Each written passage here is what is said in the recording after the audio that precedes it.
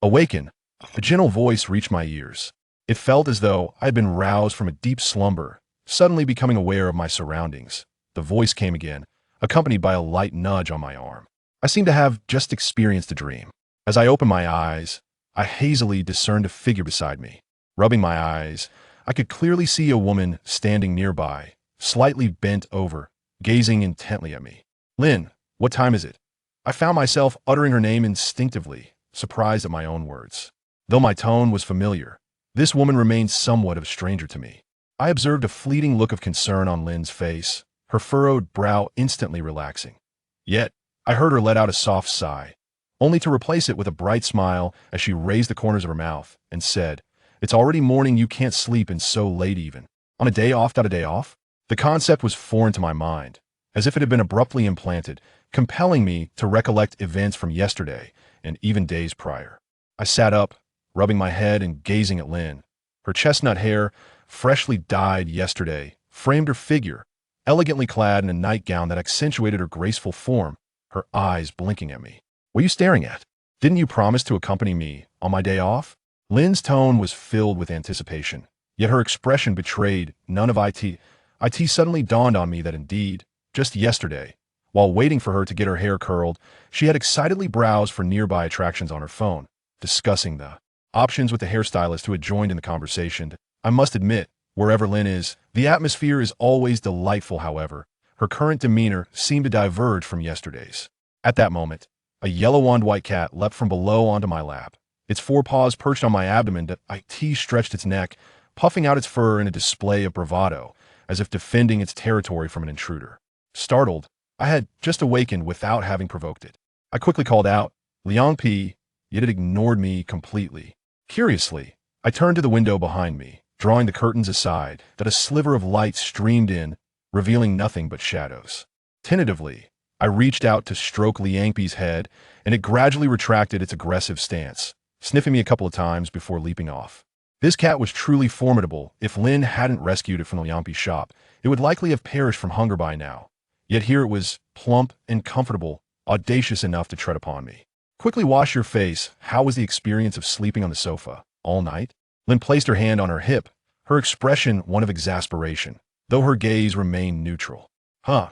As I stood, I realized I was in the living room, the blanket I had just tossed aside on the sofa. I should have been in the bedroom. How did I end up on the sofa? Why did I sleep on the sofa? I couldn't recall. "Quickly tidy up. It's almost time for the gathering," Lynn said, her hair tie clenched between her teeth as she combed her hair. A gathering? Wasn't it just the two of us who had planned to go out? Why were there others involved? I knocked on my head, glancing back at the sofa where I had slept last night. Perhaps it was the lack of a pillow or my awkward sleeping position, but I had nearly forgotten everything that had transpired before. I had never heard of someone becoming foolish from sleeping on a sofa. Once I was properly dressed, I stood at the door, reminding Lynn to secure the windows and door. She impatiently replied that everything was already locked. Just as I was about to open the door, I noticed the peephole had transformed from black to white. Was there someone outside just now? I quickly swung the door open, but there was no one in sight, not even a sound of footsteps. However, at that very moment, my cat, Liang Pi, suddenly darted out from the room, positioning itself at the entrance, continuously emitting a low growl, as if issuing a warning. Despite our attempts to soothe it, neither Lynn nor I could coax it away. Liang Pi remained steadfastly at the threshold, issuing its strange sounds without budging an inch. Suddenly, I recalled the dream I had just experienced. I found myself in a room facing a desk, where I encountered someone, yet I could not remember their appearance as Lynn's call had jolted me awake. "Never mind if the gathering is about to start," Lynn urged as she pulled me out and slammed the door shut. Once the door closed, Liang Pi's growls faded into silence. I had never realized how well this old door insulated sound. After all, this was the house I had inhabited since middle school, nearly 15 years ago. It had been entrusted to me by my parents to watch over since no one else lived here.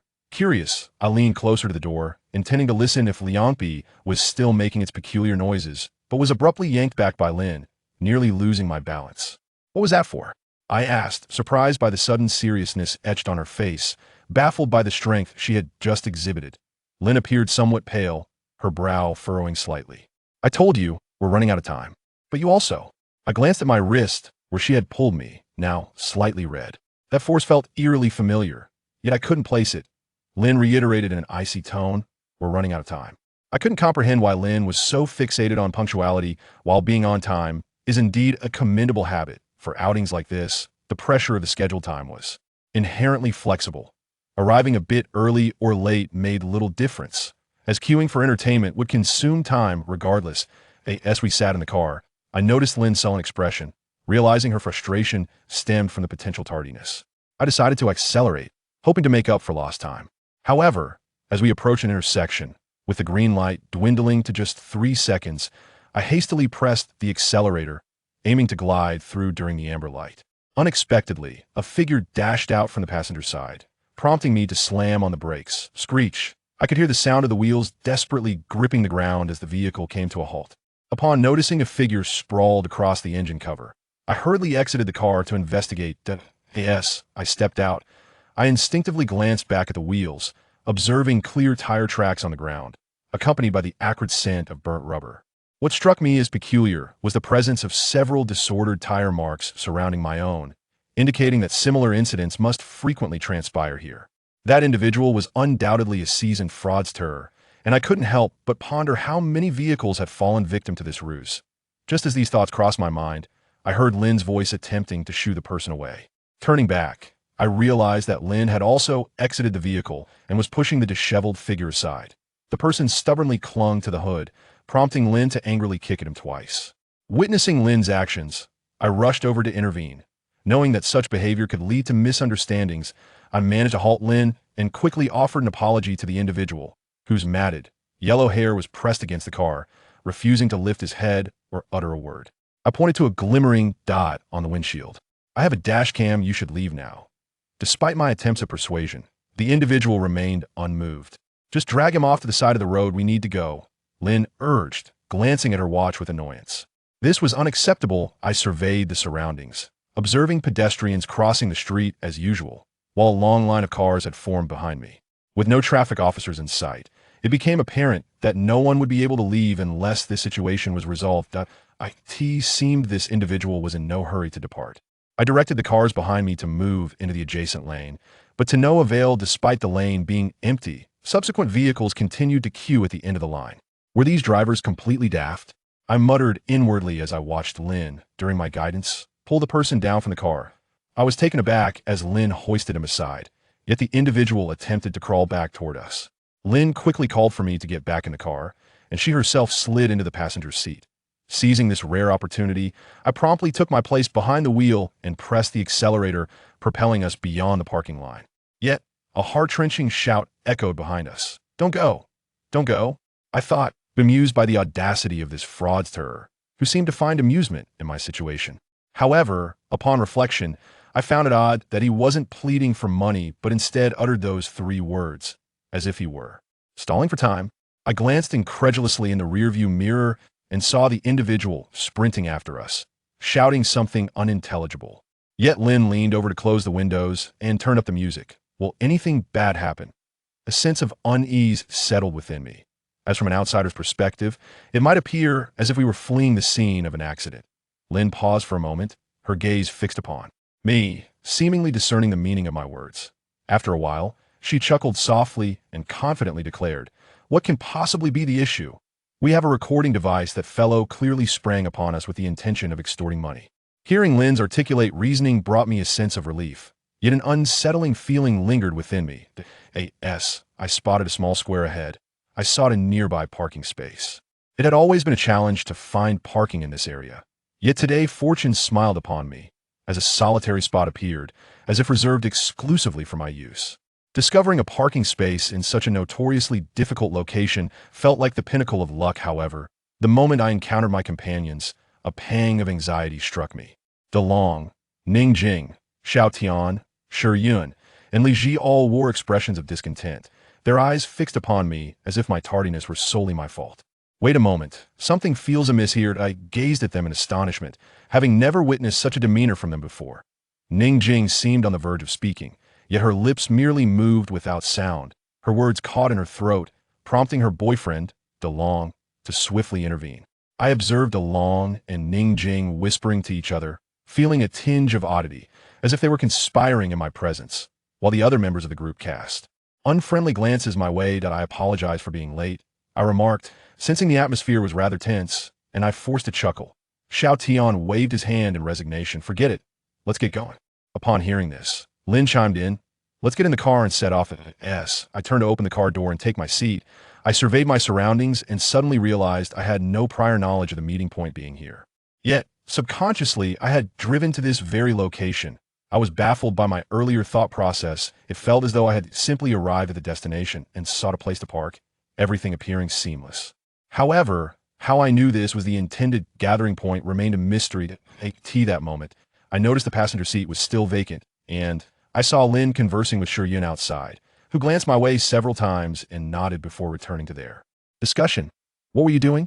I inquired, looking curiously at Lin, who was the last to board the vehicle. My question caught her off guard, and a flicker of hope sparkled in her eyes, only to be quickly extinguished as she waved her hand dismissively. Oh, it's nothing, just discussing the route. You can follow at the back. That I responded with a nonchalant acknowledgement, only to notice two white cars emerging in front of us, one larger and one smaller. I muttered in surprise. Why are there so few of us, yet 3 cars? 2 should suffice. Who cares? Lin replied, her attention fixed outside the window. That I pondered when Lin's temperament had shifted so drastically. Perhaps every woman has her own little moods, or maybe she was experiencing her monthly cycle. Without further ado, I fell in line and followed at the rear, soon realizing we were heading westward. Throughout the journey, Lin remained largely silent, gazing vacantly out of the window as though her mind was burdened with unspoken thoughts.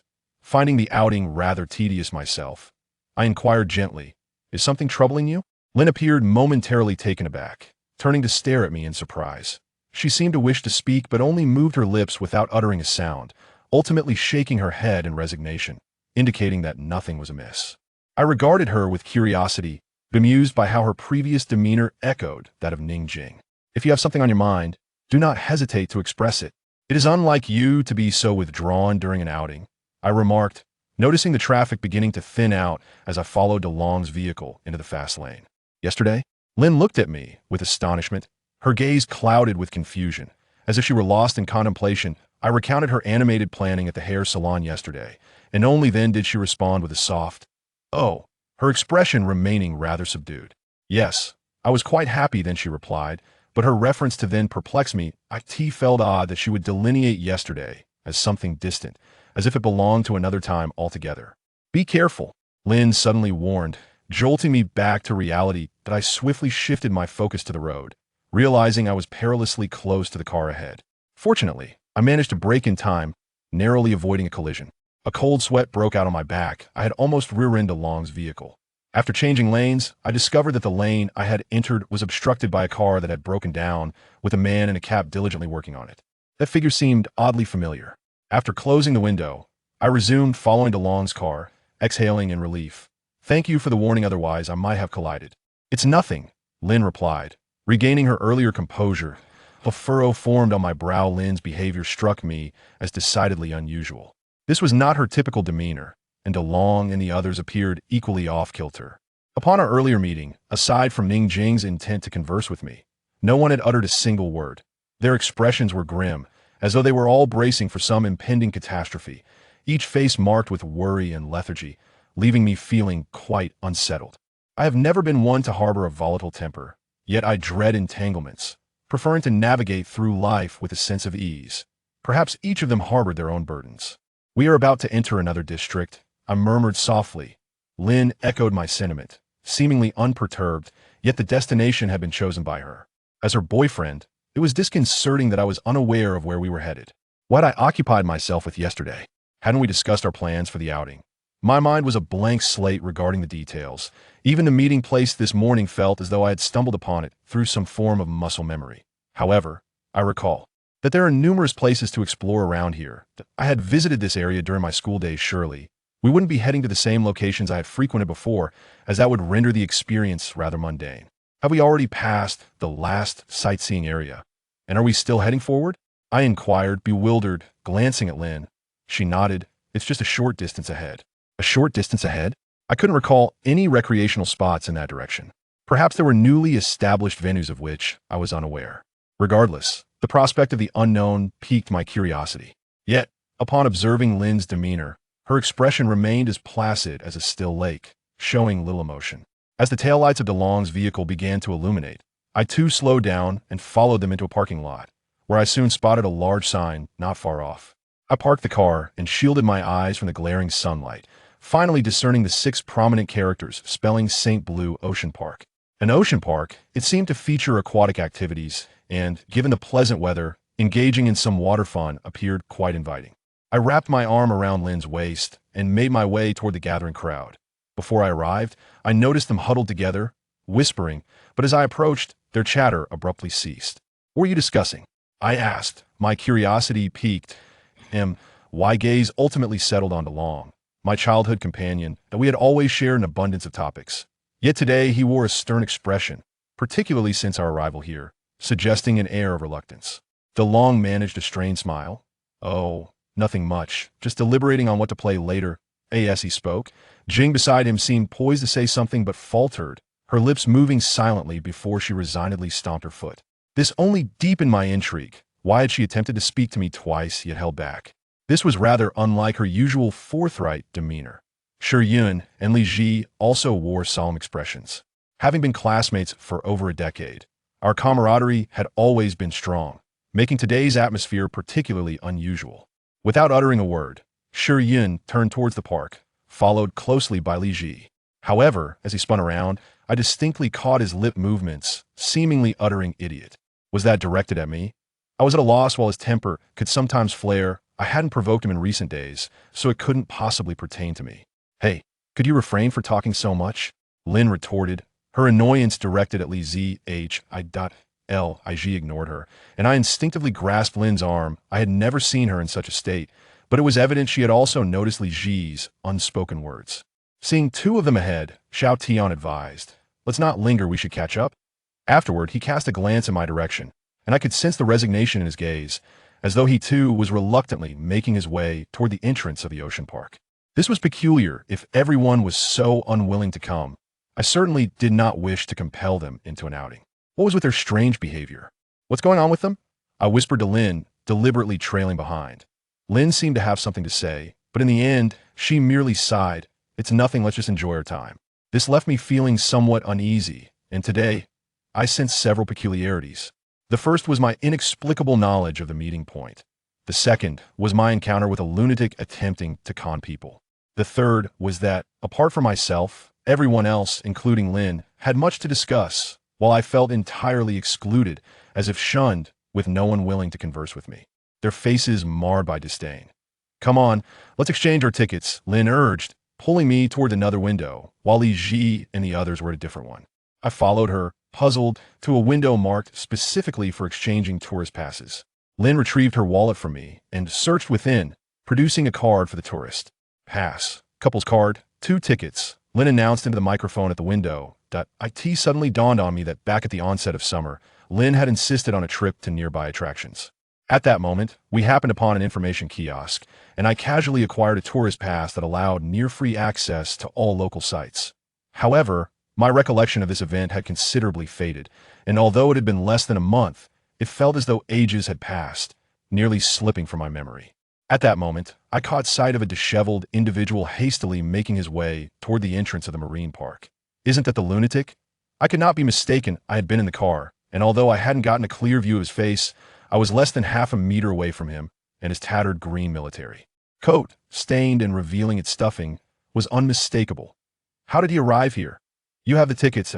I heard this voice just as Lynn tugged at me, prompting me to instinctively turn to her, noticing her unwilling expression. "Did you not hear me speaking?" "What?" My mind had been elsewhere. Lynn handed me the tickets along with the tourist pass and her identification, instructing, "Take out your ID, as well you'll need it for ticket inspection at the entrance." I responded with an "oh," and when I looked back for the lunatic, he had vanished. Where could he have gone? Despite the throng of people at the ticket entrance, the area was quite spacious, allowing for a clear view, yet I could not find that madman. Perhaps he had taken advantage of my conversation with Lynn to slip inside. I mused, though I doubted this possibility. Moreover, we had driven here, maintaining a swift pace, only slowing briefly to avoid a near collision. I could not fathom how that madman had kept up with us. "What's the matter?" Lynn's face, previously clouded with gloom, now bore a hint of hope. I looked at her in confusion. shaking my head, unsure whether to mention the lunatic. Upon successfully passing through the ticket checkpoint, I discovered that DeLong and the others had already entered, waiting for us beneath a massive glass aquarium not far ahead. Given their previous demeanor, I felt a certain discomfort and chose to remain silent as I approached, but Lin spoke up, suggesting, "Let us act together this time." "You all do as you wish, I shall manage on my own," Li Ji replied, towering over us, his gaze cast downwards in an air of aloof indifference. Lin, sensing the urgency, insisted we had agreed to spend time together. However, Li Ji dismissed her words, turning away and striding off in a particular direction, leaving me puzzled, as I had never witnessed him behave in such a manner. "That guy Shi Yun," muttered quietly before expressing his concern and following after him, but it was Xiao Tian, who intervened with a few words of persuasion, prompting Lin to huff in resignation. I refrained from disrupting the atmosphere with my voice. Yet as we ventured further in, I privately inquired with Lin about the unfolding situation, but she remained tight-lipped. My mind lingered on Lin's earlier statement, "Let us act together this time," as if we had shared prior excursions, though I could not recall such an outing with this group before. Moreover, Li Ji's seemingly casual direction suggested a familiarity with the locale that I found perplexing. What was amiss, I could not articulate. Trailing behind, I observed Lin's demeanor, noting the array of souvenir shops and eateries lining the entrance, and asked if she wished to indulge in a snack before we commenced our adventures. She merely shook her head, despondent. Perhaps the earlier quarrel had dampened her spirits. Once more she had seemed better during our ticket purchase, but now reverted to her previous mood. No, it was not merely a return. The trio of Xiao Tian, DeLong, and Ning Jing appeared to walk with an unsettling gravity, as though each step led them closer to an impending doom. Unlike their earlier reluctance, I sensed a shift in Lin as well. As she leaned against my shoulder, her unwillingness to proceed becoming palpable. "What troubles you?" I inquired, noticing her gradual deceleration until she ultimately came to a halt. My words drew the attention of the three ahead, who also paused in their tracks. Lowering my gaze to Lin, I observed her trembling frame and the pallor of her complexion, indicative of some underlying fear. "Are you unwell?" I asked softly. She shook her head and resumed her slow pace, at which point I noticed DeLong and the others staring at her, their expressions mirroring her own distress. What was happening to them? From the moment I encountered them that morning, an oddity had pervaded the air. No matter how I probed, they remained reticent, and it seemed Lin was guarding a secret from me, leaving me feeling utterly uninformed. Then there was Li Ji. I had never seen him in such a light. "Remember to take pictures of me later," Lin murmured. I affirmed, "Of course. I shall ensure they are particularly flattering." Lin managed a strained smile. "I knew you would say that." Although she said so, her demeanor suggested that she truly anticipated my words, showing no curiosity about what I would say from this day forth. "Let's take a picture together." Xiao Tian in front of us turned around and said that. I readily agreed, scanning the vicinity for someone suitable to assist us in capturing a moment, but Lin unexpectedly handed me her phone, requesting that I take a picture of them first. "Very well." I nodded in acquiescence and readied Lin's phone, activating the camera. It seemed that the four of them had instinctively chosen the same backdrop, moving into position without uttering a word, as if they had rehearsed their formation. As I gazed at the image on the screen, I was startled to notice that a section of the railing behind them was missing an iron rod, allowing mischievous children to slip through. Consequently, a warning sign prohibiting entry had been posted there. Just as I was about to press the shutter, a flash of memory flickered in my mind. This framed scene felt eerily familiar. I lifted my gaze to their positions again. Despite their eagerness to pose for the photo, none bore expressions of anticipation or joy. Instead, their faces were ashen, as though they sensed impending disaster. "Make sure you make it look good, please." Lin called out to me loudly that I did not respond verbally, focusing instead on the image on the phone, where a towering transformer model loomed behind them, reminiscent of something from film. No passers-by were around to intrude, the lighting was impeccable, and the image was clear. Yet just as I was about to capture the moment, my thumb began to tremble uncontrollably. I wished to press the button, but my body seemed to resist my command. Why was it opposing my will? I could not fathom the reason, yet I resolutely decided to press the shutter. My trembling thumb gently touched the button, and the image was instantly frozen in time. Click! The sound of the shutter echoed, but just as I was about to present my work to them, I noticed the transformer behind them beginning to collapse. "Remember this," Lin shouted at me urgently. In that critical moment, I scarcely registered her words, consumed by the desire to rush to her aid, yet the colossal transformer was already toppling down rapidly. Before I could take even 2 steps forward, I watched as the model crashed down, engulfing the scene in a cloud of dust, while a deafening boom reverberated in my ears, leaving me. Momentarily paralyzed, I stared in disbelief at the dust before me, which had already buried my 4 friends beneath. To my shock, they showed no inclination to flee, their expressions suggesting they had anticipated this calamity all along. Surely, they could escape. It couldn't be a matter of life and death. I was baffled as to why they chose this moment to take a photograph, and why they seemed so lethargic about evading danger. As the dust was swept away by the wind, I looked at the scattered metal debris before me, unable to see any trace of them, yet I noticed numerous bloodstains on the ground. Following a sudden scream, I was jolted back to reality, desperately seeking assistance from those around me. Yet they all remained aloof, some even pulling out their phones to capture the moment. Who can help me? My friend. My mind was a blank canvas, paralyzed by confusion and dread. That moment. A roller coaster sped past, its riders shrieking in a blend of exhilaration and amusement as it ascended to its highest peak. However, as the ride surged towards the summit, it abruptly faltered, lacking the necessary power and becoming lodged just shy of the apex. Screams echoed in my ears, and I gazed vacantly at the scene, assuming the guests believed it to be a mere part of the experience. Yet, as the ride began to retreat, panic ensued among the passengers. Some even cried for help. Mere seconds later, with a resounding crack, the ride derailed. It plummeted from the heights, obscured by the tall trees, yet I could still hear the chilling cries and the sickening thud of impact. How could this be happening? I could hardly fathom the calamity unfolding before my eyes. It seemed as though misfortune plagued this amusement park in relentless succession. In a distant area, I noticed a throng of visitors rushing toward the chaos. That direction was where Li Ji and Shi Yun had gone. Despite this realization, I found myself racing toward the Transformers attraction, only to glimpse a mangled arm protruding from beneath the wreckage, a grim indication that the individual was likely beyond saving. In that moment, my gaze was drawn to a disheveled figure in the distance, waving frantically at me. That was him. I cast a fleeting glance in his direction, but my thoughts were consumed by the fate of my 4 friends below, and the 2 who remained unaccounted for, as I failed to see them emerge from the crowd. Suddenly, the ground trembled violently, and the surrounding structures began to tilt precariously, burying numerous individuals beneath the debris. How could this happen? Buildings shouldn't collapse without warning. It defied the laws of nature. As I pondered this, the madman's warning resurfaced in my mind. Don't go. His words echoed in my ears, and just as I contemplated moving toward him, a sharp crack sounded from behind me. I turned to witness a pole crashing down. I barely had time to react before it struck me, pinning me beneath its weight. I was oblivious to its origin, lying atop the hard Transformers models below. With a cough, I spat out blood, watching as the madman let his hand drop in resignation before slowly turning away. That moment, a flying stone struck him, sending him sprawling to the ground, leaving only a trail of blood in his wake. Is this how it ends? I felt my strength ebbing away, drained alongside my blood. Awake now? A gentle voice reached my ears. That was as if I'd been roused from a deep slumber, suddenly becoming aware, and then the voice came again, accompanied by a gentle nudge on my arm. I seemed to have just been dreaming. As I opened my eyes, I hazily discerned a figure beside me, and after rubbing my eyes, I recognized it was a woman standing next to me, slightly bent at the knees, gazing at me intently. Lynn, what time is it?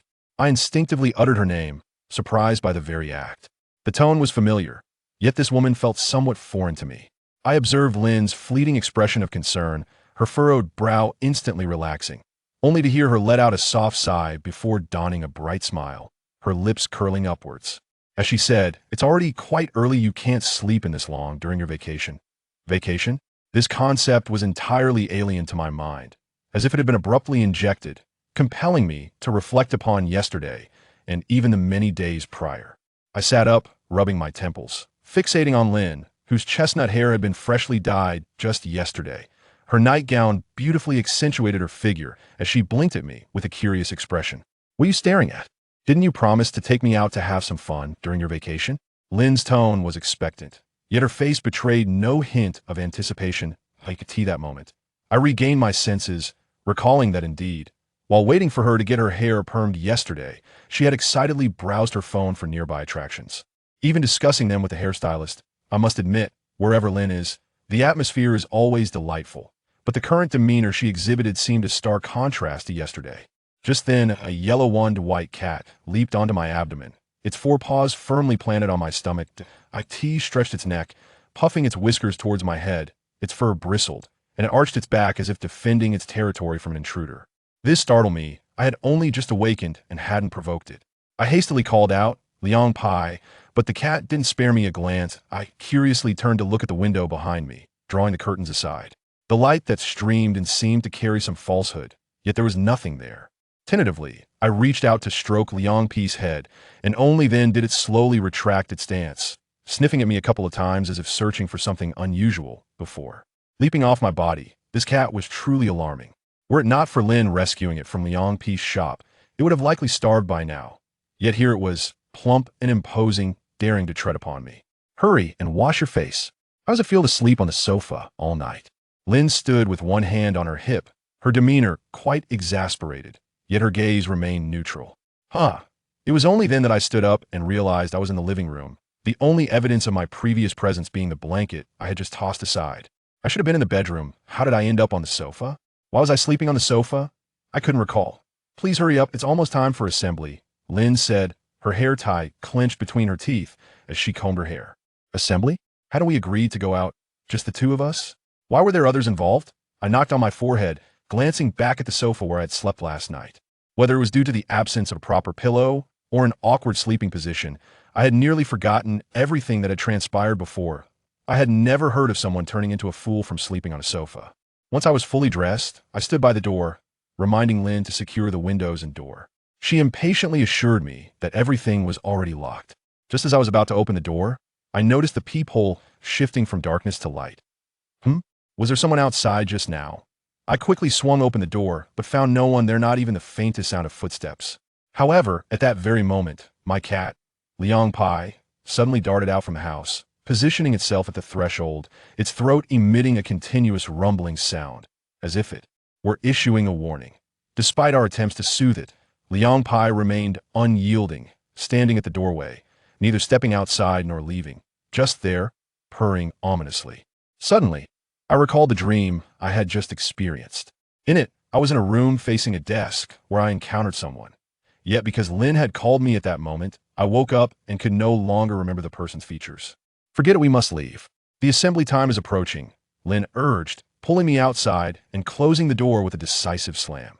Once the door shut, Liang Pai's sound ceased abruptly. I had never realized how soundproof this old door was, considering I had lived in this house since middle school nearly 15 years, now. My parents had sent me to look after it since it had been unoccupied. Curiously, I leaned my ear against the door, intending to listen for Liang Pai's strange calls, when Lin suddenly yanked me back, nearly causing me to topple over. "What are you doing?" I asked, surprised by the sudden seriousness etched on Lin's face, wondering where she had summoned such strength. Her expression appeared strained, and she frowned slightly. "I told you we're running out of time. But you..." I glanced at my wrist where she had pulled me, now slightly red. That force felt oddly familiar, yet I couldn't place it. Lin reiterated in a cold tone, "We are late." I was perplexed by Lin's insistence on punctuality. While being on time is indeed a commendable habit, for outings like this, the assembly time inherently carries a sense of flexibility. Arriving a bit early or late hardly mattered after all. We would still have to queue for entertainment activities, wasting time regardless. As we sat in the car, I noticed Lin's sullen demeanor, indicating that her distress stemmed from the risk of being late. I resolved to accelerate during our journey, striving to meet the assembly time. However, as we approached an intersection with merely 3 seconds left on the green light, I pressed the gas pedal, intending to slip through during the yellow light's grace. Unexpectedly, a figure suddenly dashed out from the passenger side, prompting me to slam on the brakes. Screech! I could hear the sound of the wheels firmly gripping the ground as the vehicle came to a halt. Noticing a figure sprawled on the hood, I hastily exited the car to investigate. As I stepped out, I instinctively glanced back at the wheels, where distinct tire tracks were imprinted on the ground, accompanied by the acrid scent of burnt rubber. However, what puzzled me was the presence of several more disordered tire marks surrounding mine, suggesting that similar incidents had occurred here frequently. That individual must be a seasoned fraudster. I mused, pondering how many vehicles had fallen victim to this ruse. Just then, I heard Lynn's voice urging someone away.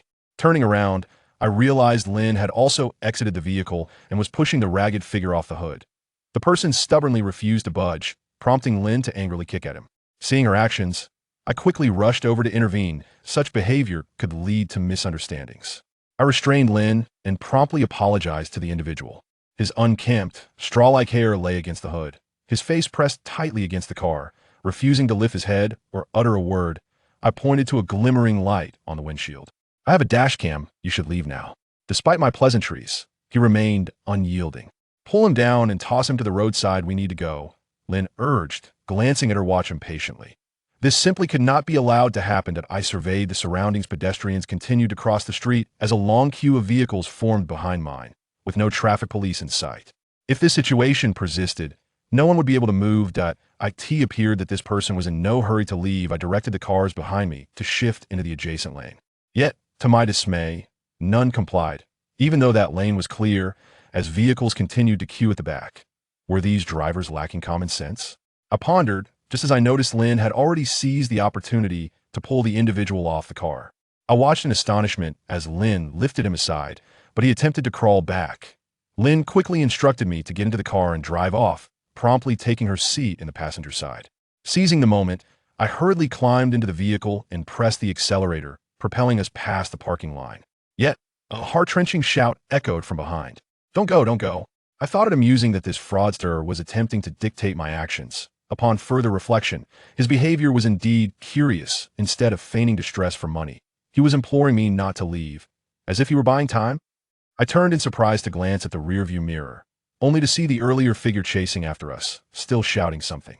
Lynn leaned over and promptly rolled up the windows, cranking up the music. Will anything happen? I felt a pang of anxiety. After all, from an outsider's perspective, it might resemble a tantrum. Lynn paused momentarily, her gaze fixated on me, seemingly deciphering the meaning behind my words. After a while, she chuckled softly and confidently asserted, "What could possibly be the issue? We have a recording device." That fellow came out of nowhere, clearly intending to extort us. Hearing Lynn's articulate reasoning brought me some comfort. Yet I couldn't shake the feeling that something was amiss. That I noticed a small square ahead and sought a parking spot nearby. It was previously quite challenging to find parking in this area, but today fortune smiled upon me, as there was an isolated space that seemed reserved just for me. Finding a parking spot in such a notoriously difficult area felt like an extraordinary stroke of luck. However, upon encountering the friends I had arranged to meet, my heart sank. DeLong, Ning Jing, Xiao Tian, Shi Yun, and Li Ji wore expressions of discontent, all fixated on me, as if my tardiness were the sole cause of their displeasure. Wait a moment, something fell off here. I gazed at their faces in astonishment, having never witnessed such a demeanor from them before. Ning Jing appeared on the verge of speaking, but her lips only moved a few times. The words caught in her throat, and DeLong quickly intervened to silence her. Observing DeLong and Ning Jing whispering to each other, I sensed a peculiar atmosphere, as if they were conspiring in my presence, while the others cast unfriendly glances in my direction. I am sorry for being late, I remarked, sensing the tension in the air, and I forced a laugh. Xiao Tian waved his hand in resignation. Forget it. Let's get going. Upon his cue, Lynn echoed, let's get in the car and head out. I turned to open the car door and settled into my seat. I glanced around and suddenly realized I had no prior knowledge of the gathering point being here. Yet, instinctively, I had driven to this location. I was perplexed by my earlier decision to come here, simply feeling it was the right place to park. Everything appeared to unfold naturally, yet I could not fathom how I knew this was where we were supposed to meet. At that moment, I turned to see the passenger seat still empty and noticed Lynn conversing with Shi Yun outside. Shi Yun glanced my way a few times before nodding and returning to his conversation. What were you doing? I inquired, curiously observing Lynn, who was the last to enter the vehicle. Taken aback by my question, Lynn looked at me with a glimmer of hope in her eyes, which quickly faded as she waved her hand dismissively. It's nothing, just discussing the route. You just need to follow behind. Oh, I replied nonchalantly, then noticed two white cars emerging in front of us, one large and one small. I murmured in surprise. Why do we need 3 cars for such a small group? 2 would suffice. Whatever, Lynn replied, her attention focused outside the window. I pondered when Lynn had developed such a sour mood. Perhaps every woman has her own little emotional nuances, or maybe it was simply that time of the month. Not wishing to press further, I followed behind in my car, soon realizing we were heading westward. Throughout the journey, Lynn remained largely silent, gazing vacantly out of the window as if burdened by unspoken thoughts. Feeling the tedium of our outing, I gently inquired, "Is there something on your mind?" Lynn appeared momentarily taken aback, turning to look at me in surprise. She seemed to want to articulate her feelings, but merely moved her lips, unable to voice her thoughts. Ultimately, she shook her head in resignation, insisting that nothing was wrong. That I regarded her with curiosity, noticing the uncanny resemblance her demeanor bore to Ningjing's. "If you have something to say, please express it. It's unlike you to be so quiet during an outing," I remarked, observing that traffic was beginning to thin as I followed DeLong's vehicle onto the express lane. "Yesterday?" Lynn responded, her expression one of bewilderment, as if lost in contemplation. That I recounted how animated she had been the previous day at the hair salon, enthusiastically planning our trip. Only then did Lynn respond with a faint "oh," her expression remaining rather stoic. "Indeed, I was quite happy then." She acknowledged. "Then?" I echoed, perplexed by her choice of words, as if the events of yesterday felt distant rather than recent. "Watch out," Lynn suddenly cautioned. That I swiftly redirected my focus to the road, realizing I had been tailing the car ahead too closely. Fortunately, I managed to brake in time to avoid a collision. A cold sweat trickled down my back. I had nearly rear-ended DeLong's car, and, upon switching lanes, discovered that the lane I had entered was obstructed by a vehicle undergoing tire repairs. Damn it, that was a close call. I rolled down the window and glanced at the stranded vehicle. The mechanic, wearing a cap, lowered his head slightly upon noticing my gaze and continued his work. He seemed familiar. After rolling up the window, I trailed DeLong's car, exhaling in relief. "Thank you for the warning. I would have collided otherwise." "Not a problem," Lynn replied, returning to her earlier composure. Furrowing my brow, I sensed something was amiss with Lynn today. She was not her usual self. Furthermore, DeLong and the others seemed equally off. During our earlier encounter, aside from Ningjing, who appeared eager to speak with me, none of them had uttered a single word. Their expressions were grim, as if they were anticipating some impending disaster, each face etched with worry, which left me feeling unsettled. I have never been one to exhibit a short temper, yet I dislike complications. That I usually adopt a go-with-flow attitude, and considered that perhaps each of them was grappling with their own troubles. "We are about to enter another district," I murmured. Lynn echoed my sentiment, seemingly unperturbed. However, as the destination had been determined by her, it struck me that as her boyfriend, I was unaware of where we were headed. What had I been doing yesterday? Hadn't we discussed our outing? Why could I not recall anything, not even our meeting point in the morning? It felt as though I'd found my way there by some form of muscle memory. However, I recall that there are numerous places to enjoy here. During my school days, I visited this area, as well it would be rather dull to return to the same spots I frequented before. Have we passed the last sightseeing park? Is there more ahead? I gazed at Lynn in confusion. Lynn nodded. "It's just a bit further ahead." "Just a bit further?" I couldn't recollect any engaging attractions in that direction. Perhaps there were new venues that I had yet to hear about. Though the situation puzzled me, the fact that I had not visited them before was indeed promising. Anticipation began to build within me. Yet upon glancing at Lynn, her expression was as still as a placid lake, devoid of any emotion. As the taillights of DeLong's vehicle began to glow ahead, I reduced my speed and followed them into a parking lot, where I soon noticed several large characters not far away. I parked the car and shielded my eyes from the glaring sun, revealing the words "Holy Blue Ocean Park" in bold letters.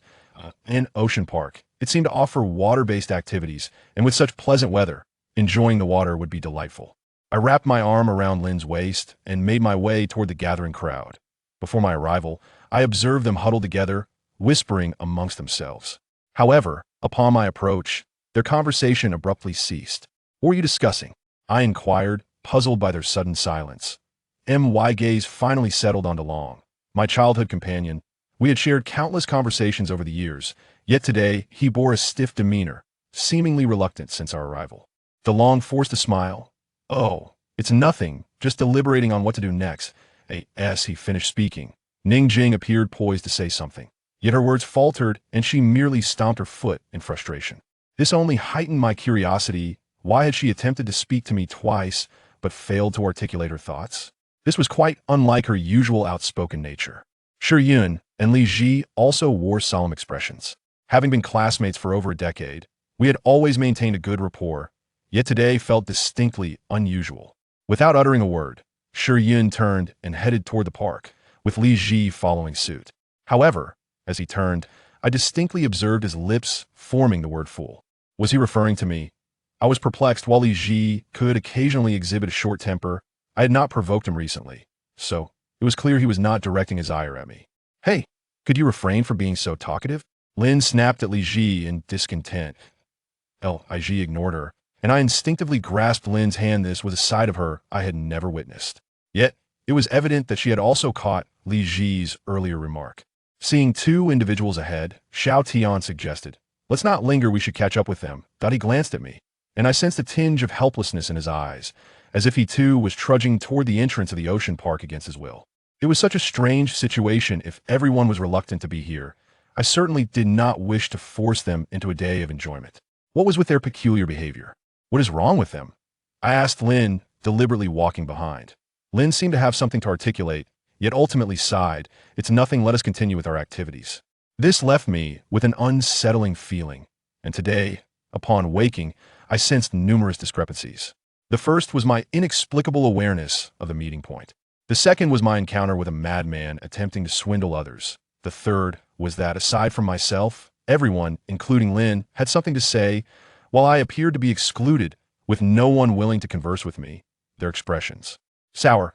Come, let us exchange our tickets," Lin urged, pulling me toward another window. While Li Ji and the others were at a different one. Confused, I followed her to this new window, which was distinctly marked as the tourist card ticket exchange.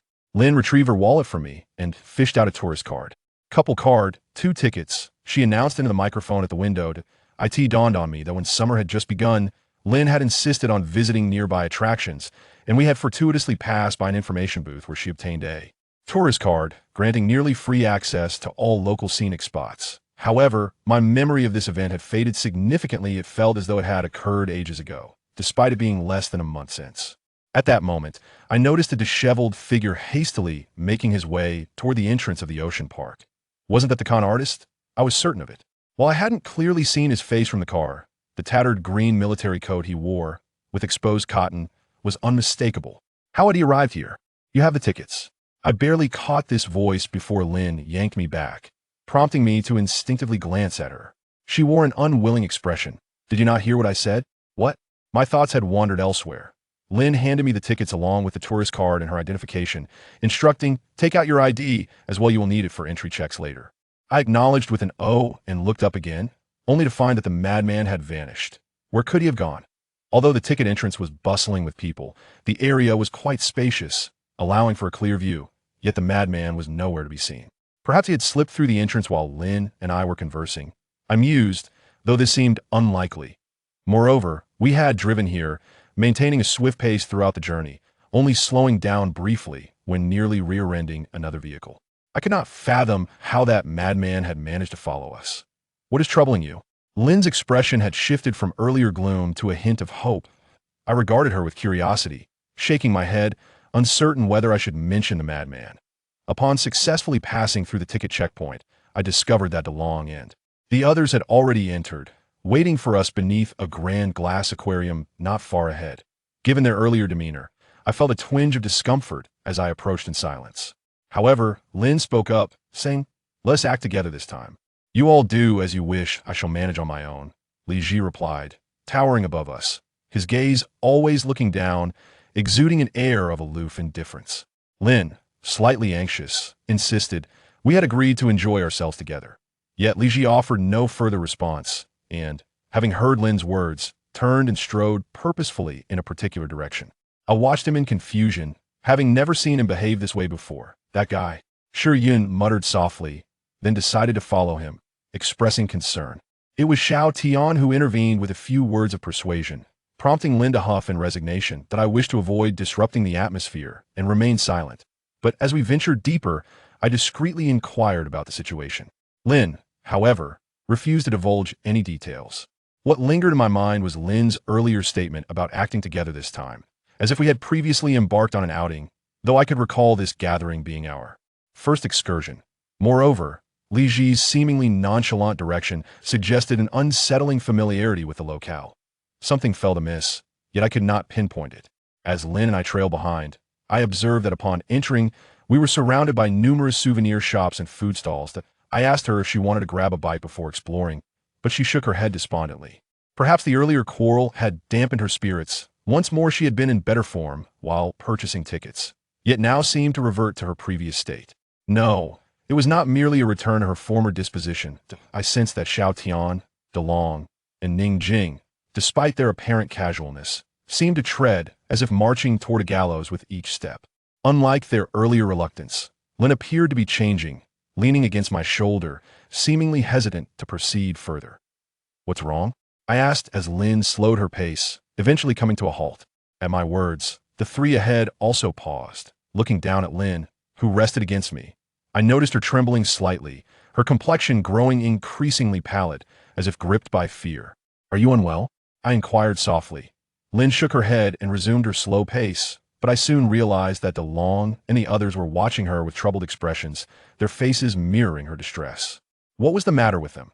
Since this morning, they had seemed off, unwilling to speak, and even Lin appeared to be concealing something from me, as if I were the only one left in ignorance. Enlizithis was a side of him I had never encountered. "Remember to take pictures of me later," Lin murmured quietly. I nodded affirmatively. "Of course. I will ensure you look absolutely stunning." Lin managed a strained smile. "I knew you would say that." Although she said so, her expression suggested that she truly anticipated my words, displaying no curiosity about what I would say from today onward. "Let's take a picture together," Little Tion called back to us. I readily agreed, scanning the surroundings for someone suitable to take our photo, but Lin handed me her phone, requesting that I first capture an image of them. "Very well," I nodded in acceptance, retrieving Lin's phone and activating the camera. The four of them seemed to have unconsciously chosen the same backdrop, positioning themselves as if they had rehearsed it beforehand. As I peered at the screen, I noticed something unexpected behind them, a railing missing a metal bar, allowing mischievous children to slip through, which was why a warning sign prohibiting entry was prominently displayed there. Just as I was about to press the shutter, a fleeting memory flashed in my mind. This framed scene felt eerily familiar.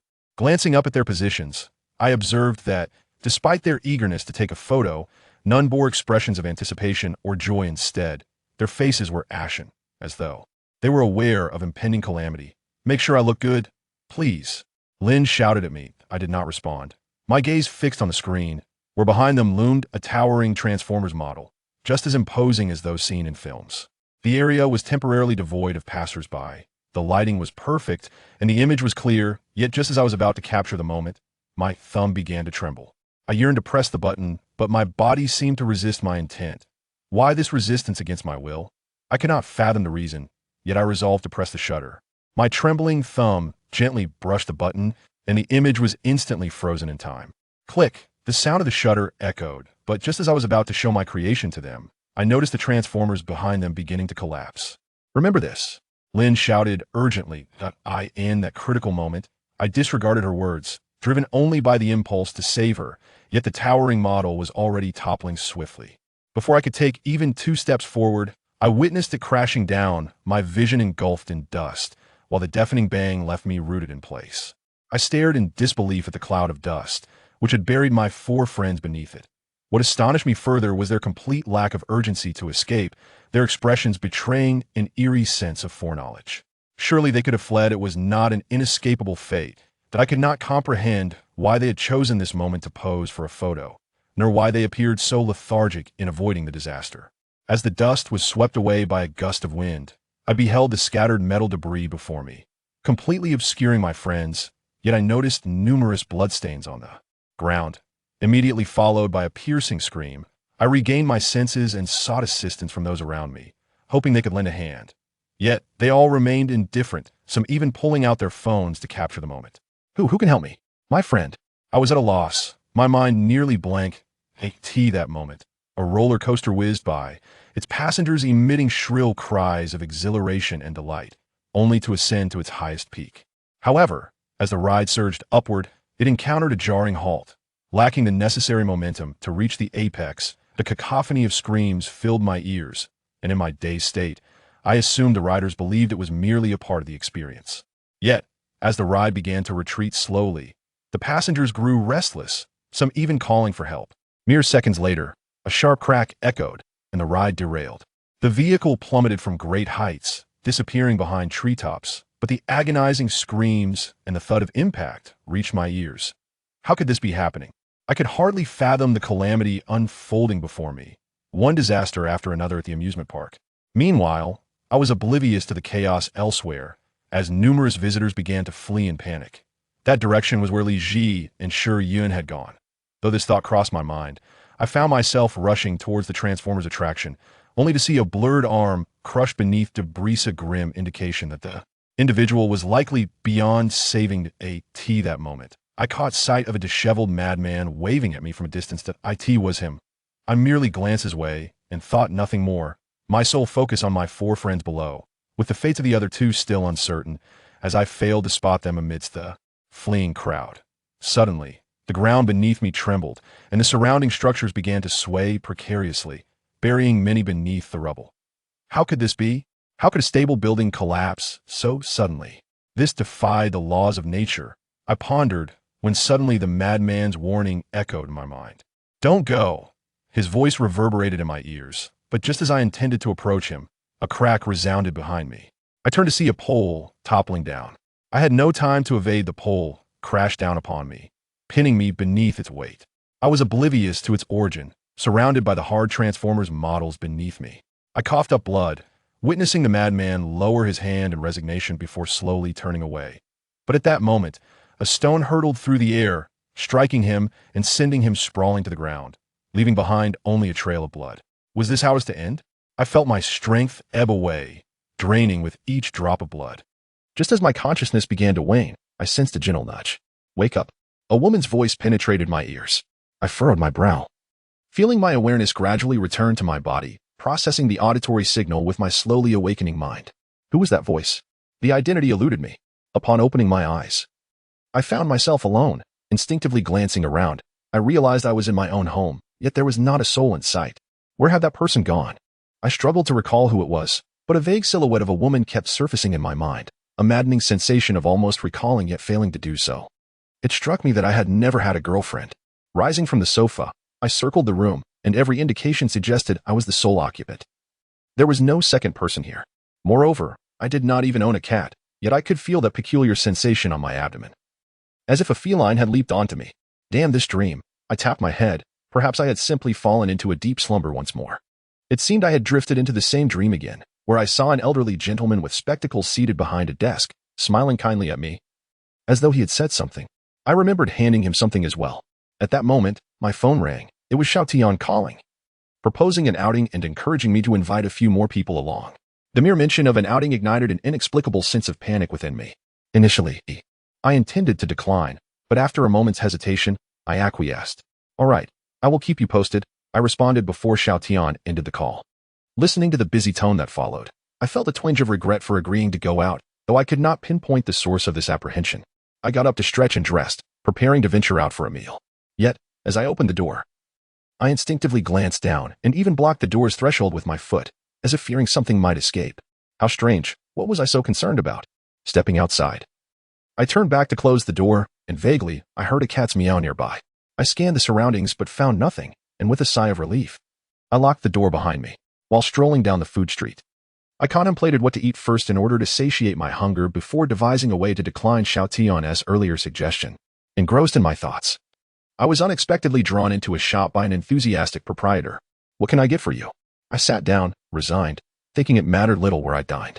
The owner, quite familiar, eagerly remarked, "Our cold noodles are particularly delicious. Would you like to try a serving?" Upon hearing this, I nodded eagerly. Yes, I would like a portion. The owner responded with a cheerful affirmation and promptly began to prepare my meal. Before long, a serving of cold noodles was presented before me. I took a gentle whiff. Indeed, it smelled delightful. The proprietor, smiling as he wiped his hands, urged me to enjoy it while it was hot, declaring it delicious.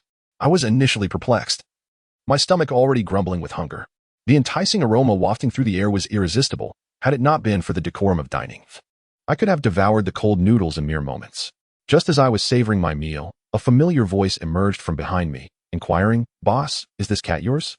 "No, but it frequents my place daily. I feed it occasionally, so it likely considers me its owner," the proprietor replied amicably. I paused and turned around, only to behold a strikingly familiar girl dressed in denim jeans and a white shoulder-length top, crouched down, gently caressing a ginger cat. A wave of instinct urged me to utter her name, yet it eluded my lips as if I were utterly unaware of it, despite the nagging feeling that I should know. The girl, tenderly stroking the cat, caught sight of my movement. The moment she lifted her gaze, I recognized her instantly.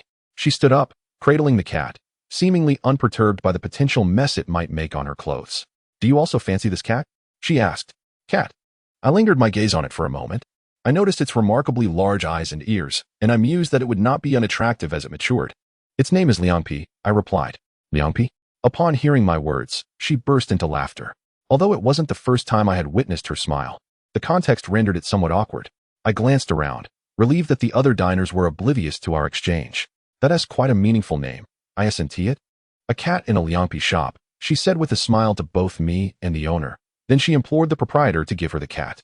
The owner, who had never been fond of keeping small creatures, had merely felt pity for it and fed it out of sympathy. With someone willing to care for it, he readily acquiesced. "But I am not in a position to keep a cat. Could you?"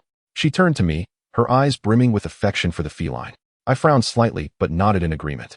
Upon seeing my consent, she joyfully leaped, cradling the cat as she exclaimed, "Liangpi, you have finally found a good owner." The cat was secondary. I looked at the girl and said, Your name is?" "Oh yes, just call me Lin," she replied cheerfully. "Yes, Lin, that's it. Why couldn't I remember just moments ago?" I silently berated myself. Yet beyond her name, there was an unsettling feeling that I should recall something more, but it eluded me. Damn it, this sensation again. I found myself growing weary of it. "Are you my girlfriend?" I blurted out, feeling an undeniable familiarity with Lin, as if we shared some intimate and profound connection. Lin appeared taken aback by my abrupt question, her cheeks flushing with surprise. And even the proprietor seemed astonished by my sudden inquiry. I sensed a palpable awkwardness in the air, hastily correcting myself. "No, that's not what I meant. I just feel. Well, I can't quite articulate the sensation I'm experiencing," I faltered, momentarily at a loss for words. Perhaps it was the overwhelming presence of people that prompted Lin to inform the proprietor that she would be taking the cat away, turning on her heel and cradling the creature in her arms. Observing this, I hurriedly pursued her. As we departed, I could hear the owner chuckling, remarking, "Ah, the youth of today."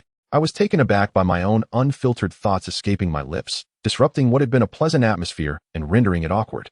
"What on earth are you saying in front of so many people?" Lin exclaimed, her cheeks flushed with embarrassment and indignation. I found myself unable to offer an explanation, merely able to apologize. Upon hearing my apology, she paused, clutching the cat, and inquired, "Where do you live?"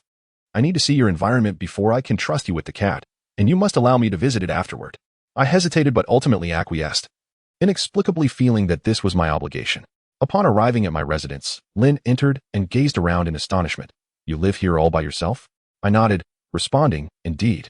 The house needs to be inhabited, otherwise it becomes stiflingly desolate."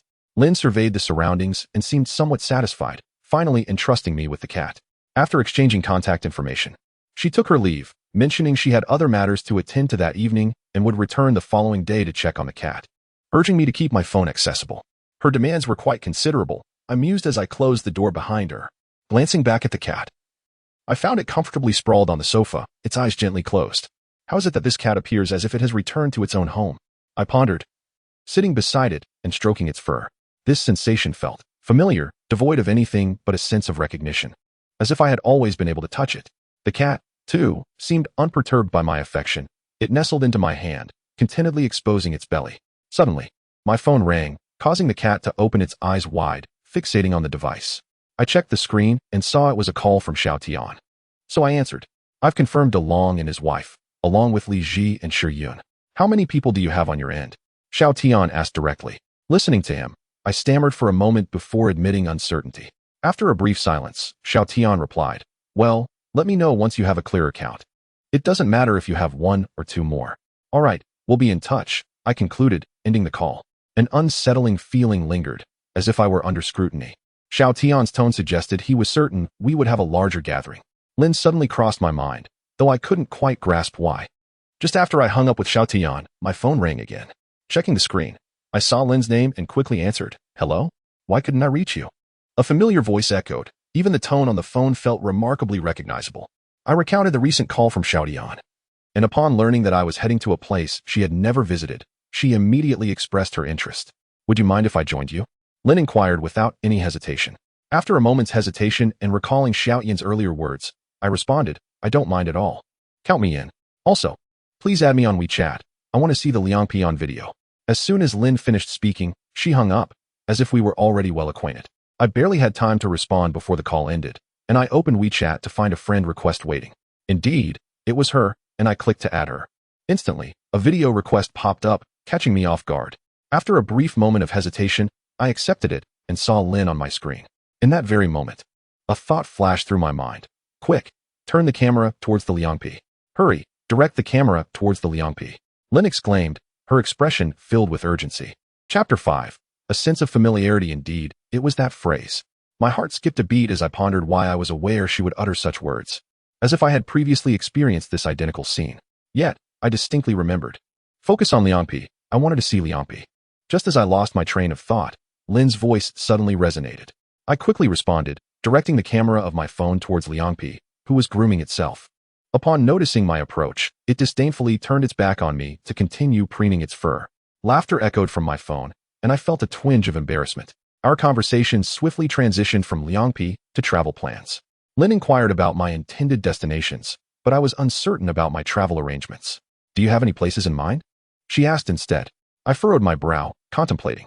Having grown up in this city, I had nearly visited all the local attractions during my school years. I had been to the sightseeing park thrice on school-organized trips. Thus, I searched online for nearby travel information and stumbled upon a newly opened amusement park. The images displayed on my computer seemed somewhat familiar. Is it newly opened? Lynn asked, intrigued. As she spoke, I pointed my camera at the computer screen, showing her the pictures of the webpage I was browsing. She had never heard of this place, indicating it was indeed new, and the online reviews were overwhelmingly positive. Lynn, brimming with excitement, suggested we should give it a try. It will depend on everyone's opinions, I replied, not opposed to the idea, yet feeling a sense of déjà vu regarding the images. However, I reasoned that most amusement parks featured similar whimsical colors and attractions. Lynn nodded in agreement. All right, I will get my hair done tomorrow, and then we can have a splendid outing. I'm off to bed now.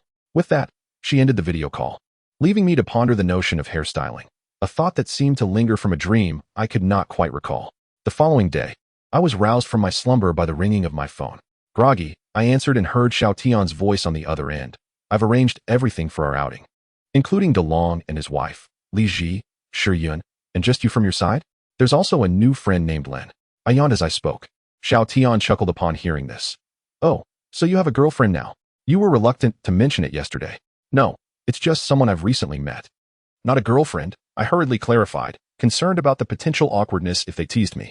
But Xiao Tian was not inclined to heed my explanation. Got it. Think about where we might go. We need to finalize things by noon. Tomorrow marks National Day, and there will surely be many people out. So we should set off early.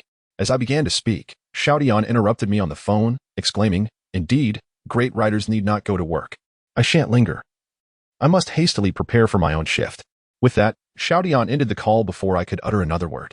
Glancing at the time on my phone, I noted it was quite early, far earlier than my usual waking hour. I stifled a yawn, yearning to turn over and steal a few more moments of slumber. Yet sleep eluded me.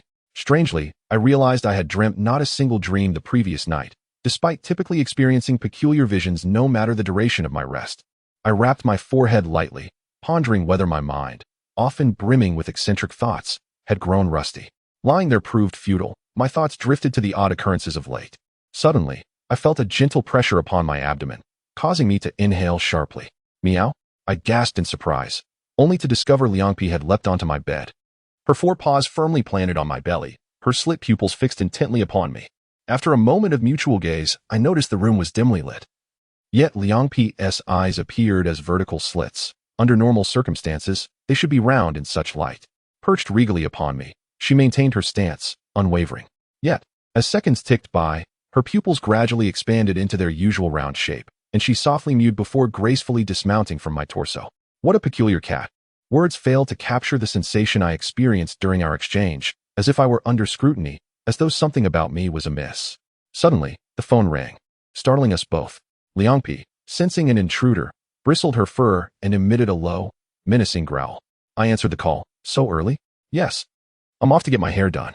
It'll take a few hours. How is Liangpi? I discerned the wind rustling in the background, indicating Lin had already embarked on her walk. I glanced at Liangpi, recalling her earlier odd demeanor, while now she gazed up at me with an innocent expression. My heart softened. She seems well, probably just hungry. I'll fetch her some sausage. All right, once you've sorted breakfast for yourself and Liangpi, come find me. I'll send you the address on WeChat shortly. Lynn concluded before hanging up. Well, it seems I am to accompany her for a hair appointment. 30 minutes later, I found myself outside the local salon, a place I frequented for haircuts yet had never encountered Lynn there. Upon entering, the nearby stylist inquired if I was there for a haircut, but my eyes were drawn to Lynn, who was engaged in a discussion with the stylist about hair color. It wasn't until I approached her that she noticed me, thanks to the stylist glancing in my direction. That was quick, Lynn remarked with a smile. I shrugged, pulling a chair closer. My home is just across the street. You know that. Lynn cast a glance at me, her expression exuding a sense of entitlement as she raised her chin. My home is nearby. I frequently come here to have my hair done. I can see you're reluctant. I sat beside her, idly playing on my phone while Lynn selected her hair color. Suddenly, a notification popped up, revealing a new WeChat group chat, composed of friends from our recent outing. Is everyone here? Xiao Tian inquired. I promptly replied with a yes, and Xiao Tian requested that I add Lynn to the group. At that moment, Lynn was speaking to me, so I conveyed the message. She readily agreed to join, and I added her to the chat. Once Lynn entered the group, she greeted everyone. I lowered my head to play a game, only to notice a flurry of WeChat notifications. Who are all these friends of yours? Lynn asked, her brow furrowed, unsure of her reaction.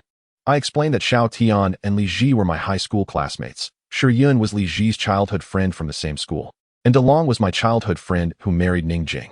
Lynn shot me a glance of disdain. Oh, I sensed something was amiss in her demeanor. Upon checking WeChat, I realized that after her greeting, in the span of my gaming, nearly everyone had chimed in, referring to Lynn as my girlfriend. I hurried to send a message of clarification, but as I scrolled through the chat, it had shifted back to discussing our outing, so I decided against it. There's a newly opened marine park east of the scenic area. I bet you haven't been there, Lynn suggested in the group. Naturally, a new attraction sparked discussion. And with their inclination to show me some courtesy, everyone agreed with Lynn's proposal, which left me feeling somewhat embarrassed. I glanced at Lynn, who was coloring her hair beside me. She couldn't turn her head, but managed to steal a proud glance at me, as if to say, see how impressive I am. Since everyone was in agreement, we settled on a meeting place for the next morning at 6, aiming to be among the first to enter the amusement park when it opened. By noon, Lynn's hair was finished. To reward me for patiently waiting, she intended to treat me to a meal. As a gentleman, I couldn't possibly allow her to pay on our first outing, so when we were nearly done eating, I excused myself to the restroom and settled the bill. When Lynn discovered this, she insisted on reimbursing me, but I declined, suggesting she could treat me next time instead. Where do you live? I asked, intending to accompany Lynn home, as I felt an increasing discomfort reminiscent of past experiences. Upon my inquiry, Lynn hesitated, saying she had forgotten her keys at home and that no one would be there during the National Day holiday. My goodness, I looked at her helplessly, and seeing her stick out her tongue, I had no choice but to offer her shelter at my place until her parents returned. Grateful for my hospitality, Lynn repeatedly praised me as a good person. Once we arrived at my home, she moved the comforter from my bed to the couch, insisting that I could endure a few days on the sofa. My home is rather modest. We have but a single bedroom for sleeping, and it is evident that the two of us cannot share the same space. It would be rather unfortunate for a girl to sleep on the sofa every night. Thus, I reluctantly nodded in agreement while clutching the blanket. However, as I laid the blanket on the sofa and settled down, I glanced up at Lynn, standing beside me, and was struck by a sense of déjà vu, though the sky outside had darkened. Lynn seemed oblivious to my strange feeling, amusing herself with a cool snack. How peculiar, I thought, to feel this way. The following day, while I was still lost in slumber, I felt a gentle push, followed by a soft voice beside me. It's time to get up. Upon hearing this voice, my consciousness was instantly roused, and I shot up, gazing at the woman beside me as if there was something of great importance I needed to convey, yet it slipped my mind in an instant. Lynn. What time is it? I asked, my words tumbling out without much thought. Chapter 6. No longer wishing for death, I felt as though I had not slept enough. My eyelids slightly dry. For some reason, Lynn appeared to be upset with me. Her expression was not particularly pleasant, and I had never witnessed her in such a state of anger before. Or perhaps I had. I pondered silently, curious about the cause of her demeanor. Suddenly, I recalled our plans to go out together this morning. Had I delayed our meeting? What are you staring at? Didn't you promise to take me out? Lynn gazed at me reproachfully. Her words struck a familiar chord, and glancing at the time, I realized we were close to the appointed meeting place. I swiftly threw off the covers and exclaimed, "Hurry up, the meeting time is almost here." Upon hearing this, Lynn's furrowed brow instantly relaxed. "You remembered?" "Yes. We agreed on it yesterday," I replied, just as I was about to sit up when Liangpi leaped onto my stomach, causing me to gasp as I braced for its weighty assault. This cat. Everything felt remarkably familiar, even Liangpi's antics. When I lifted it off me, I noticed its weight seemed significantly greater than the previous day. Why does Liangpi appear larger than yesterday? I mused, specifically weighing Liangpi in my hands, and indeed, it felt heavier. Under Lin's urging, I hurriedly prepared to leave, but Liangpi suddenly dashed to the doorway, emitting a warning cry. I blocked its path with my foot. What are you dawdling for? Lin asked, looking at me quizzically as I stood at the entrance. Shaking off my daze, I closed the door behind Liangpi, locking it while I remarked, why do I feel as if I have experienced this day before? You feel that way too? Lin's eyes sparkled with delight, as if she had discovered something extraordinary, seemingly more thrilled than about our outing. I nodded, puzzled. What are you so happy about? At my inquiry, Lin finally seemed to register her emotions. It's nothing. I'm just happy because we're going out. However, I sensed there was more to it. Lin must be concealing something from me. Yet, understanding the elusive nature of a girl's thoughts, I stretched my weary back and sighed. Sleeping on the sofa for a night is quite exhausting. Not just one night, Lin muttered softly. I was not entirely certain I had heard her correctly. So I inquired, what did you say?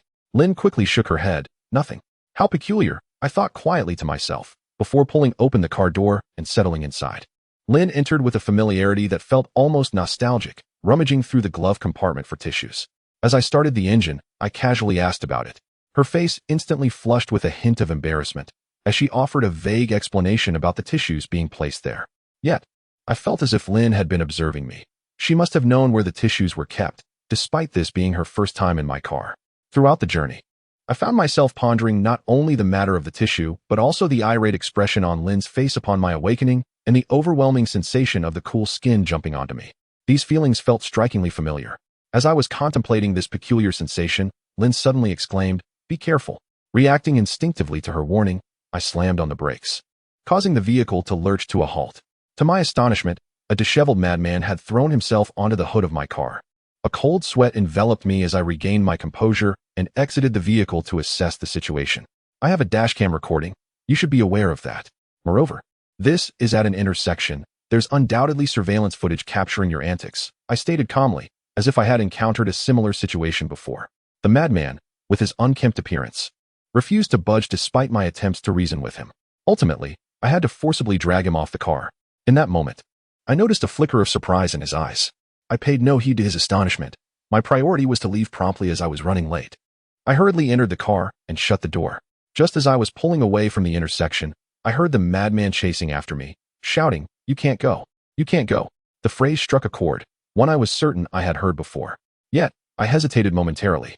By the time I glanced in the rearview mirror upon crossing the intersection, the madman had vanished from sight. Had I been able to see him, I would have surely alighted to inquire further about the significance of his words. Thanks to you, I almost collided with him. I expressed my gratitude. Lin offered little in response, merely acknowledging with a soft utterance. My curiosity piqued. I turned to glance at her, only to find her gaze fixed outside the window. Wait a moment. It felt as though Lin was still staring out, reminiscent of a moment prior. Suddenly, a flurry of fragmented memories flooded my mind. Chaotic as they were, one fragment stood out. Lin resting her chin in her hand, gazing outside. Indeed, I must have seen her in this manner before. Even though we had only met 2 days prior, this should be our first encounter. I feel as though I have met you before, I confessed, unable to articulate my sentiments any better. However, the weight of my words, coupled with my subdued tone, bore an air of confession that left me slightly embarrassed. Lin, upon hearing this, turned her head swiftly, her eyes bright with surprise. Really? She asked, taken aback. I was somewhat astonished by Lin's reaction. What is the matter? I inquired. Nothing, she quickly dismissed, shaking her head. A sense of mischief seemed to dance in her expression. Could it be that she had misinterpreted my words? Yet, there was no time for clarification, as we had arrived at our meeting point. I fretted over where to park, intending to leave my car at the roadside. But Lin pointed toward the parking lot, indicating an available space. I hadn't noticed it on my approach, yet she had. Intrigued, I drove toward the spot, and indeed, there it was.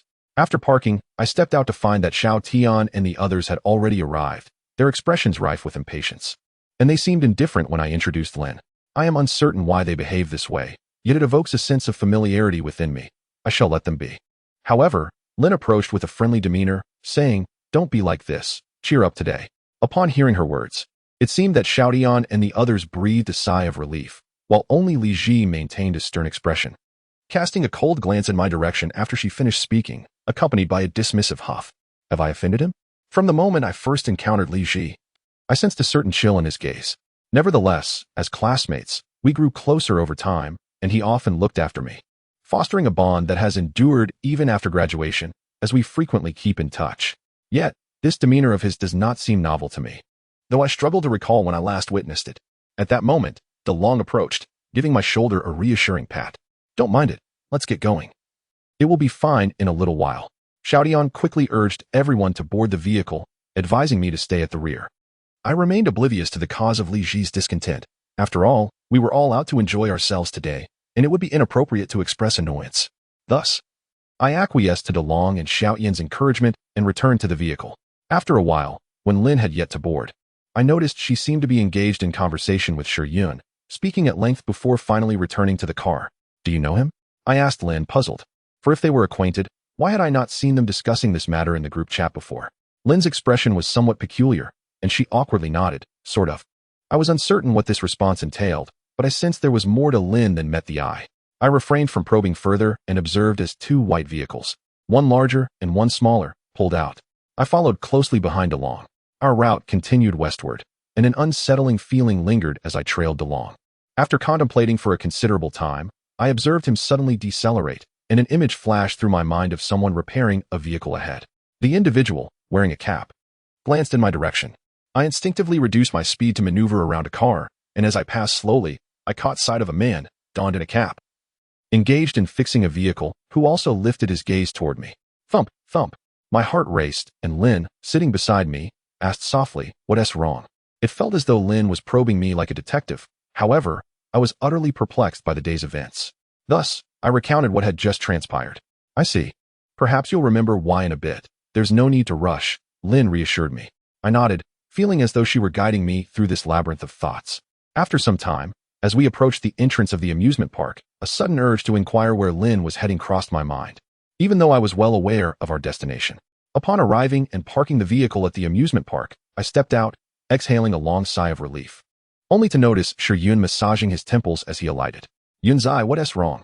I exclaimed, unable to suppress the urgency in my voice, referring to him by his nickname.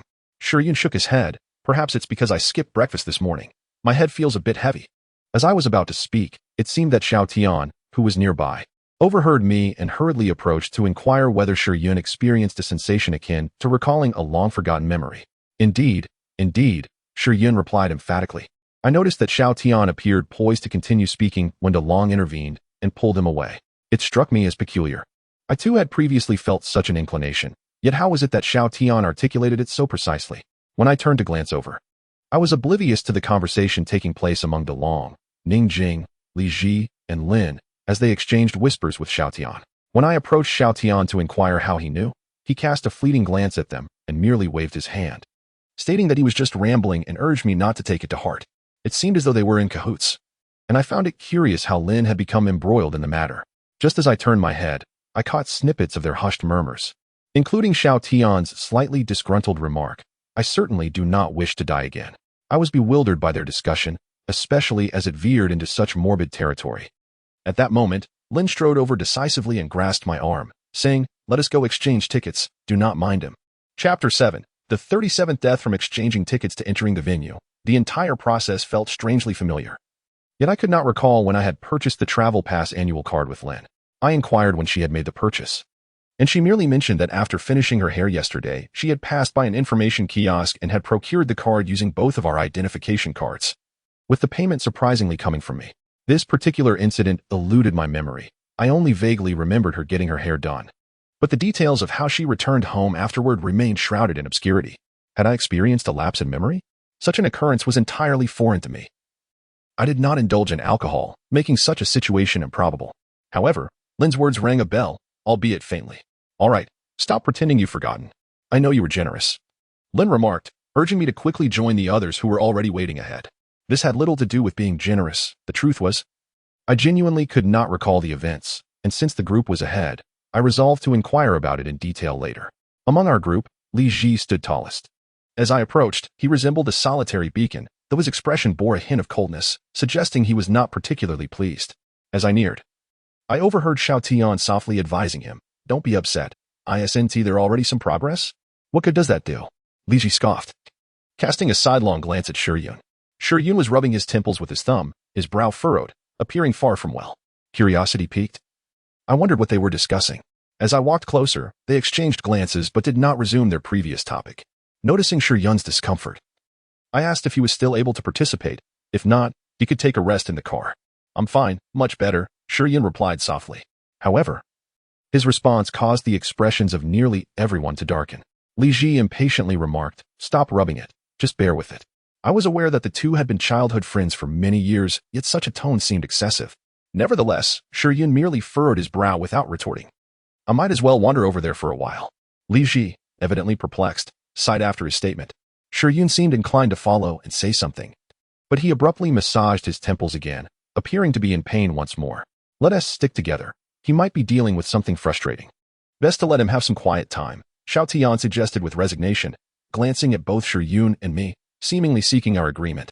Naturally, I had no objections, and Shiryun nodded in agreement as well. Consequently, DeLong and Jingning followed suit, and under Lin's guidance, we proceeded directly towards a towering transformer model ahead. Let us take a photo there, Lin proposed. I responded affirmatively, yet I felt an unsettling ache coursing through my body, the cause of which eluded me, though the sensation quickly dissipated. After I voiced my agreement, I glanced at the others for their opinions. Although they nodded in compliance, their brows remained knitted, their expressions fraught with discomfort. What has transpired among you? It seems that discontent has shadowed your spirits since your arrival. Approaching beneath the transformer, I could no longer contain my curiosity and inquired. Ningjing hesitated, her words caught in her throat, as Dalong intervened, assuring us, "It's nothing. Let us find someone to take our picture." Dalong, my childhood companion, had been by my side since our youth, and I was acutely aware of his tendencies. His gaze would invariably drift to the side whenever he fabricated a tale, and his tone would adopt a feigned innocence. Just moments prior, he had unmistakably donned the guise of a liar, and I perceived his deception, though the reason behind it eluded me. It felt as if everyone here, including Lin, harbored secrets from me. Just as I was about to press Dalong further, Lin seized my arm, pulling me to her side. Almost ready for the shot, she exclaimed, gesturing towards a passerby with a phone in hand. I regarded the group with curiosity, unsure when Lin had summoned this stranger. Yet observing their arrangement and poses sparked an unsettling familiarity. Suddenly, a vivid image flashed in my mind, a hand gripping a phone, the screen displaying Lin, Dalong, Xiaotian, and Ningjing, all positioned beneath the transformer model, mirroring our current scene. An inexplicable dread enveloped me, a premonition of impending doom, illuminating the reasons behind Dalong's and the others' peculiar expressions. That vision dissipated as swiftly as it appeared, leaving me with the stark realization that, compared to the fleeting image, only Shiryun and I were now present. Smile, 3, 2. The passerby instructed, raising his phone towards us. I attempted to muster a smile, wishing to appear lively in the photograph, yet with each tick of the countdown, the specter of death loomed nearer, rendering my efforts futile. I glanced at the others. Their faces were rigid, and Lin, closest to me, appeared taut, even holding her breath, as if awaiting some ominous arrival. "Don't turn around," the passerby kindly cautioned. As he uttered those words and lowered his phone, realization dawned upon me. I had turned to look at Lin during the countdown. Upon hearing his remark, the tension that had gripped everyone dissipated, and a collective sigh of relief was released. I noticed beads of sweat forming on Lin's brow, her fists clenched tightly, and when she finally relaxed her grip, her palms glistened with perspiration. "What troubles you?" I asked, perplexed, sensing that she experienced a sensation akin to mine, albeit magnified 100-fold. It was as though she knew of an impending occurrence that I could not fathom, yet felt equally powerless to evade. Among us, only Shiryun appeared unfazed, merely nursing a headache while observing us with a perplexed expression, oblivious to the gravity of our unease. "You all seem excessively tense. There's no need to be so anxious while out having fun," the passerby remarked with a chuckle. I nodded, suggesting he return to his previous position to assist us once more. But as I turned my gaze to the others, particularly Ningjing, who typically exuded carefree energy, I was taken aback to see her weeping in Dalong's embrace. "I don't want to take the picture," Ningjing choked out, her voice trembling. I had not anticipated her emotional instability despite merely taking a photograph. However, as the countdown approached its conclusion, I could distinctly sense something amiss, though it was not enough to drive me to despair. Observing DeLong softly comforting Ningjing, I realized that I could not elicit any information from Lin. So I turned to Xiao Tian to inquire about the situation. To my surprise, Lin caught on and advised me to refrain from probing into women's matters. Women's matters? I doubted it was due to her menstrual cycle. Ningjing's earlier remarks seemed to pertain to the photography, though the exact connection eluded me. After offering a few words of encouragement, Ningjing wiped away her tears and stood beside DeLong. When I glanced in her direction, she shot me a resentful look. What does this have to do with me? I muttered silently. All right, look this way, I urged, as the onlookers began to grow impatient. I endeavored to muster a smile. Yet that ominous feeling resurfaced. Just then, I heard a distorted metallic sound above me, accompanied by a shout from a bystander urging us to leave promptly. Run! Shouted Shiryun beside us. Seeing Shiryun already fleeing, I glanced up to witness the impending collapse of the structure. I hastily grasped Lin's arm, intent on leading her away, only to find myself unexpectedly pulled back by her. Lin shook her head at me, leaving me perplexed as to her motives. I attempted to tug her along, but she held on to me with all her strength, rendering me unable to escape. Furthermore, DeLong, Xiaotian, and Ningjing remained motionless, as if resigned to their fate. In an instant, I observed Ningjing and DeLong embracing tightly, while Xiaotian stood alone, eyes shut, body tense, bowing his head in anticipation. At that moment, Shiryun, who had made it outside, turned back to shout at us, "Run!" Time seemed to slow as I watched Shiryun retrace his steps, extending his hand toward me. I reached out, yearning for Shiryun to grasp me and offer assistance. But Lin yanked me back once more. Just then, Shiryun appeared to sense something amiss overhead, retreating cautiously, his expression a mix of urgency and helplessness. Ultimately, I felt engulfed by shadow, able only to see the movement of Shiryun's lips, though I could not hear his shouts. Turning my head, I met Lin's resolute gaze. No, I do not wish to perish. I made one final attempt to break free, straining to shake off her grip. However, at that precise moment, I sensed something ominous descending from above, and even in my peripheral vision, I could see it crashing down. I do not want to die. I lacked the strength to resist. The object was too heavy. I first felt my back make contact with something, then my entire body collided with the ground, expelling the last vestige of air from my lungs. Everything went dark, and I could see nothing, yet my consciousness flickered like a candle in the wind, struggling symbolically for a moment before extinguishing entirely. The 37th time, I regained my awareness. Reflecting upon past experiences has instilled a profound sense of calm within me. I have come to understand the origin of the myriad feelings of DJVU that have enveloped me. They are echoes of my former encounters. Fleeting memories that had slipped from my consciousness, now resurfacing with an uncanny familiarity. Suddenly, the shrill ring of my phone jolted me from my reverie. Upon glancing at the screen, I saw that it was Lin calling. To my astonishment, the time displayed on my phone had reverted to yesterday, leaving me momentarily bewildered before I answered. Are you still asleep? I've stepped out to get my hair done. I'll send you the address shortly, and we can discuss our plans for the day, Lin said before hanging up. I set the phone down and meticulously recalled the events that had transpired earlier. With a sigh, I threw off the covers and removed my nightgown, gazing into the mirror at the bruises adorning my chest and back, having perished 37 times. I suppose this demise was due to my shattered ribcage, I murmured to the reflection before me. Chapter 8. Back to yesterday as I stood before the mirror. I scrutinized the crimson marks upon my chest, certain parts having morphed into deeper hues, resembling bruises, evidence of the numerous times I had met my demise, each blow striking the same spot. After having perished 37 times, I pondered, then turned to inspect my back, where the red marks were notably fewer. It appeared that I had frequently succumbed to blows from the front, and with a resigned sigh, I accepted this reality. Once again, I had returned to life. Just as before, finding myself back in the world a day prior to the calamity. Each time, it was the same. Though the exact number of days I reverted remained uncertain, the last occasion had seen me return 2 days prior, coinciding with when Xiaotian had called to invite me on an outing. I contemplated the sequence of events leading up to the disaster. Nearly 2 days before, that is to say, yesterday, Xiaotian had reached out to me, and later, I encountered Lin at the cold noodle shop.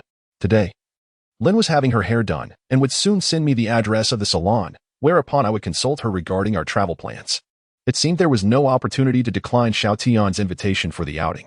As I pondered how to convey to Xiaotian the impending disaster, Lin's message arrived, revealing the very address of the salon where she was getting her hair styled. It was conveniently located next to my home, and upon glancing at the name of the establishment, I was certain no other shop bore the same moniker. After a moment's hesitation, I intended to dissuade everyone from the outing in our group chat, only to discover that such a group did not yet exist. Indeed, at this point in time, I had not yet established the group. I would only create it after meeting Lin and selecting alternative travel locations. An odd sensation washed over me, as though something was amiss. Thus, I called Xiaotian, who, upon answering, immediately inquired whether we had decided on a travel destination. If you haven't even chosen a place, I have no desire to go, he remarked. I began to concoct excuses, intent on sabotaging the outing. I was not keen on experiencing my 38th death. For the agony of such an end was unbearable the most. Xiao Tian's voice, feigning maturity, echoed through the phone. Isn't this an opportunity for you all to make a choice? Young people ought to possess decision-making abilities. He was merely a few days my senior. Yet since our graduation and entry into the workforce, he had adopted this tone with me. I had grown accustomed to it, disregarding his demeanor as I stated plainly. I sensed that something will go awry tomorrow. Perhaps we should refrain from going. It seemed my directness had momentarily stunned him, for after a prolonged silence, he erupted into laughter. I'm at work. Please don't make me laugh. My day would be dire if my supervisor found out. I'm not joking. Don't you realize? I inquired. My curiosity piqued. Xiao Tian responded with a serious tone. I know what I know. If you're merely fabricating excuses to avoid the outing, I won't press the matter further. But how can we proceed with your foreboding sentiments? No, that's not my intention, I stammered, struggling to articulate my thoughts effectively. After Xiao Tian's insistence for me to go tomorrow, he hung up the phone. I gazed down at the disconnected call, pondering. Throughout these 37 experiences, it seemed Xiao Tian was aware of our perpetual cycle of death, yet during our conversation, he appeared utterly oblivious to this reality. Upon a second glance at the phone, it dawned on me that perhaps Xiao Tian was unaware of our predicament, much like the absence of a travel group. In truth, I had returned to the day following Xiao Tian's call, that is, today, before I had succumbed to death for the 37th time.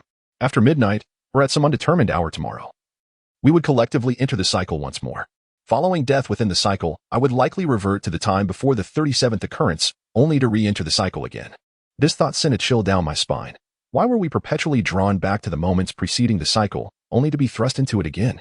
Was there a purpose behind it, perhaps urging us to undertake certain actions? Just then, I heard Lin's voice. I looked up to see her at the entrance of the hair salon, pushing the door open and waving at me, her long hair cascading down, a radiant smile adorning her face. I glanced at the exotic lettering of Vienna above the salon's entrance, realizing I had unknowingly arrived at the door. I'm here, I replied, noticing Lin had already stepped inside.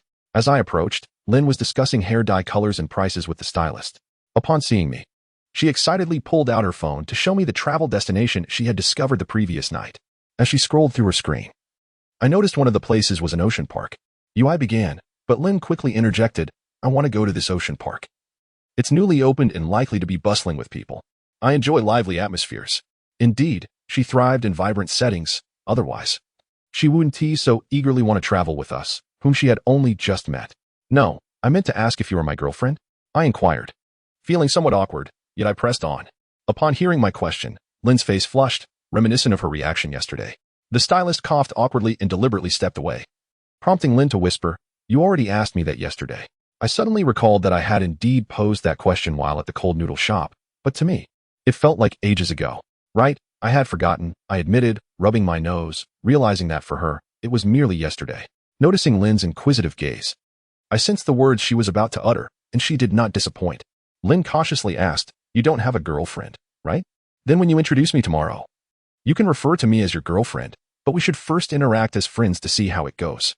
Upon hearing her speak, I suddenly recalled that during my 36th demise, I naturally assumed that the one who awakened me, Lin, was indeed my girlfriend, and I had introduced her as such. My conviction that Lin was my girlfriend did not stem from her current assertion, but rather from the genuine connection I felt at that moment.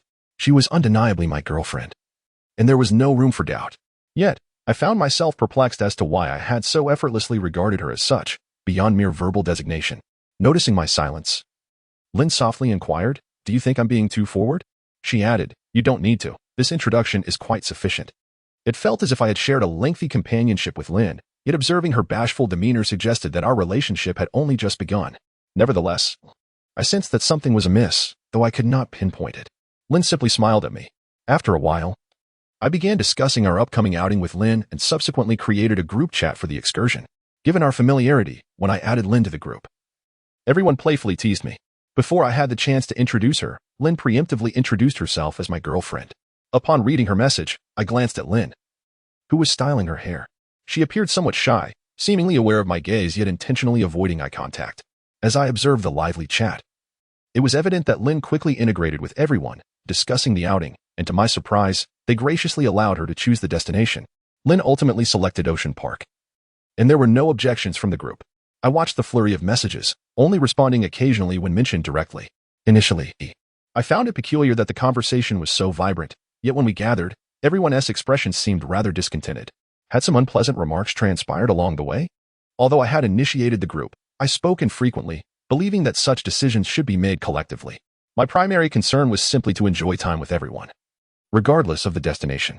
Later that evening, as I lounged on the sofa, I noticed the chatter dwindling, perplexed by the absence of any discord. Let us get some rest. We have an early gathering tomorrow, Lynn said, emerging from the bathroom and stepping into my bedroom. I heard her response, knowing it was I who had brought Lynn back, which would facilitate our early departure. The moment Lynn entered the room, I caught a glimpse of her bare shoulder, its skin smooth and unblemished, with no marks or traces, reaffirming my certainty that I remained outside the cycle of demise. I distinctly remembered having seen a red mark on Lynn's neck, akin to the one on my own, left as a remnant of death. Time for bed, was Lynn's message urging me to sleep. I glanced at my phone and set it aside. When I awoke, my phone remained silent, and upon checking the time, I decided to use the restroom. As I exited, I passed by the bedroom door. The door swung open abruptly, and Lynn was about to step out when she unexpectedly encountered me at my doorstep, startling us both. "You're awake already?" Lynn exclaimed, gazing at me with surprise. I nodded in response, and as I looked at Lynn before me, I suddenly noticed a conspicuous red mark on her neck, and there were still lingering traces visible on her exposed shoulder. It seemed that she sensed my gaze, as Lynn instinctively adjusted her clothing. Feeling awkward, I explained, "I didn't mean to look at you. It's just that I have marks on me as well, and I'm aware that I have died 37 times. Upon hearing my words, Lynn, who had seemed half asleep, momentarily appeared taken aback, her eyes suddenly sparkling with joy. Before she could utter a word, tears began to flow down her cheeks. "Why are you crying all of a sudden?" I asked, bewildered, as I perceived that her tears were of a profound relief. Chapter 9. Change. Why are you crying? I inquired, somewhat bewildered. Lynn smiled while wiping away her tears and shook her head. "It's nothing. I'm merely overjoyed that you've finally awakened." Awakened? She must be referring to my acute awareness of having perished 37 times. In that instant, I comprehended the significance of her word awakened. Reflecting on the myriad deaths I had endured, the memories were vivid. Yet only the pain from the most recent incident lingered in my mind. Indeed, there seems to be a great deal I cannot recall. My recollections of previous experiences are scant, merely fragmented memories. Upon hearing my thoughts, Lynn nonchalantly waved her hand. "It's all right. In due time, you will gradually remember." We are all like that. I gazed at Lynn in astonishment. She appeared nothing like the Lynn I had known yesterday. Certainly, the Lynn from yesterday was the naive version I had met before entering the cycle, while the current Lynn had traversed over 30 deaths, much like myself. I looked at Lynn in surprise. I had initially presumed that only she and I shared this experience, but her words suggested that everyone in our group had undergone the same fate, without exception. Just as I was about to inquire further, Lynn seemed to recall something and hurried off to the restroom. Confused, I watched as she entered, hearing her voice echoing from within, "Hurry up and get ready, or we'll miss the meeting time." Ah yes, I almost forgot about our outing. If it weren't for Lynn's reminder, I would have been late. I quickly gathered my belongings, and soon Lynn emerged, fully dressed and holding her makeup bag, pulling me towards the door. At that moment, a cat with a yellow and white coat unexpectedly dashed out from somewhere, reaching the doorway just as I stepped out. "Go back, Liang Pai Air," Lynn frowned. I stared at the cat, taking a moment to recall it. Indeed, it was the same cat I had encountered at the Liang Pai Air shop when I first met Lynn. I had adopted it, only now realizing that it had noticeably grown larger and plumper, its rear end rounder than when I first took it in. "You noticed it too, right?" Lynn suddenly remarked. I looked at her quizzically. "Noticed what?" "Liang Pai Air has grown." Lynn emphasized the last few words. It dawned on me what Lynn meant, and I gazed in astonishment at Liang Pai Air, who had seemingly grown twofold. I then turned to Lynn. "Are you suggesting that while we have been trapped in this cycle, and time has repeated itself for us, Liang Pai Air has experienced the passage of time differently, maturing as if it had lived through many days?" Lynn gently petted Liang Pai Air's head. "Yes, I too have been perplexed by this. Since I awakened before you, I observed you continuously repeating your actions and words, yet Liang Pai Air showed no signs of change. It was only after your awakening today that it suddenly grew a little, as if the days we experienced had accumulated within it."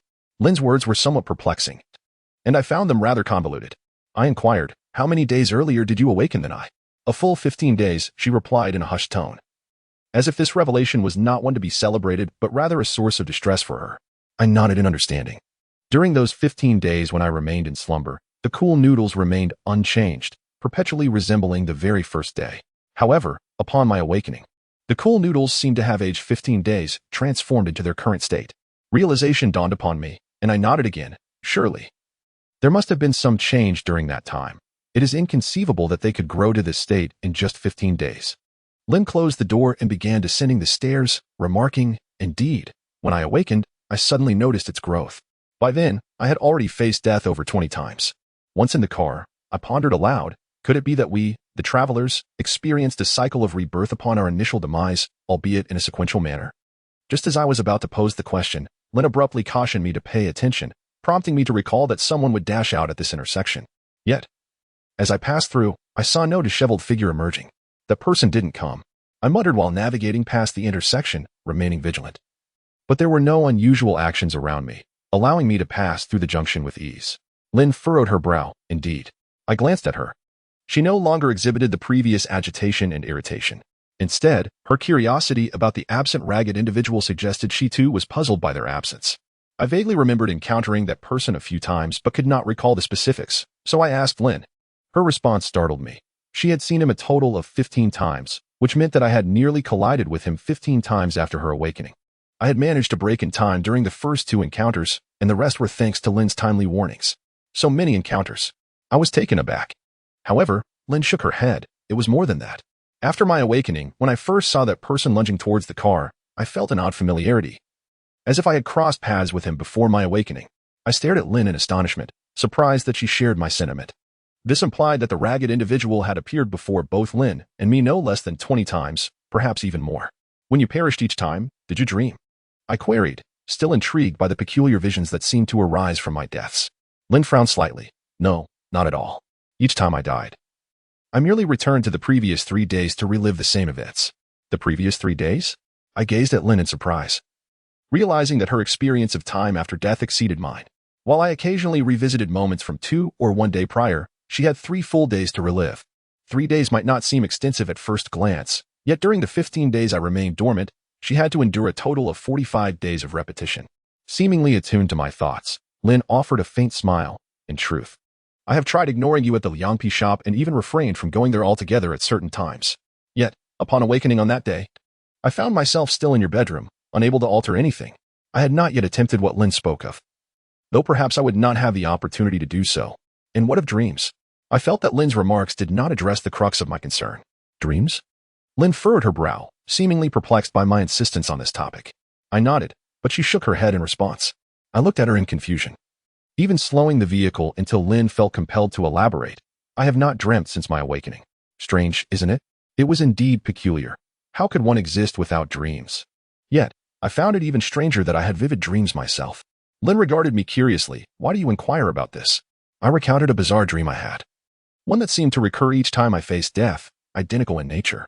It felt as though I was calling something to someone in a room, recalling only the presence of a desk. Do you remember what it was? Lynn asked.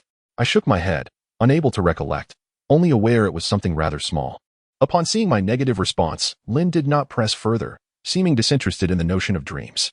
Thus, I shifted the conversation to the reasons behind her previous coldness toward me. Upon mentioning this, Lynn appeared somewhat embarrassed. I initially thought you wouldn't remember. Yet it seems you do. You know the pain of dying repeatedly, right? At first, it wasn't too bad, but eventually, understanding dawned upon me. This was the root of her reluctance. I smiled nonchalantly, indicating that knowing the reason now made me indifferent to it. But did we truly connect during one of those cycles? I harbored some skepticism regarding this matter. To my astonishment, Lynn nodded shyly, saying, yes. During one instance when you selflessly saved me, navigating us through 3 near-fatal disasters, although the outcome remained unchanged. Witnessing your determination to save me led me to decide to be with you. Each time you awakened, I reminded you that I am your girlfriend. At this point, Lynn hesitated, her shyness palpable, as if she believed I comprehended her meaning. I nodded, indeed feeling that way, upon waking after that particular episode. I found Lynn initially unfamiliar, yet instinctively uttered her name, subconsciously recognizing her as my girlfriend. Thus, could it be that such suggestive messages can be transmitted successively? Just as I was about to delve deeper into this inquiry, Lynn pointed ahead, exclaiming, it seems this time your awakening has altered quite a bit. Look at all those parking spaces ahead. I have just observed the earlier gathering. In comparison to before, there are significantly more parking spaces available. To witness such an abundance of vacant spots in a location where parking is notoriously challenging is indeed surprising. And it is immediately apparent that this change is a result of my awakening. After disembarking, I noticed that DeLong, Ningjing, and Xiao Tian had already arrived, while Li Ji was notably absent. However, The expressions of joy on their faces suggested that they were not particularly concerned about Li Ji and Shi Yun's slight delay.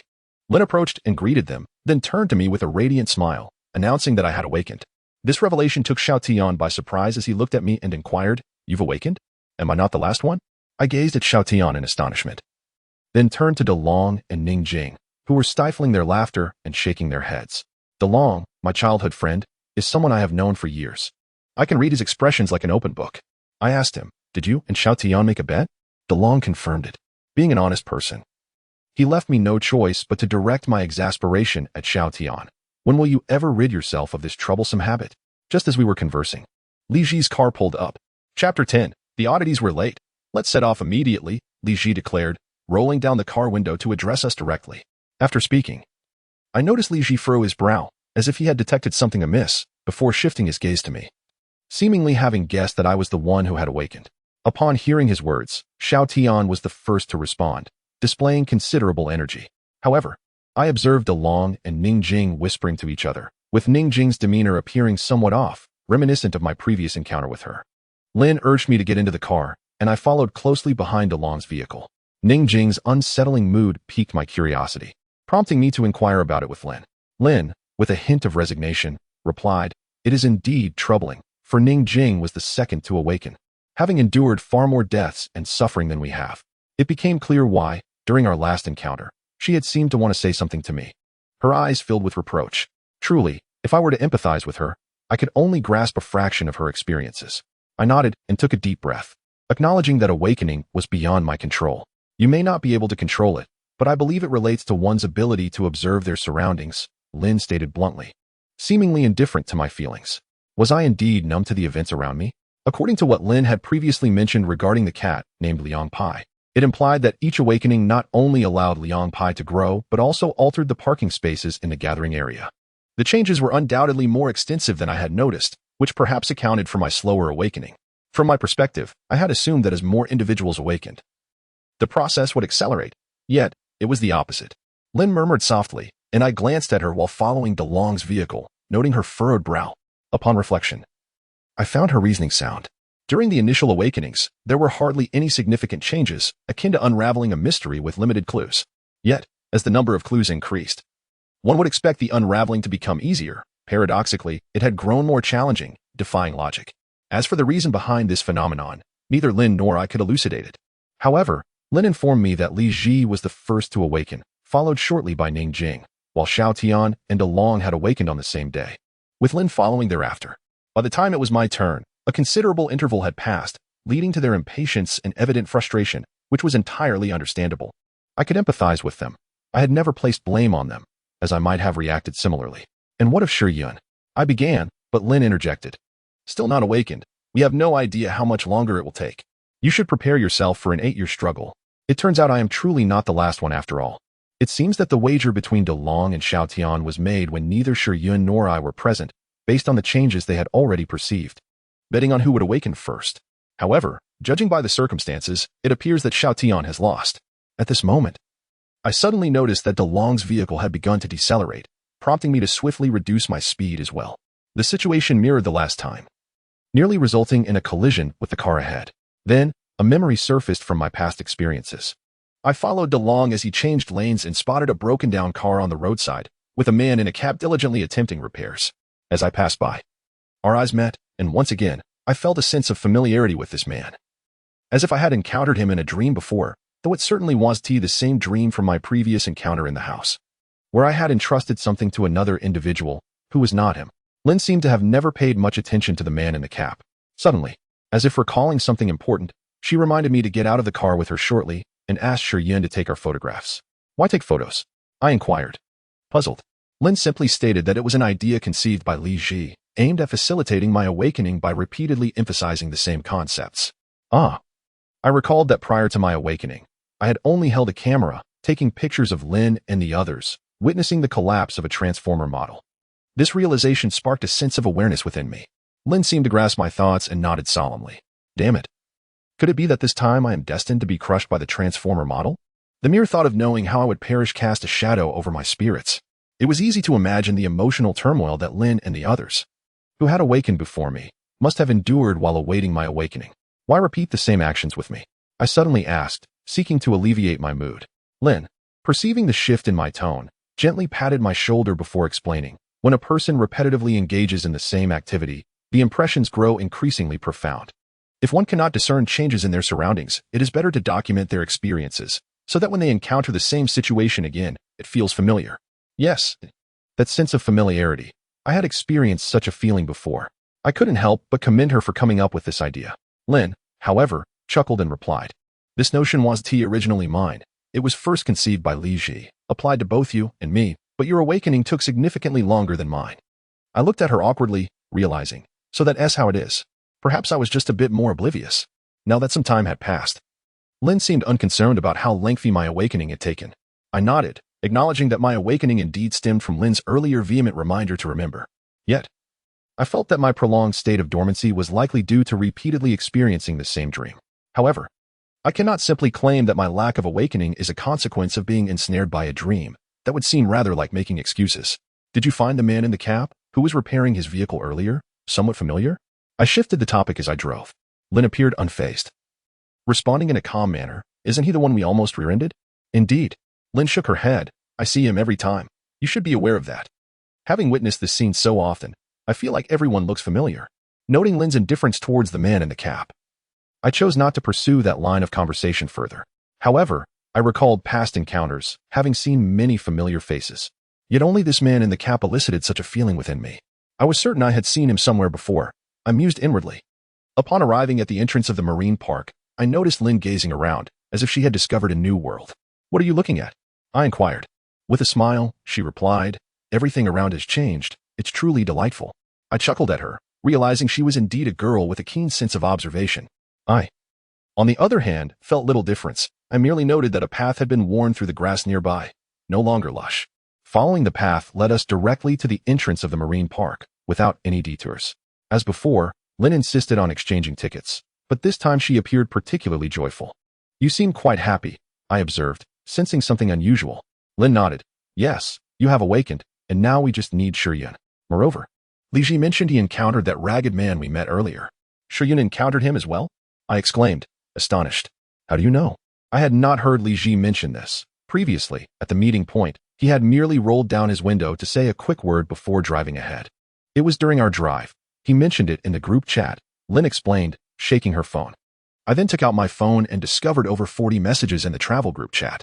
The first message was from Li Ji, stating he had come across a ragged man, possibly a scammer, which caused a slight delay. Although Li Ji's tone seemed casual, I could discern he was conveying a crucial message to us.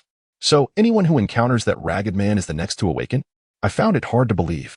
Everything I had experienced now seemed like mere coincidence, yet with Shuyun's revelation, my perspective on that individual shifted entirely. Not only Shuyun and I, but I recalled Lynn mentioning she had encountered that man previously as well. What was the significance of this ragged figure? Lost in thought, I followed Lynn to the ticket window. While she exchanged tickets, I glanced around. I distinctly remembered having met that man here before. Yes, without a doubt. He had followed us, and astonishingly, he was keeping pace with our speed. I have scrutinized every spot at the entrance, although the crowd was considerable. After examining each individual, I found no one in tattered clothing. Among us, the well-dressed individuals, it should not be difficult to distinguish. Where could that person have gone? At that moment, Lynn had already exchanged her ticket and pulled me inside. During the ticket check, I observed Lynn presenting her identification and ticket, and I promptly followed suit, retrieving my credentials for the staff's verification. Once inside, I seized Lynn's arm. She looked at me quizzically, asking, "What's wrong? How did we come to possess this card?" I gazed at her in astonishment, realizing that the unsettling matter I had sensed was indeed the card she had previously mentioned.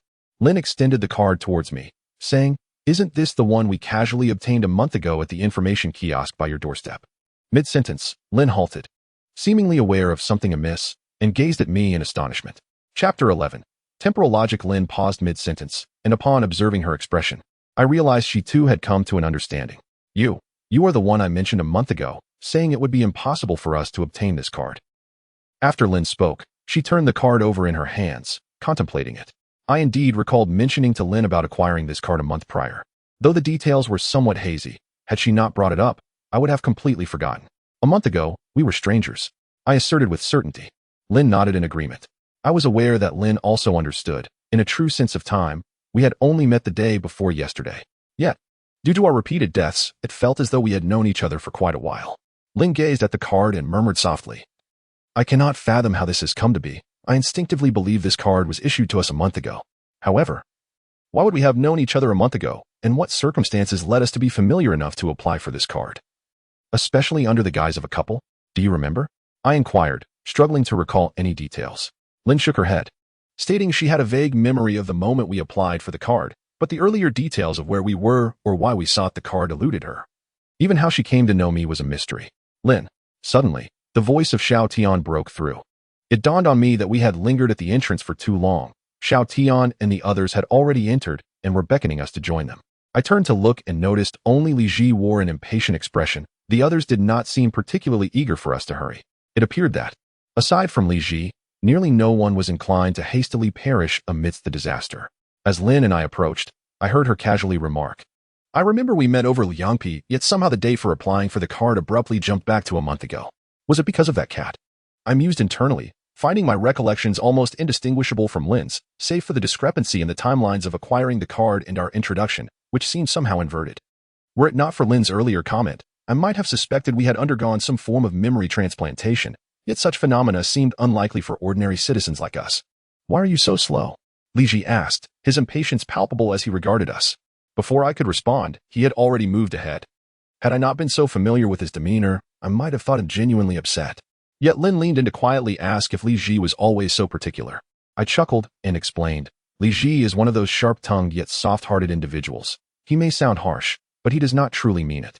Aside from Lin, the others, De Long and the rest, paid little mind to Li Ji's attitude, given our long acquaintance. However, I found myself puzzled and asked Lin, "Is this your first time meeting my friends?" "Yes. Is there something amiss?" Lin replied, equally perplexed. I nodded.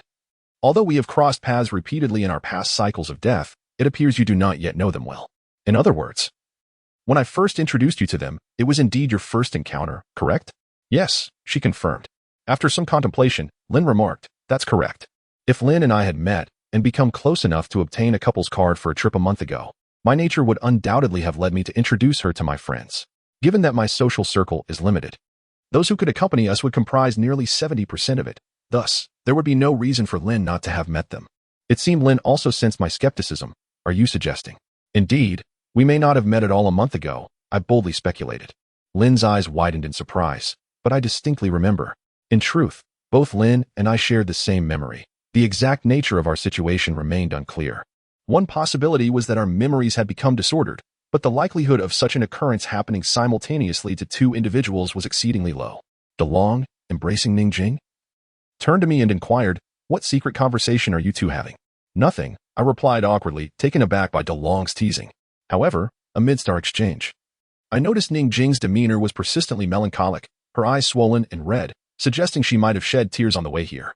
During our last encounter, I had been particularly puzzled, recalling that Ning Jing seemed on the verge of expressing something to me. I curiously asked, "What is wrong with her?"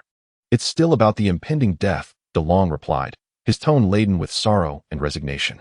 Knowing one's time of death is indeed a profound agony, a psychological burden far exceeding the pain experienced at the moment of demise, and it is a torment that can recur endlessly. Reflecting on the last moment of death, the agony was so intense that I had no desire to relive it. Suddenly, a spark of inspiration struck me as I cast a curious glance at Lin and called out to Shi Yun. "Hey." Lin appeared to want to intervene, but I had already approached Shi Yun, disregarding her. Upon hearing me call his nickname, Shi Yun halted and turned around. Why not just tell him directly instead of complicating things by waiting for him to awaken? I pondered internally, just as I was about to speak. I felt as if my throat had been obstructed, rendering me unable to utter a single word, gasping for air like an asthmatic. Coughing laboriously, I finally managed to expel the obstruction, and the influx of air made me acutely aware of the bliss of breathing. The fit nearly brought me to tears. Yet as I looked at Shi Yun, the words I longed to say remained trapped within me, making me realize that Ning Jing had appeared similarly distressed before, though I was far more disheveled. This information could not be conveyed to him directly. How had I not considered this? If I could simply express it outright, there would be no need for him to wait for his awakening, and they wouldn't have to endure so many deaths.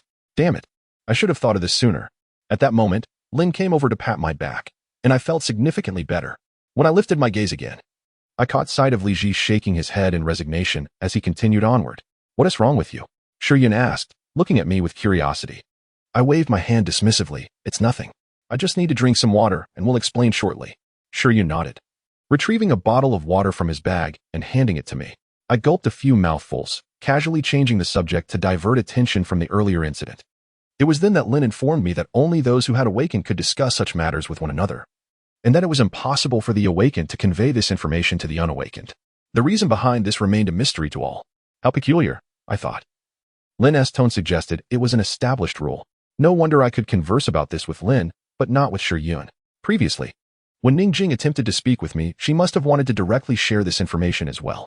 Lin nodded at my words, acknowledging that during that instance, Ningjing, despite being aware of the situation, had momentarily forgotten in her urgency, leading to the previous circumstances. I decided to wander off on my own. Li Ji pointed towards a fork in the path and asked, "Is it the same as last time?"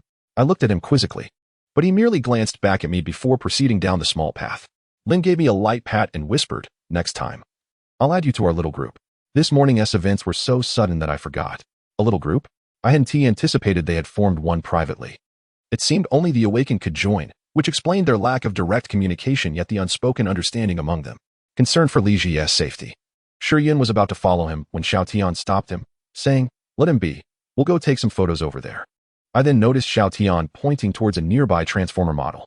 Upon seeing the model, a wave of fear washed over me. A remnant of the shadows imprinted on my soul from that fateful time beneath it. "Let us go." Lin's tone shifted to one of seriousness, as if she too wished to avoid it, yet felt compelled to proceed. The transformer model loomed closer, but with each step, my legs felt heavier. It wasn't just me. Even the others slowed their pace significantly. I managed to stagger beneath the model, and if Lin hadn't been holding onto my arm, I likely would have bolted. I glanced back at the others, each wearing an unnatural expression, desperately trying to feign calmness, their complex emotions evident on their faces. Impossible to conceal. "Let us make the photo look good," Lin called out to Shiryun across from us.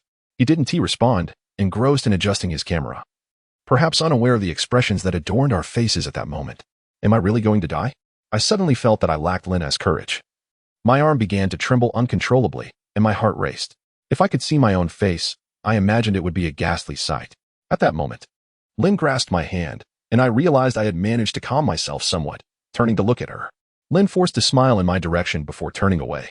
In that instant, I caught sight of Ningjing, already enveloped into Long's embrace, her head buried in his chest, seemingly unable to confront what lay ahead. 3 Shiryun began the countdown. I swallowed hard, listening to the countdown of my life, fervently wishing that he would immediately recognize the palpable tension enveloping us. 2.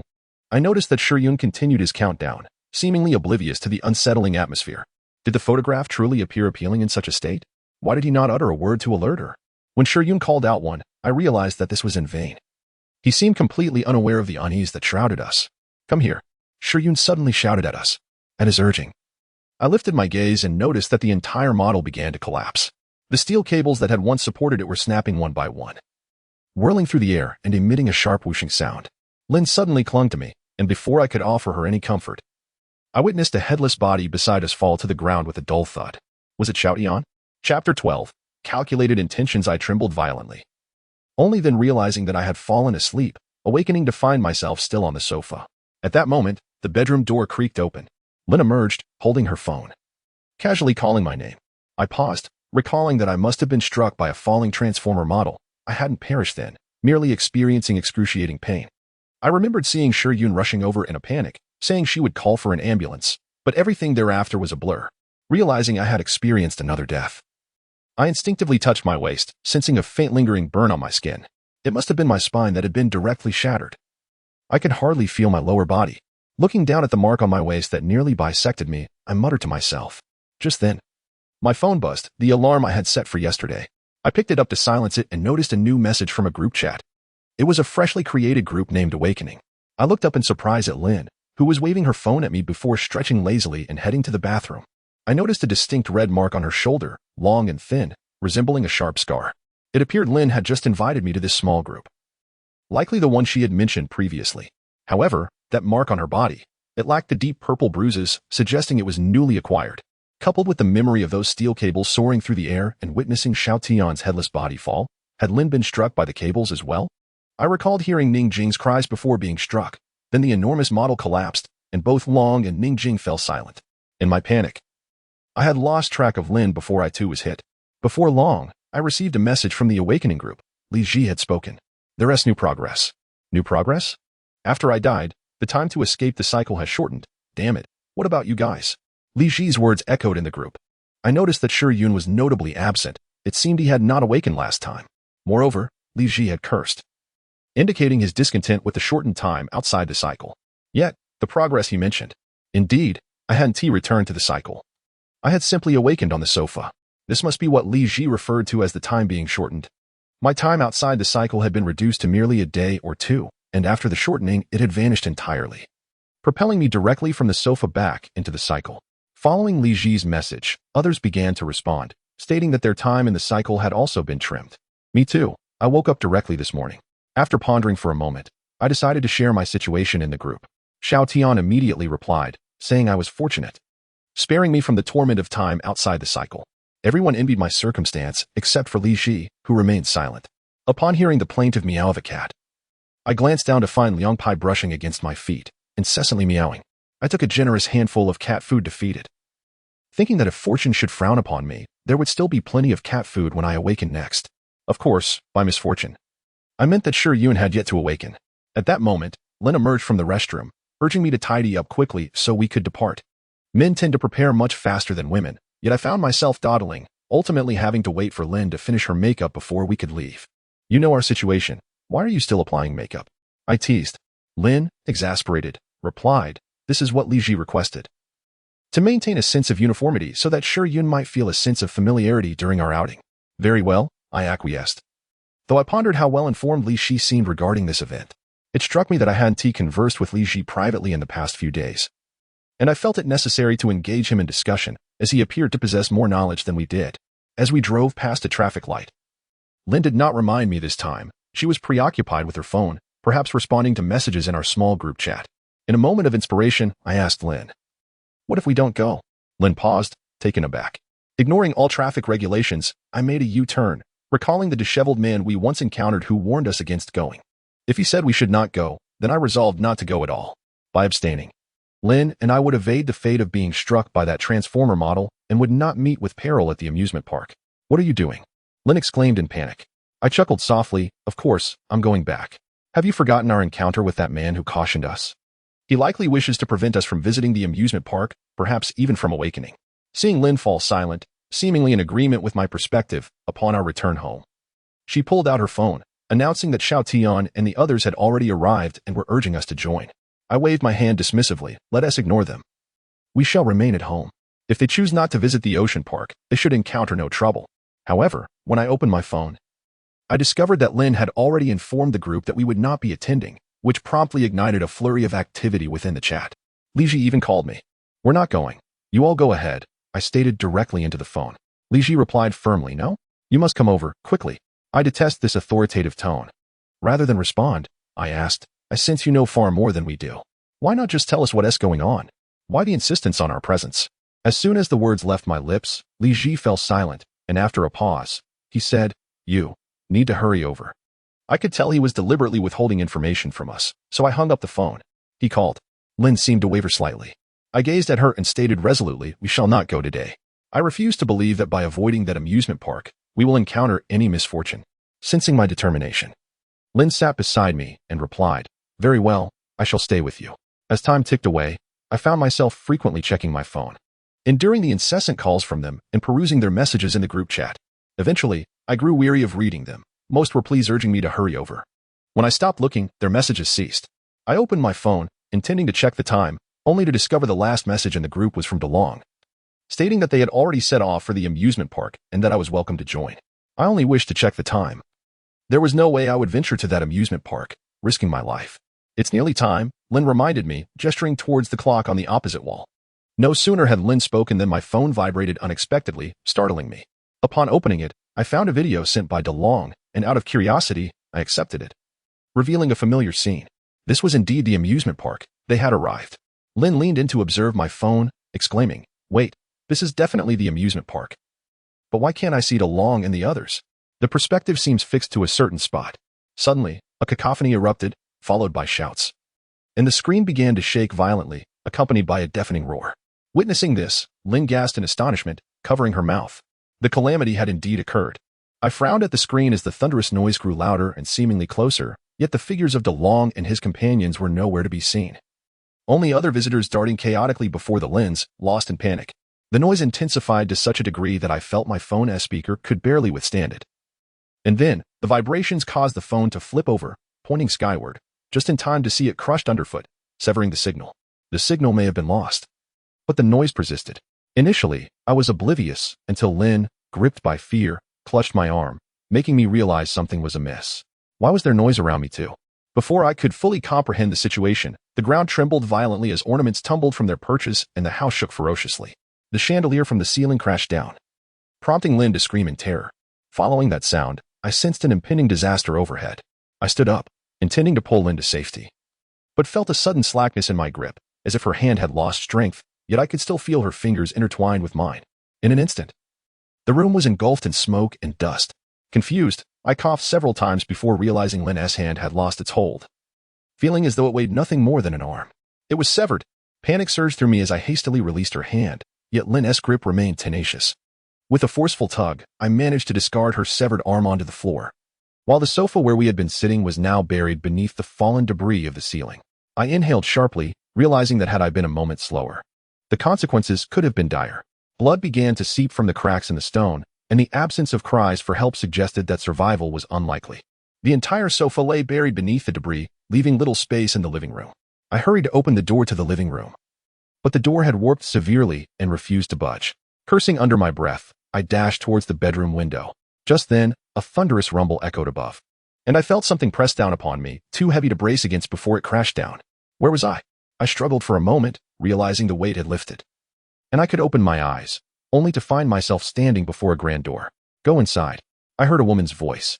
Turning around, I saw her speaking to me, but her words faded into silence, her lips moving without sound. All around me, the noise had vanished. The only thing I could hear was her urging me to enter before she disappeared. Instinctively, I pushed the door open. At the threshold, I beheld an office desk directly across from me, behind which sat an elderly gentleman adorned with gold-rimmed spectacles. To the left of the room stood 2 imposing bookshelves. Chapter 13. An inescapable fate indeed. This is the place. As I surveyed my surroundings, I realized that I had dreamed of this exact scene before. Every detail mirrored my dreams, including the elderly gentleman with golden-rimmed glasses. Who are you? This question was on the tip of my tongue, yet before I could voice it, the realization struck me that I was merely dreaming, and I abruptly awoke. Awake, I opened my eyes to find myself still on the sofa, perplexed as to why I had revisited that peculiar dream. It is said that dreams are reflections of reality. But the woman and the old man I encountered in my dream were strangers to me, faces I had only seen in the recurring dreams I had experienced previously. How infuriating. I had become aware of my dreaming state and promptly awakened. I had often heard that once one realizes they are dreaming, if they cannot exert control over the dream, they will swiftly awaken. Lucid dreaming. I recalled having come across this concept online. Yet I felt my dreams bore no resemblance to it. My dreams seemed to emerge only after death, recurring from the moment of my first demise.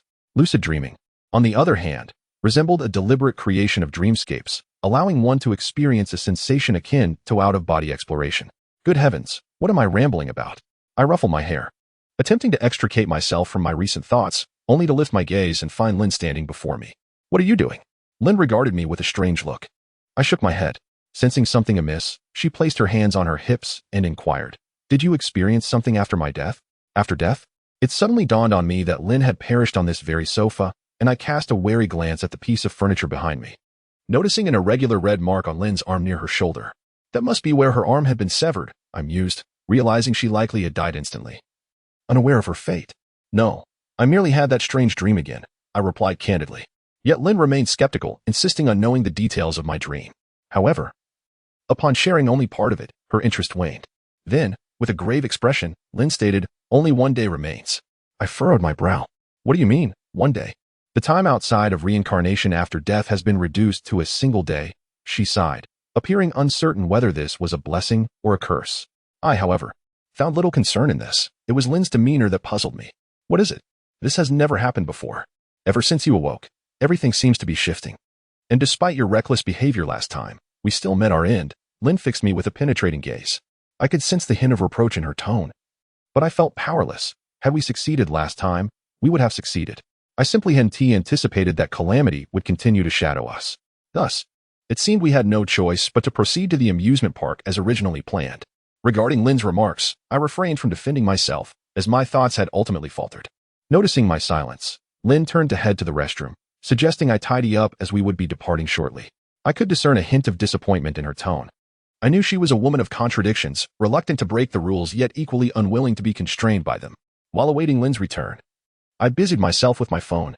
As per our usual custom, I was once again drawn into a small group chat, yet Shiryun was notably absent. Once more, there was no sign of him. A wave of disappointment washed over me. I truly wondered how Lynn and the others had managed through their trials. I had only consciously met death 3 times, and the terror of that moment had left me shaken. It was no wonder Ningjing often succumbed to tears. I could finally empathize with her emotions. Within the small group, I was subjected to their reproaches, with accusations flying that Shiryun's failure to awaken this time was due to my lack of cooperation, as I insisted on being unconventional. Even Dalong privately messaged me, urging me to comply for now, suggesting we could discuss matters once Shiryun had awakened. It seemed that this time, the collective demise had been pinned upon me, and I felt a sense of helplessness. However, Lizzie did not cast blame in my direction. He merely instructed me to hurry and join them. As we drove to the meeting point, Lynn reminded me at the intersection where I had previously turned around, cautioning me not to attempt any tricks and to let Shiryun awaken first. That appeared to be the only course of action. I responded with a subdued acknowledgement. Having retreated to my home last time, it was evident that distance from the ocean park would not grant me immunity. Escaping to another location would yield the same result. Currently, I lacked a viable strategy and resolved to follow the consensus of the group. Upon arriving at the gathering spot, Lizzie and Shiryun had yet to appear. I approached without sensing any awkwardness, and Xiaodian merely made a passing comment without revisiting yesterday's events. However, from Lin and their idle chatter, I gleaned that the duration between deaths and the cycles had once again diminished, mirroring our previous experience. The reduction in time was indeed a positive development. I had managed to cut down my intervals to within a week. With a few more occurrences, you will be in the same boat as me. DeLong remarked with a touch of envy. Ningjing nodded in agreement, stating that she too had awakened directly this time, eliminating the interval beyond the cycles. Listening to their discourse, it appeared that each of us experienced varying lengths of time outside the cycles following our deaths. I was surprised to learn that after Dalong's 2 reductions, he still faced an entire week. How arduous that must be. A week? I have cut down my time twice, yet still have a fortnight to endure, Xiaodian retorted, casting me a disgruntled glance. I could sense the implications of his gaze, due to my previous recklessness, despite having shortened the time outside the cycles. Xiaodian still had to endure a week before rejoining us. For me, it was merely a matter of opening my eyes and finding myself in the present, while for Xiaodian, that span felt like a full week. What of Lizzie? Why have I never heard him mention the time outside the cycles? I inquired with curiosity. I looked to them for answers, but they merely shook their heads. Eventually, Lynn informed me that she had once been curious enough to ask. Yet Lizzie had never provided a direct response. This is somewhat uncharacteristic of him, I mused while stroking my chin. Soon, Li arrived in his car, just as before, claiming he had encountered some trouble on the road. Without exiting the vehicle, he urged us to get in quickly. After saying this, he cast a furtive glance in my direction, remaining silent, though he appeared quite irate. I refrained from engaging him in conversation, as our previous phone call had not been particularly pleasant. While on the road, I attempted to message Li Ji, inquiring about the duration of time beyond reincarnation. Yet I received no response. Suddenly, with a loud thud, I felt the vehicle collide with something. I snapped back to reality, realizing we had crashed into the car ahead. This was disastrous. I had just damaged DeLong's vehicle, and I was at a loss for how to explain it to him. What on earth were you thinking? Lin complained, casting a disapproving look at me. Without Lin's reminder, I had forgotten. I had been so lost in thought that I neglected to consider the need to slow down here. I spotted DeLong exiting his car, and I followed suit to assess the damage. By the time I got out, DeLong had already examined the situation and was staring at me in disbelief. Forget it. It wasn't a severe impact, he remarked. Indeed, after all, the car will still. I began, but was interrupted by a violent coughing fit. Gripping the car for support, my face flushed and struggling to regain composure. Observing this, Ningjing also exited the vehicle, casting a puzzled glance my way before quietly inquiring of DeLong what was amiss. I coughed vigorously, only able to catch my breath intermittently. I don't know, DeLong replied, looking at me quizzically. After a few minutes, Lin patted my back, and I managed to recover. The sensation I experienced was reminiscent of the time I was about to inform Shiryun about the awakening. I surveyed my surroundings closely. Li Ji's car had not stopped. indicating that Shi Yun was not present. Given that Shi Yun was the only one among us who had not awakened, I pondered why I could not articulate the thought. After all, the car will still return to its original state. What is wrong with you? Lin asked, bewildered. I was perplexed myself and waved my hand dismissively. It's nothing. I just choked on my saliva while speaking.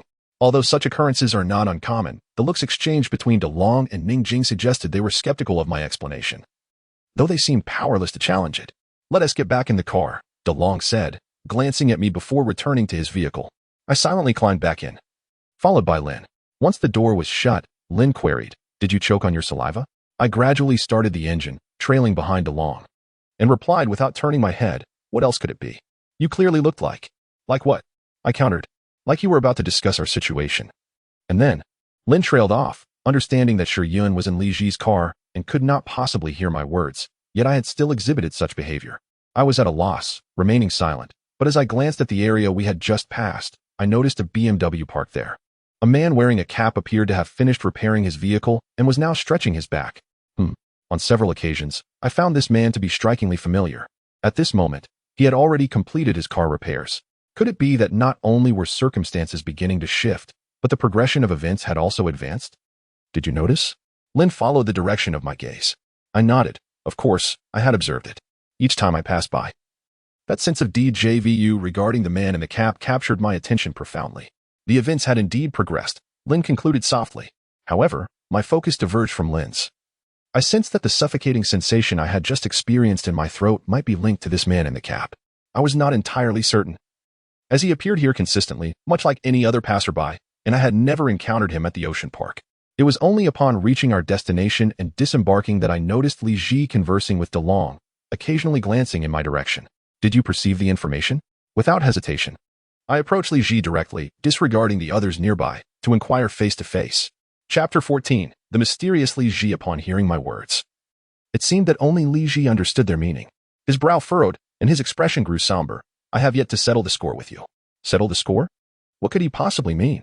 I sensed that Li Ji's statement was related to the matter at hand, yet he did not respond to my inquiries. He appeared unable to contain himself any longer, stepping closer and lowering his voice. Do not be so presumptuous. I have already attempted what you did before. If it were effective, he would have awakened long ago. Why would we be entangled in such complications now? I gazed at Li Ji in astonishment, taken aback by his words. Given my understanding of him, I knew he was not angry about my absence from the last gathering. However, with Shi Yun present, I could not argue my case, and as Lin approached, grasping my arm to signal me to remain calm, I refrained from continuing the conversation. Li Ji and I exchanged glances, each aware that something was amiss. I was determined to uncover the truth. Li Ji harbored secrets. What is troubling you? Lin inquired curiously after Li Ji departed. I shook my head, replying, it's nothing, but I sense he is hiding something. Lin looked at me quizzically, remaining silent as she glanced at Li Ji who walked ahead of us. Was he the first to awaken? I asked Lin. She nodded, pondering this. I turned my gaze back to Li Ji, contemplating whether he had uncovered something during his own awakening that we remained oblivious to. Yet our paths had been identical. And with Shi Yun consistently by his side, it seemed improbable that anything had transpired in the fleeting moments before their encounter. Is it out of spite? Lin tilted her head, studying me. I shook my head, assuring her that it was merely a perplexing matter. And I was not one to hold a grudge against Li Ji. Consequently, Lin resumed her earlier action, leading me to exchange our tickets. I discovered that we were the only ones with couple cards to trade, while the others possessed full-price tickets. While Lin was occupied with the ticket exchange, I idly surveyed our surroundings and, to my astonishment, spotted a tattered man lurking among the distant crowd. He intended to blend in with the throng. Just as I was about to pursue him, Lin grasped my arm firmly. Where do you think you're going? I have already exchanged my ticket. I saw that man, I replied, turning to Lin. Yet, when I looked back, he had vanished without a trace, likely having merged seamlessly with the crowd. Damn it. What are those staff members doing, allowing such an obvious individual to slip through? I silently cursed. Lin followed my gaze but could not see the man either. There's no one there, Lin observed, puzzled. I hastened my pace, dragging Lin along as we entered, but instead of the tattered man, we found Li Ji and the others waiting for us. Upon our entrance, Li Ji remained silent, while Xiao Tian took the initiative, urging, let us go inside. Each time I heard Xiao Tian utter those words, my heart would skip a beat, for it signified that before long, I would once again face death. I noticed the expressions on DeLong and Ningjing's faces were equally grim. Ningjing clung tightly to DeLong's arm, seemingly needing his support even to take a step forward. I could feel Lin gripping my arm firmly, yet her countenance remained unchanged. Unlike that of Li Ji and Shi Yun, having not awakened, likely perceived today's events as a novel experience, which is quite understandable. However, I could not fathom why Li Ji exhibited no sign of emotion. His gaze seemed to harbor a hint of anticipation for his own demise. How could a normal person feel this way? I mused silently, fixating on Li Ji. It appeared he sensed my stare, as he briefly met my gaze before quickly averting his eyes. Yet, in that fleeting moment, I discerned an air of indifference mingled with expectation in his eyes. Indeed, expectation. Was he truly looking forward to death? What's the matter? Lin inquired, seemingly noticing the change in my expression. I blinked, withdrawing my gaze. And when I looked at Lin again, I shook my head. It's nothing. Let us go. Lin regarded me quizzically, as if she had gleaned something. Upon reaching the intersection, Li Ji, as before, insisted on walking alone. However, this time I noticed a flicker of hesitation on Shi Yun's face. I will accompany you, I declared suddenly as Li Ji turned. He glanced back, frowning slightly. I prefer to be alone. When I first met him, I sensed a certain aloofness in his demeanor. Yet beneath that exterior lay a warm heart, occasionally masked by a facade of coldness. Now, his refusal evoked a déjà vu of our first encounter, as if he were a person devoid of friends, unwilling to allow anyone to approach him. I fell silent, and Li Ji turned away, venturing down the fork alone. Let us head that way, Xiao Tian suggested, patting my shoulder. Cursed fate. Once again I was destined for an unwarranted demise, I muttered inwardly, glancing at Shi Yun. I noticed he remained quiet, unlike previous occasions where he would insist on joining Li Ji. This time, he did not. At that moment, Lin tugged at my arm. Come on, let us go over there. I cast one last look in Li Ji's direction, pondering where he went and what he was up to. Despite visiting this marine park numerous times, I had only seen the Transformers model near the entrance. I had ventured no further. Indeed, aside from this area, I seemed utterly oblivious to the vast expanse of the marine park. This thought sent a shiver down my spine, as I suspected Li Ji had ulterior motives. What was he planning? Let us take some photos, Lin exclaimed, pointing at the Transformers model across the way, rallying us to capture the moment.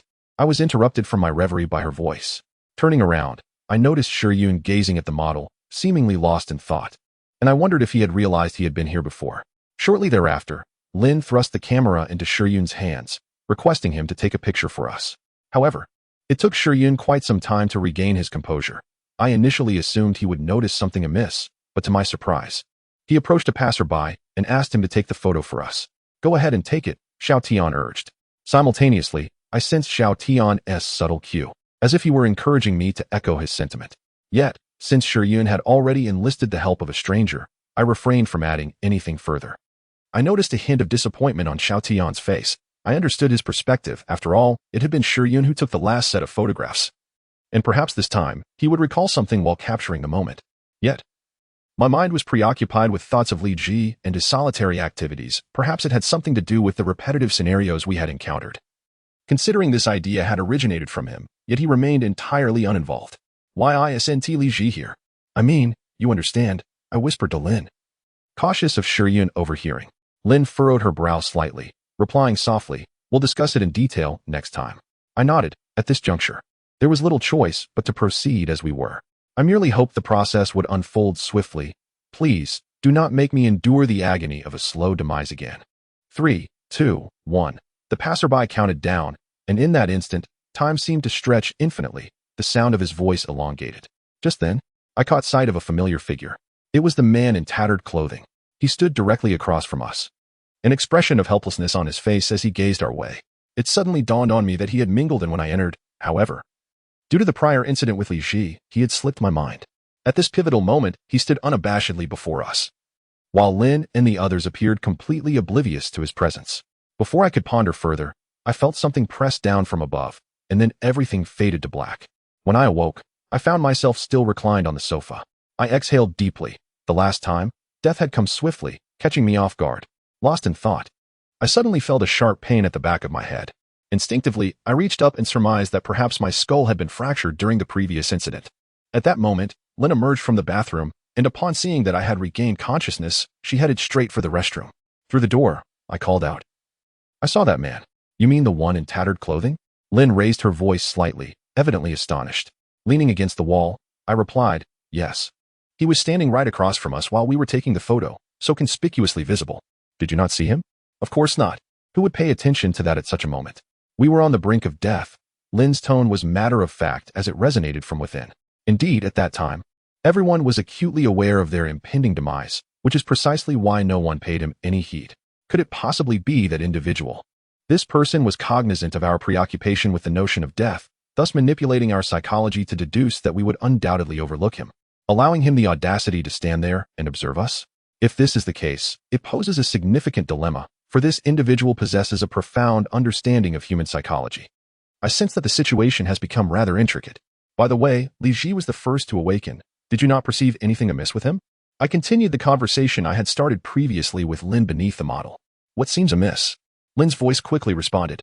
I stroked my chin before articulating. Ever since your awakening. Li Ji has employed the same method that remains in use today. Although awakening is possible, the duration required for it appears to have slowed rather than hastened.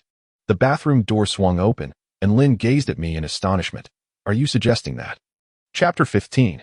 Ingenious. It is conceivable that Li Ji possesses some knowledge and is orchestrating mischief, I speculated. Lin gazed at me in disbelief. Surely not. We are all caught in this cycle. Perhaps once Shi Yun awakens, we can break free. How could he? The uncertainty lingered, and I had never before heard Lin speak of such matters. It appeared Lin was also unsure, shaking her head. I don't know either, but after my awakening, there were several instances when I struggled to endure, and he advised me in that manner. Are you referring to Li Ji? I've never heard you mention him before. I remarked. Lin nodded. At that moment, a plan began to form in my mind. It was evident that Li Ji knew something, otherwise he would not have made such statements. Suddenly, Lin seemed to recall something, inquiring, have you had any more dreams? Yes, I believe I have dreamt. Yet upon waking, the details elude me. I remember only fragments. However, after the last death, it seems I returned to that room. Dr. Liu. It struck me that in my dream, I had encountered the elderly man with gold-rimmed glasses, the one whom the woman at the door referred to as Dr. Liu. The phrase was, go in, Dr. Liu is waiting for you inside. Yes, that was precisely what the woman had said to me as I stood outside the door, just before she departed. Who was that woman? I pondered, perhaps merely a receptionist. I mused inwardly. Abruptly, I sensed something wavering before my eyes, pulling me back to the present, where I found Lin looking at me curiously, her hand waving before my eyes until it stilled. What is wrong with you? Lin asked, her expression perplexed. I shook my head. However, Lin swiftly urged me to gather my things and prepare to leave, as she went inside to change. Once we were in the car, I took a moment to glance at my phone. Indeed, I had been added to the small group once more, just like yesterday, with Shi Yun still absent. Lin also checked her phone and sighed. I understood the source of her discontent and inquired, is Li Ji the one who creates this small group every time? Yes, because he was the first to awaken. This idea was his as well, to prevent us from mistakenly saying something about our awakenings. You know how suffocating that feeling can be, Lin replied, nodding. There he was again. As I drove, I contemplated how the methods for awakening Lin and myself were conceived by Li Ji, as was the formation of the small group. He even seemed to know that avoiding the amusement park would yield the same outcome. That Li Ji was truly despicable. He knew so much, yet chose not to share it with us. By the way, has the time outside the cycle shortened for you? I asked curiously. Lin shook her head. Not this time. I speculated that perhaps this instance adhered strictly to the process, with no deviations occurring, which accounted for the absence of any shortening of time outside the cycle. What perplexes me is that everyone anticipates a reduction in the time spent outside the cycle of reincarnation. Having experienced it myself, I can attest that dying feels akin to reverting to the past, only to endure the same events once more before awakening to today and reliving the experience. A brief interval is manageable, yet the prospect of enduring this cycle repeatedly seems to me an unbearable torment. Contrarily, Li Ji appears unperturbed by the notion of shortening the time outside reincarnation. He even took the time to message me about it once. Although it was merely a single instance, it was evident that he values the time beyond the cycle. I cannot fathom his reasoning. However, when we arrived at the designated gathering place, both Li Ji and Shi Yun were still absent, likely delayed once again by that disheveled man. I have grown weary of this monotonous repetition, and I cannot comprehend why Li Ji, having awakened first, remained so composed. Thus, I informed Lin that I would board the vehicle and wait. Shortly thereafter, Lin joined me, mentioning that Li Ji was on his way. Upon seeing Li Ji approach in his vehicle, I did not wait for him to speak. I simply drove off ahead. Why didn't you wait for anyone? Lin inquired, her gaze filled with curiosity. I shot her a glance. Isn't it tedious to repeat the same actions? We are destined to perish anyway. I might as well take the lead this time, as I have traversed this path countless times. Lin looked at me helplessly. Why do you persist in this manner? Last time, your recklessness left everyone in discontent. If Yun does not awaken this time, you will undoubtedly bear the brunt of the blame. What is there to fear? Did you not mention that since employing Li Ji's method, the awakening time has been prolonged, seemingly dragging it out? I articulated my previous thoughts. Lin immediately countered. I never stated that. I chuckled. In truth, that is precisely the implication. Perhaps you have noticed that since we adopted Li Ji's approach, your awakening and mine have certainly lagged behind the swiftness displayed by De Long and Ning Jing. That does not necessarily imply. Lin seemed at a loss for how to refute my argument. I understood her perspective, merely smiling in response. Each person is attuned to different details. Some individuals are rather careless, often oblivious to subtle changes in their surroundings. This does not conclusively indicate that Li Ji's method is the cause of the delay in our awakening speeds. It remains solely my viewpoint. Likewise, I recognize that my perspective may not be incorrect. Every situation holds its possibilities. As I forged ahead, Li Ji overtook me several times, and I seized the chance to pass him as well. Lin, engrossed in her phone, relayed that Li Ji had instructed me not to cause any disruption. But I feigned ignorance. Up ahead, I soon spotted warning signs, and numerous vehicles began to swerve aside. I too commenced deceleration. To my astonishment, I noticed a man wearing a cap gesturing for us to steer our vehicles to the roadside. It was that same man. Observing his altered actions this time, I felt a peculiar sense of unease, taken aback by the unexpected shift in detail. As I observed him, covered in grime with oil smudged on his hands, I surmised that he had likely been repairing a vehicle, yet we remained in anticipation of roadside assistance. Suddenly, I discerned that these details were not merely undergoing changes, rather, with each alteration, there was a progression in the minutiae. In other words, these details were in a state of continuous transformation and advancement. I noticed Lin also recognized the shifts in details, yet she did not exhibit a significant reaction, seemingly unaware that events were unfolding. I pondered how this situation had manifested before my awakening. Perhaps that individual's vehicle had not yet malfunctioned, or perhaps he had not even arrived at this location. However, this led to a peculiar inconsistency in the logic of time, which left me perplexed. Upon reaching the entrance of the ocean park, as I halted the vehicle, I observed Li Ji's car glide to a swift and steady stop beside mine. The moment I exited my vehicle, he approached me directly. You'd best not cause any trouble, Li Ji remarked. I was taken aback by his proactive approach, leading me to gaze at him in confusion. What is the matter? I inquired. Li Ji lowered his voice, stating, I should be leading the way. I touched my nose and asked, why? His expression turned irritable as he replied, because I was the one leading from the start. You cannot disrupt the order we have maintained. I retorted in a hushed tone. I see you are concerned I might interfere and shorten the time outside the cycle. Upon hearing my words, his eyes widened in surprise, only to be interrupted by Yun, who had just exited his vehicle, causing that look to vanish. I could not discern whether he was angry or if I had indeed hit upon his thoughts. Yun regarded us with confusion. What is going on? You both seem rather agitated while driving. It's nothing. I was just worried he might take a wrong turn, Li Ji replied, avoiding eye contact with me, his tone suddenly becoming more amiable. Yun did not pursue the matter further, merely casting a glance my way, as if he found my behavior today rather peculiar. At that moment, Lin approached and tugged at my arm. Let us go. We need to exchange our tickets. What are we exchanging? Let us just buy tickets together with them, I retorted, feeling irked that Li Ji insisted on orchestrating identical experiences each time. Lin paused momentarily, then fell into step behind the group as I led the way. While purchasing tickets, I noticed Li Ji observing me from the front of the line, and I felt a sense of pride. The more he acted this way, the more I was determined to thwart his plans. Indeed, upon noticing my presence, Li Ji quickly approached, gesturing towards a direction. Don't you two have couple cards? You should exchange them over there, not here. I saw Yun also directing his attention towards us, so I boldly replied, when did I ever claim to have a couple card? Li Ji seemed to sense my gaze had shifted, turning to see Yun, and he cast a resigned glance at me, whispering for me not to cause any trouble, lest it impede Yun's awakening. Finding his words unconvincing, I shook my head. Noticing my demeanor, Li Ji appeared poised to say more, but the ticket seller interrupted, inquiring how many tickets we intended to purchase. I took the initiative to host and hastily paid the bill, for if Yun did not awaken this time, everything would revert to the state it was in when he first stirred from slumber. Aside from Yun, no one else expressed their gratitude towards me. As before, Li Ji continued to act according to his own whims, striding down a narrow path and insisting that none of us follow him. Once he had departed, I whispered to Lin, I shall go and see where he leads. Are you intending to follow Li Ji? Lin inquired, her expression one of surprise. I nodded and requested that she divert the other's attention, leaving the specifics of her explanation to her discretion. With that, I swiftly made my way after Li Ji. This narrow path was familiar to me. It appeared to be largely deserted, suggesting that he had not frequented it before his awakening. Fortunately, Li Ji's height made him easy to spot. Maintaining a distance of about 10 meters from him, I noted that he did not glance back. What intrigued me was the seemingly casual manner in which he walked, as though he were not headed anywhere in particular. Had I misjudged the situation all along?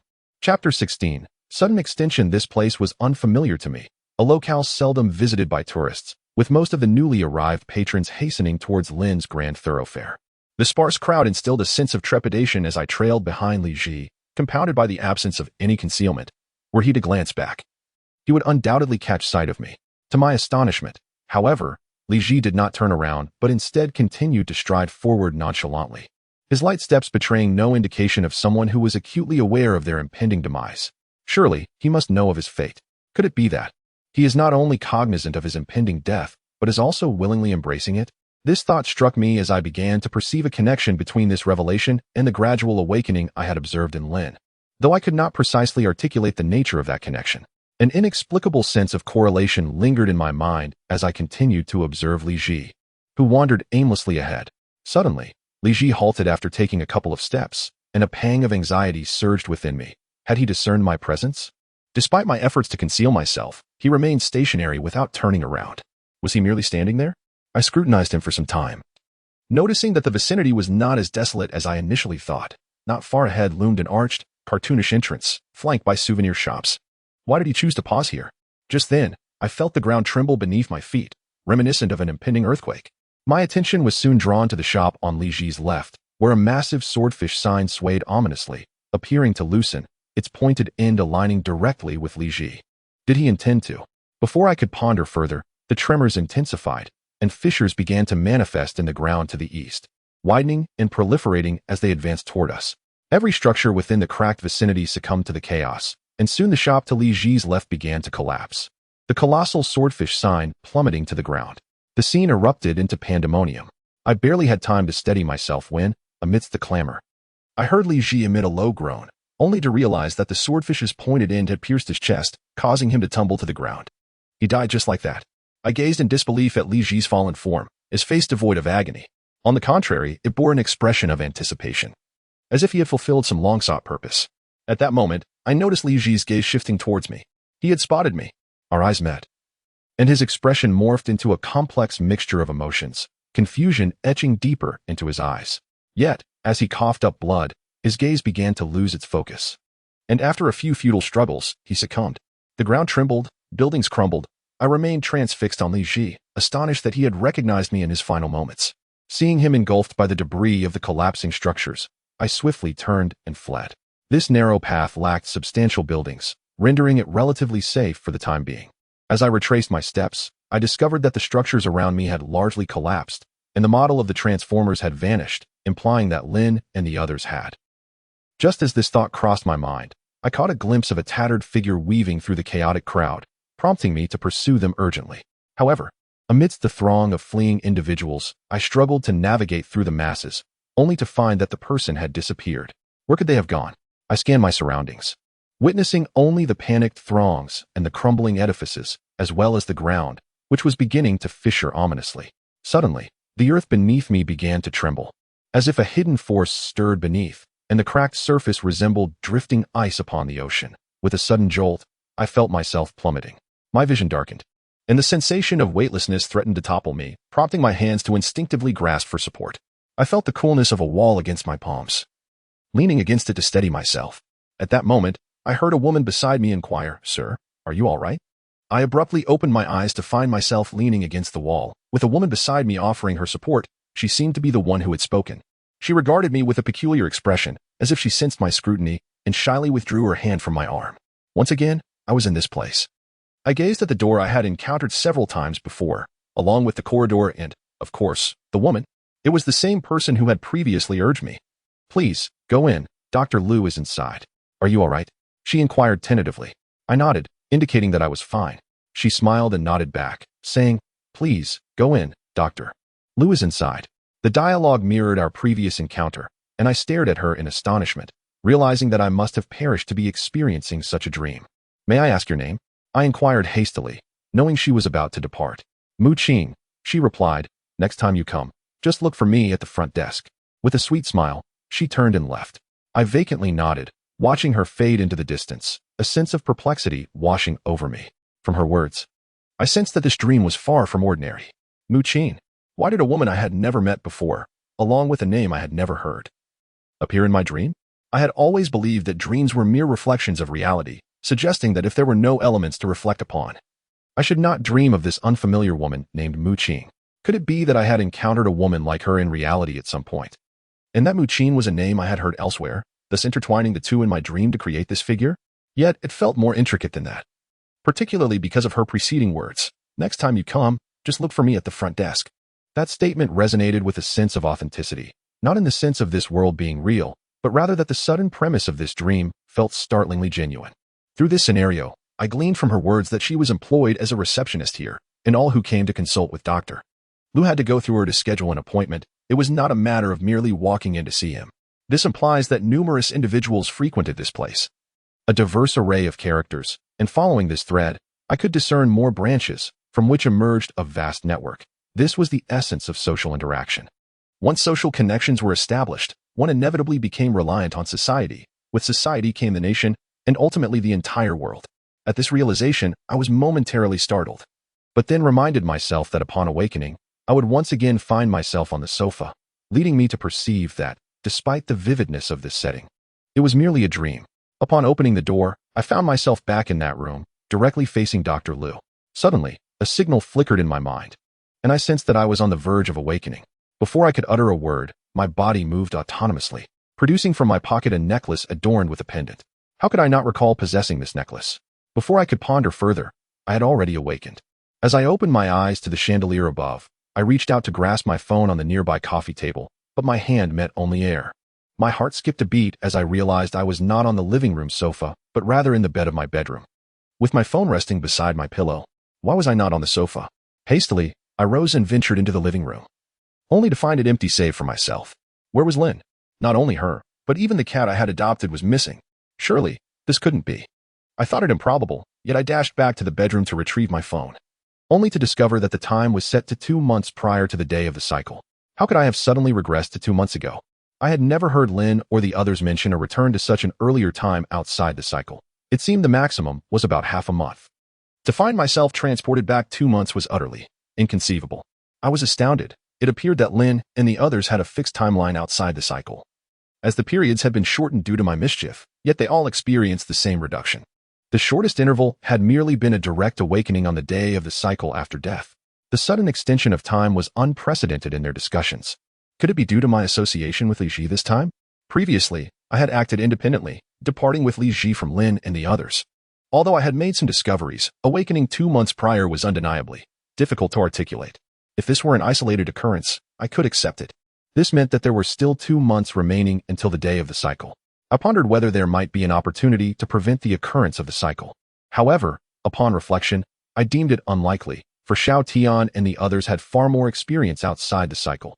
They must have attempted to alter events long before. Yet the outcome remained unchanged each time. Moreover, during the time beyond the cycle, I alone possessed the knowledge of the impending recurrence. Others remain entirely oblivious to it.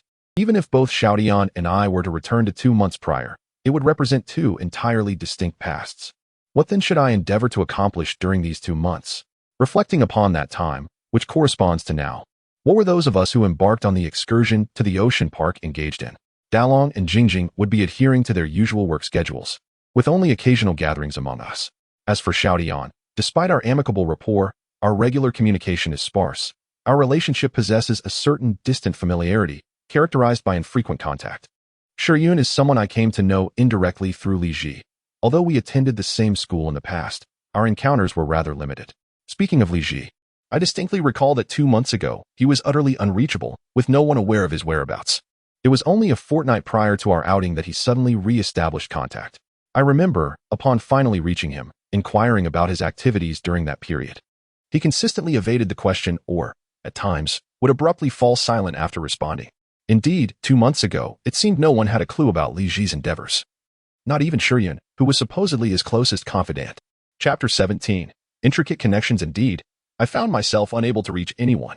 As I listened to the ringing tone on the line, no one answered, leaving me to wonder what Li Ji was up to at that moment. While no one picked up Li Ji's call, I had successfully connected with DeLong and the others, who responded as they usually would. Oh, but I had yet to contact Lin. A quick search through my phone revealed that I had not saved Lin's number, nor did I know her well. Yet, curiously, I had somehow memorized her phone number. It had inexplicably lodged itself in my mind and appeared on my phone's display. After a moment's hesitation, I pressed the dial key. With a beep, the call connected. Hello? It was Lin's voice. A surge of excitement coursed through me. I had not anticipated that this randomly noted number would indeed reach her without any error. May I ask who you are? Lin inquired again over the phone. It took me a moment to gather my thoughts, and uncertain of how to explain, I simply asked, could we meet? Where can I find you? Meet me? Lin's tone bore a hint of wariness. No, I know you, but you do not know me. I have something important to discuss with you. We could meet in a public place, like a mall. I assure you, I am not a bad person. I attempted to empathize with her concerns and suggested a meeting location, hoping this would persuade Lin to agree. However, Lin responded rather bluntly. What kind of villain admits to being one? Upon hearing this, I was struck by her characteristic nature, rendering me momentarily speechless. In an attempt to connect, I mentioned that Lin was fond of cats, particularly stray ones, and that she often considered adopting them.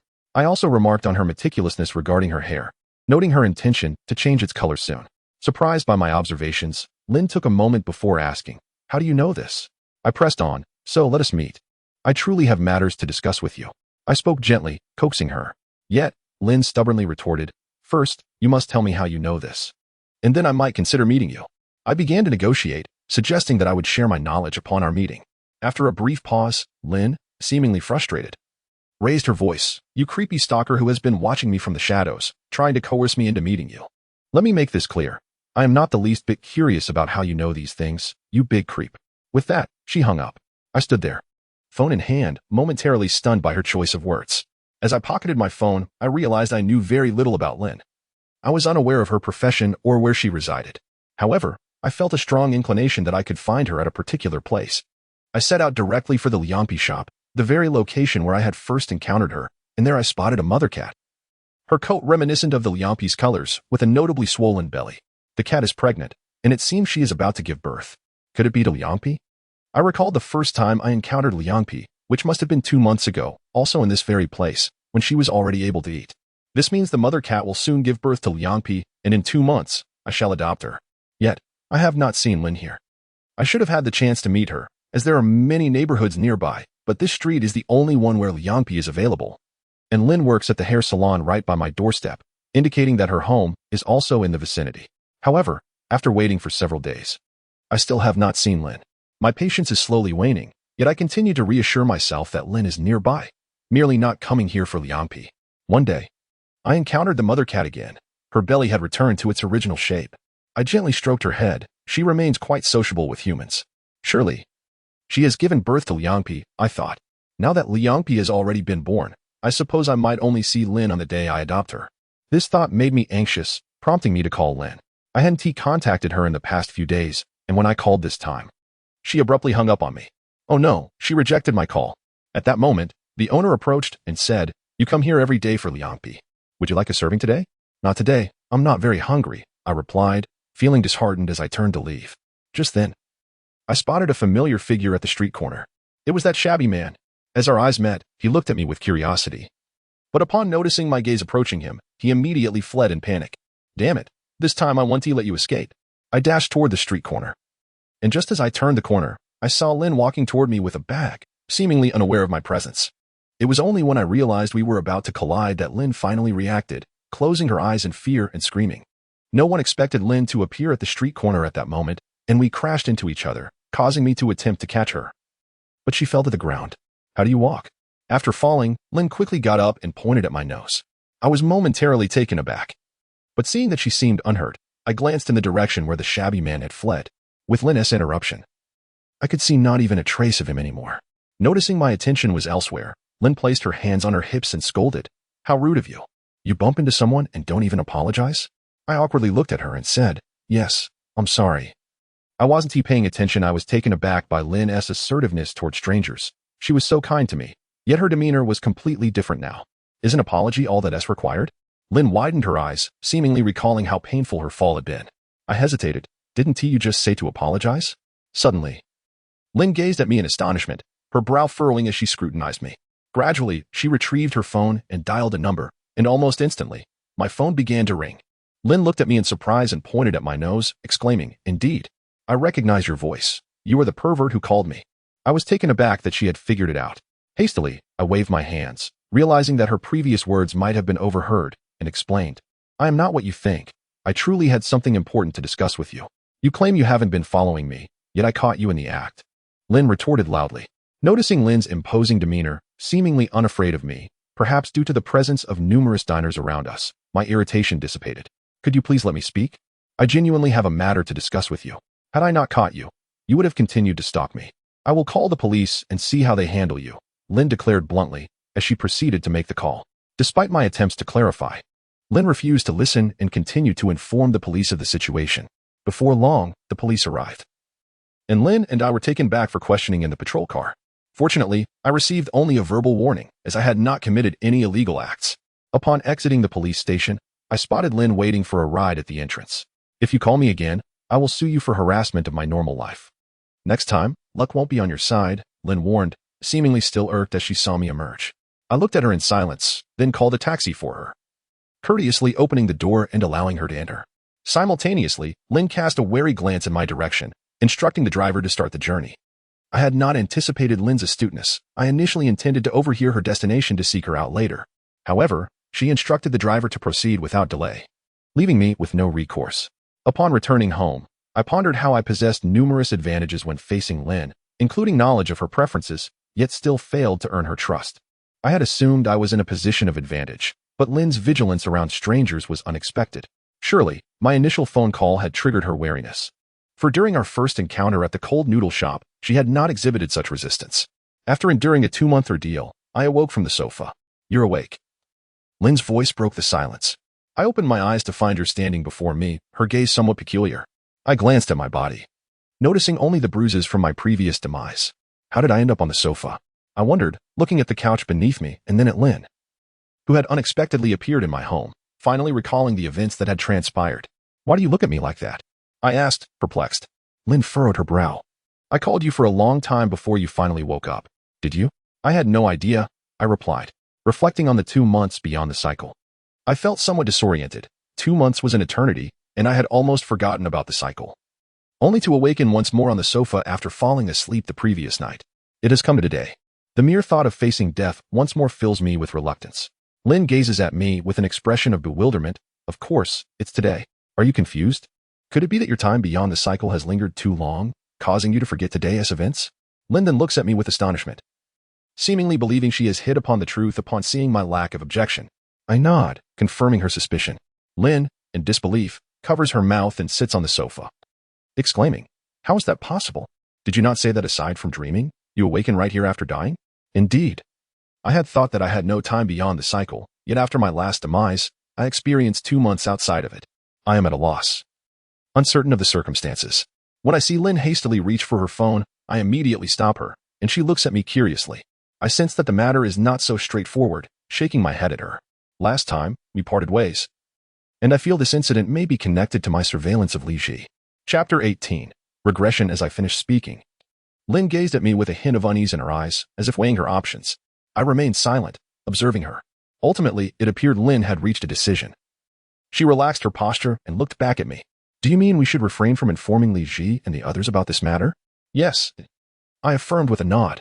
Seemingly considering this possibility, Lynn did not object. "So, do you still intend to follow Li Ji this time?" "That is no longer feasible. He discovered my presence just before his near demise last time." As soon as I uttered these words, Lynn's expression shifted to one of surprise. At that moment, my phone rang, displaying the contact name Ape Chi, a moniker bestowed upon a few close friends after I watched Rise of the Planet of the Apes. I gestured for Lynn to observe my phone. "Look, he is calling." With that, I answered the call. "Hello? Why were you following me last time?" Li Ji's voice echoed hollowly, likely from his old residence, as he had not yet met with Sure Yun at this hour. Sensing a note of anger in Li Ji's tone, I responded bluntly, "What do you mean, following you? You always act mysteriously, as if afraid I might uncover something. You'd better not complicate matters further. The time outside the cycle has shortened again," Li Ji retorted before abruptly ending the call. Naturally, I had the phone on speaker, allowing Lin to overhear our conversation. I turned to Lin for confirmation, and she nodded. Yes, I woke up directly this time. The time outside the cycle has indeed shortened. Why didn't you tell me? I inquired.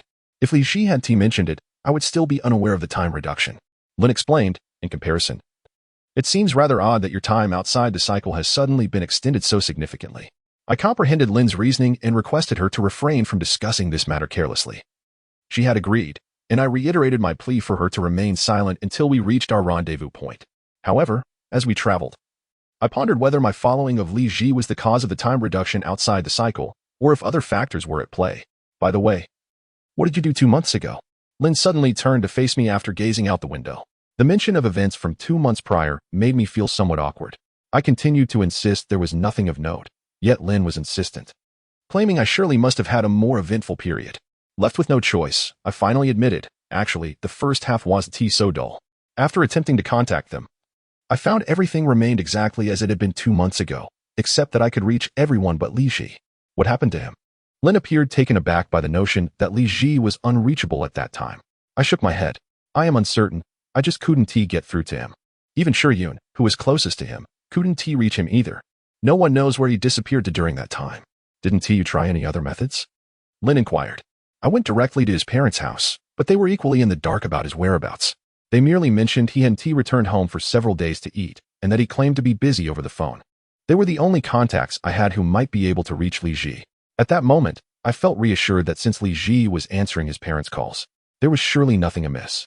Subsequently, reality proved my intuition correct. However, upon his reappearance, he became somewhat inscrutable. Is that all? Lin inquired, gazing at me.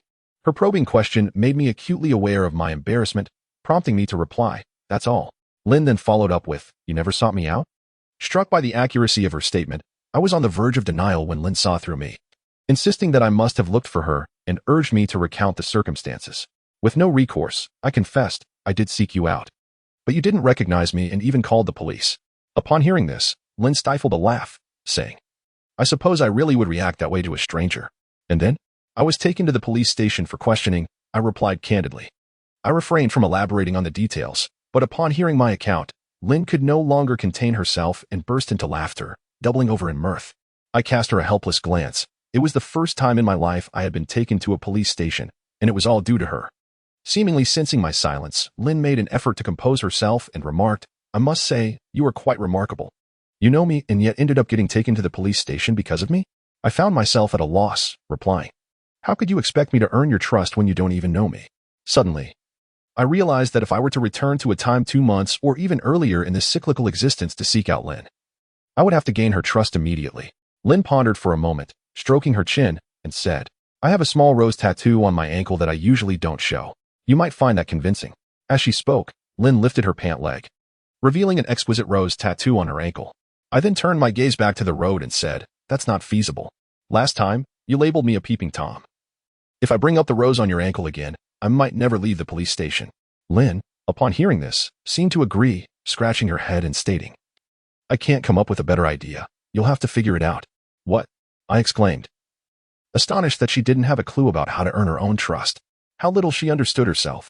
Hearing my remark, Lin countered, asking how I would earn my own trust if the roles were reversed. For a moment, I was at a loss for words. But I was certain there must be something I could do. I urged her to think, but Lin insisted I come up with a solution. Within moments, we arrived at the meeting place. However, this time the parking lot was completely full, and my friend DeLong's car was parked outside with its hazard lights flashing. It seemed the details of the environment had shifted as well. What was the cause of this change? While I pondered this, Li Ji's car approached at a rapid pace, not slowing down, and as he passed us, he honked the horn. I had already loosened my seatbelt to relax a bit in the car. But seeing Li Ji speed past, I muttered softly about the risks involved and quickly fastened my seatbelt, pressing the accelerator to follow him. The sudden jolt startled Lin. As Lin's complaints echoed in the air, I maneuvered around DeLong's vehicle and hastened toward Li Ji. Along the way, I disregarded traffic lights, prioritizing safety at intersections. For Li Ji always operated in such a manner. I was perplexed about his sudden urgency. At this moment, Lin had fastened her seatbelt and was fiddling with her phone, occasionally reminding me to slow down. Yet, my curiosity compelled me to observe Li Ji's antics. Why was he driving so swiftly? Hadn't he intended to recreate the familiarity of yesterday for Yun's sake? Was there something more to this? An inexplicable feeling washed over me as I watched Li Ji's car speed away, rendering DeLong's vehicle invisible in the distance, while Lin anxiously gripped the handle. Throughout the journey, Li Ji's car was in a frenzy of speeding, constantly changing lanes and overtaking. I found myself straining to keep pace. As we approached a place where we ought to decelerate, I murmured to myself in concern. Yet, Li Ji accelerated past without a hint of slowing down. I hesitated, contemplating whether to hit the brakes. Perhaps the man in the cab from earlier had already taken off with the car. Lost in thought, a sudden thud jolted me. I witnessed Li Ji's car veer violently from its lane, nearly colliding with an adjacent vehicle. I quickly reduced my speed, only to see a BMW suffer a rear-end collision. Its right side trunk crumpled, gradually coming to a halt by the roadside. Simultaneously, I saw Li Ji's car careen into the guardrail on the far right lane, smoke billowing from the crumpled engine hood. The road bore the marks of charred tire tracks, and as I slowed down to navigate around the damaged BMW, I noticed a man in a cap emerging from the vehicle. I parked behind Li Ji's car and rushed over to assess his condition. Upon opening the door, I discovered him ensconced within the airbag's embrace. Pulling Li Ji from the wreckage, he opened his eyes and managed a weak smile. He was still conscious. My concern for his spinal injuries surged. The car was already smoking, leaving me no choice but to act swiftly. Lin dashed over, and upon seeing Li Ji's face marred with several cuts, lying unconscious, she gasped, covering her mouth in shock. Just moments ago, he had been aware. I conducted a cursory examination. While I lacked expertise, his exterior appeared unscathed, though I feared internal injuries. I urged Lin to call for an ambulance. Yet, she remained motionless. Clutching the phone, growing anxious, I insisted, "Please, call for help." Lin, still hesitating with the phone, finally prompted me to stand up and retrieve my own. It was then she uttered, "Anyway, if he dies this time, he'll come back next time." Her words trailed off as she sensed my expression, abruptly ceasing her speech. Furrowing my brow, I was baffled by Lin's chilling remark and her earlier demeanor, which unnerved me. It seemed she too was startled by her own thoughts, holding her phone in confusion as if she sought to explain, yet found herself at a loss for words. Indeed, her perspective was profoundly unsettling, sending shivers down my spine. What had become of him? At that moment, a man wearing a cap approached. Hearing someone speak, I turned around and felt a sudden jolt in my heart, realizing he was the owner of the car that had just collided with Li Ji's vehicle. The same man I had seen earlier repairing a car here. As the conversation unfolded, it seemed that Lin suddenly recalled my earlier words and hurriedly called for emergency assistance. I continued to observe this man, feeling an inexplicable familiarity, surprised that he had chosen to engage with us. However, judging by his expression, he appeared not to recognize me. Perhaps noticing my silence, he began to explain. My car encountered a malfunction. I was unsure why the brakes suddenly failed. I intended to pull over to the side for repairs, but unexpectedly, sigh. With that, he let out a deep sigh. And it dawned on me that this time had not progressed, but rather. Chapter 19. During that period, I inquired hastily, "Has your car been repaired or not?" The man in the cap paused momentarily, a complex expression flitting across his face, as if puzzled by my apparent lack of concern for my friend. Instead, directing my attention to his vehicle. "No, it broke down, and just as I intended to pull over, I was rear-ended," he admitted awkwardly. Casting a glance in my direction, I stroked my chin, realizing that events had returned to their inception. My first encounter with him was when he was repairing a car, which was still in disrepair at that time. Yet, from the moment I first noticed him, it felt as though I had encountered him several times before. It was precisely that sense of familiarity that awakened my consciousness. As my awareness evolved, what Li Ji termed as troublemaking commenced, though I perceived it more as an exploration from a different perspective. Events began to unfold in reverse. I distinctly recalled the last time I saw this man. His vehicle had been successfully mended. Now, the situation had reverted, indicating that everything I observed on the street today, each detail distinct from the last time, had returned to its original state. This suggested that regardless of the nuances shifting, such transformations were cyclical. And this iteration happened to coincide with the very beginning. Suddenly, I recognized that it was not merely us, but even the places we traversed that were caught in this relentless cycle of time. At that moment, Lin tugged at my arm, pulling me from my reverie. Noticing her pallor, I followed her gaze to discover Li Ji's face ashen. This was dire. It must be due to internal injuries. He had seemed fine moments ago, but now he appeared on the brink of collapse. I scanned the route behind us. The accident had gridlocked the entire road, and the ambulance had yet to arrive. Just then, DeLong called, perplexed by the traffic jam and inquiring about our situation. Upon informing him of Li Ji's accident, the line fell silent. I then watched as DeLong navigated through the long line of cars. Incredulity etched on his face as he approached, before rushing to examine the barely conscious Li Ji. How could this happen? DeLong gazed at me, bewildered. Hearing his words, The man in the cap interjected. My car malfunctioned and suddenly decelerated. He rear-ended me and veered off the road, crashing here. DeLong merely glanced at him before turning back to me. Noticing my nod, he sighed in resignation. What now? DeLong appeared at a loss. I was taken aback by his reaction. It seemed that Li Ji had inadvertently become our nucleus, rendering us incapacitated in his absence. I felt a surge of indignation. But given Li Ji's condition and the roadblock, we had no means to reach the ocean park. Damn it, could he have crashed intentionally? When I dragged him from the vehicle, I distinctly noted a grim smile on his face, one that seemed to carry an alternative implication. Was it possible he truly wished for me to cease following him? To achieve the goal of preventing my pursuit by resorting to death? This leads to the awakening of Shiyun. Speaking of which, where is Shiyun? It suddenly dawned on me, and I hurriedly rushed to the car engulfed in thick smoke, tearing aside the airbag that had deployed from the passenger seat, only to discover that there was not even a trace of a figure on the seat. How could this be possible? I circled around and opened the passenger door. And indeed, there was no one there, not even in the back seat, and the trunk held only a few miscellaneous items. Where could Shiyun be? DeLong seemed to notice my frantic movements around the car and approached to inquire. I, too, was perplexed about Shiyun's whereabouts. Could it be that he had not been brought along by Li Ji when he appeared at the assembly point? Considering the peculiar nature of Li Ji's call this morning, it seemed he was different from his usual self. The intention was to facilitate Shiyun's awakening, but where was he now? I dialed Shiyun's number, the call connected. Yet no one answered, which suddenly reminded me of the 2 months spent outside the cycle when I had called Li Ji under similar circumstances. Hello. I believe we should prioritize saving the injured, suggested the man in the cap. DeLong ignored him, and when I glanced at him, I noticed an odd expression on his face as he observed us.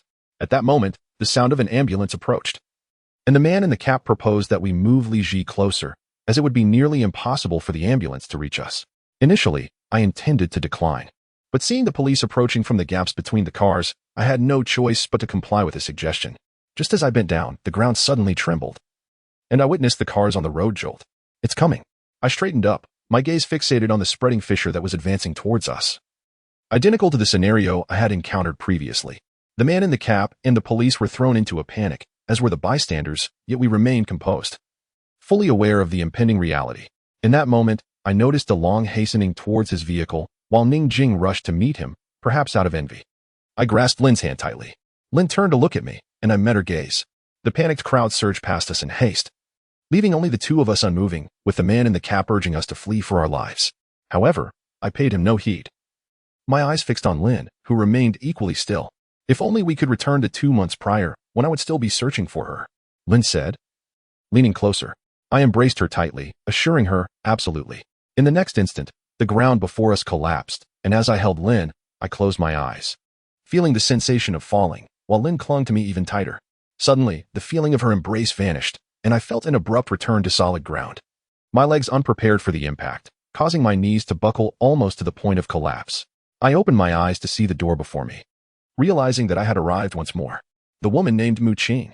I cast a glance at the woman in the crisp uniform beside me, muttering to myself as I awaited her customary phrase before I pushed the door open and stepped inside. What do you require of me? I asked, breaking the silence before Dr. Liu could speak, a question that had eluded my understanding in the past. Dr. Liu adjusted his glasses and inquired, have you perhaps forgotten something significant while standing at the doorway? Indeed, I cannot recall why I dreamed of you, or the woman at the entrance. I am truly at a loss regarding this matter, but it does not equate to forgetting. Forgetting implies having once remembered and now not. Yet I have no inkling as to why I persistently experience this dream. Dr. Liu regarded me thoughtfully. Do you consider this a dream? I chuckled. What else could it be? I find it rather absurd to discuss the nature of dreams with someone residing within one. My curiosity lies in understanding why I am plagued by this recurrent dream, which feels so vividly constructed that it suggests an elaborate setting. How many times have you experienced such a dream? Dr. Liu asked with a serious demeanor. Strangely, the individuals within this dream exhibited no signs of emotion, after all. It was my dream. I realized that I should soon awaken from this slumber. Suddenly, the environment felt unervingly genuine, so real that it instilled fear in me, leading me to believe that my previous existence in a world of unending cycles of death was the actual dream. By the time I regained my composure, I was unsure if he had already posed his question. I pondered carefully, perhaps 5 or 6 times. I cannot recall precisely. Indeed, I did not remember the specific number. Yet I felt certain that I had encountered this dream before. Had I truly lost focus just now? I had been dazed within a dream? The abruptness of this realization was almost incomprehensible. I jolted awake, discovering myself still in my own room, and exhaled in relief. It seemed that the fellow named Dr. Liu was indeed someone I could only meet within my dreams. Yet, how had I awakened back in my own room? I reached for my phone, only to find the time displayed was 3 months prior, a month earlier than my last recollection. The time outside the cycles had extended. Such an occurrence felt utterly astonishing. Previously, I had been drawn into a chasm with Lynn, uncertain whether she might find herself in a similar predicament. 3 months ago. What should I do? Seek out Lynn? I felt it prudent to set aside the notion of finding Lynn for the moment. I needed to ascertain what had transpired with Li Ji during this period of disappearance. However, the silver lining was that returning to 3 months prior might afford me the opportunity to contact him. I refrained from hastily dialing his number, wary of alarming him, and instead took my time to dress, wash my face, and brush my teeth. After a simple breakfast, I departed and drove directly to Li Ji's residence. He had moved out 2 years prior, residing in the barracks. This fellow could indeed be classified as a member of the Red Second Generation. I had often visited him before, and this time, the soldier stationed at the entrance did not impede my entry. He merely greeted me and allowed me inside upon my mention of seeking Li Ji. Upon reaching his building, I noticed his car still parked outside. This individual was one to drive rather than ride a bicycle, and to ride rather than walk, leading me to deduce he must be home. Just as I arrived at the entrance, I spotted Li Ji hurriedly descending the stairs with a large bag slung over his shoulder. "What are you up to?" I asked, regarding him with curiosity. Li Ji looked up, seemingly taken aback by my unexpected presence, and for a moment, he was at a loss for words. Simultaneously, I became aware that my tone earlier may have been somewhat off. After all, our previous 2 encounters had involved a bit of banter, and I had inadvertently directed my frustration towards the version of Li Ji from 3 months ago. "Are you preparing for a journey with that hefty backpack?" I jested. He did not respond to my inquiry. Instead, he posed a question of his own. "What brings you here?" I replied candidly. "I feared I might lose touch with you in the future, so I came to see you. I didn't expect you were genuinely planning to travel. You wouldn't intend to ignore our calls, would you?" Upon hearing this, I noticed a subtle change in his expression, as if I had unwittingly touched upon a hidden concern. One that he might indeed entertain in the future. A trip to another city. Li Ji hesitated momentarily. Chapter 20, Temporal Conflicts Going Out of Town? Where? I regarded him with skepticism. Li Ji paused momentarily before replying, "Beijing." Given that Beijing was not particularly far from our location, I noticed that Li Ji carried only a single bag, suggesting he intended to drive. Just as I pondered this, he added, "I'll be driving." "What business do you have in Beijing?" I inquired with urgency. Perhaps my tone was misaligned, or perhaps he simply wished to remain reticent. Either way, Li Ji averted his gaze, circumventing my presence with disdain. "Why should you concern yourself with my trip to Beijing?" With that, he climbed into the car. I swiftly opened the passenger door, and he regarded me with irritation as I met his gaze. "I will accompany you," I declared without hesitation. His expression froze momentarily, as though my words had caught him off guard. When I awoke from my reverie on the sofa, I felt a hint of surprise. It was only upon noticing Lynn beside me, calling my name with a furrowed brow, that I remembered it was once again the day of the cycle. "Awake?" Lynn waved her hand before my eyes. I nodded. "Did you call for long this time?" Lynn looked at me with discontent. "Longer than last time." "Hurry up and get ready to depart." I stretched lazily, and by the time I rose, Lynn had already retreated to the bathroom to freshen up. I stood at the doorway, informing her that I had returned to 3 months prior and had fortuitously encountered Li Ji. Once I recounted the events of that day 3 months ago, Lynn queried in astonishment, "Did you two truly go to Beijing?" "Yes, during those days of unreachability." He was indeed in Beijing. Reflecting on my previous experience, I recalled that Li Ji had lingered in Beijing for nearly 2 months before returning. Lynn emerged after preparing. "What was the purpose of your trip to Beijing?" When Lynn pressed me for an answer, I could only muster a resigned smile, as I should have anticipated this query, yet somehow neglected to consider Li Ji's emotional turmoil. "A heartbreak," I replied. Lynn appeared taken aback, seemingly unable to fathom such a scenario. "He, so tall and handsome." "Experienced a breakup?" Lynn gazed at me incredulously. I nodded, opting for silence. In truth, I should have anticipated that Li Ji's journey was spurred by a romantic disappointment. However, I had not expected him to revisit Beijing, retracing the most poignant locales of his past relationship. This revelation evidently astounded Lynn, prompting her to question me repeatedly until she ultimately accepted the reality of Li Ji's heartbreak. "It's hard to imagine. He is such a devoted man," Lynn murmured softly. "Indeed," I concurred. I had been equally astonished during my time accompanying Li Ji in Beijing, though I was aware of his heartbreak. The repetitive cycle had caused me to forget the significance of that event. Thus, the time during which Li Ji had vanished seemed to bear no relation to our shared experience within the cycle of perpetual death. Yet, I could never quite quell my concerns. Even as I traversed the cycle alongside Li Ji, I found it difficult to discern his thoughts, as he appeared to be an entirely different individual from the one I once knew. There is indeed a lingering desire within me to revisit familiar grounds, akin to the sentiments of Li Ji. I cannot quite articulate the reason behind this feeling. It is merely an intuition without any substantial evidence, a mere sensation. On our way to the meeting point, Lin seemed to have accepted this reality, turning to me and inquiring, "So, during your return to 3 months ago, did you accompany Li Ji back from Beijing and encounter me?" This was a matter I had initially wished to keep to myself, and having just shaken my head, Lin discerned my fib. "You must tell me. You certainly must have seen me," she insisted with a smile. I gazed at her helplessly and asked, "How do you know?" Lin replied candidly, "Every time you lie, you wear a serious expression. How could I not notice? Speak up, quickly."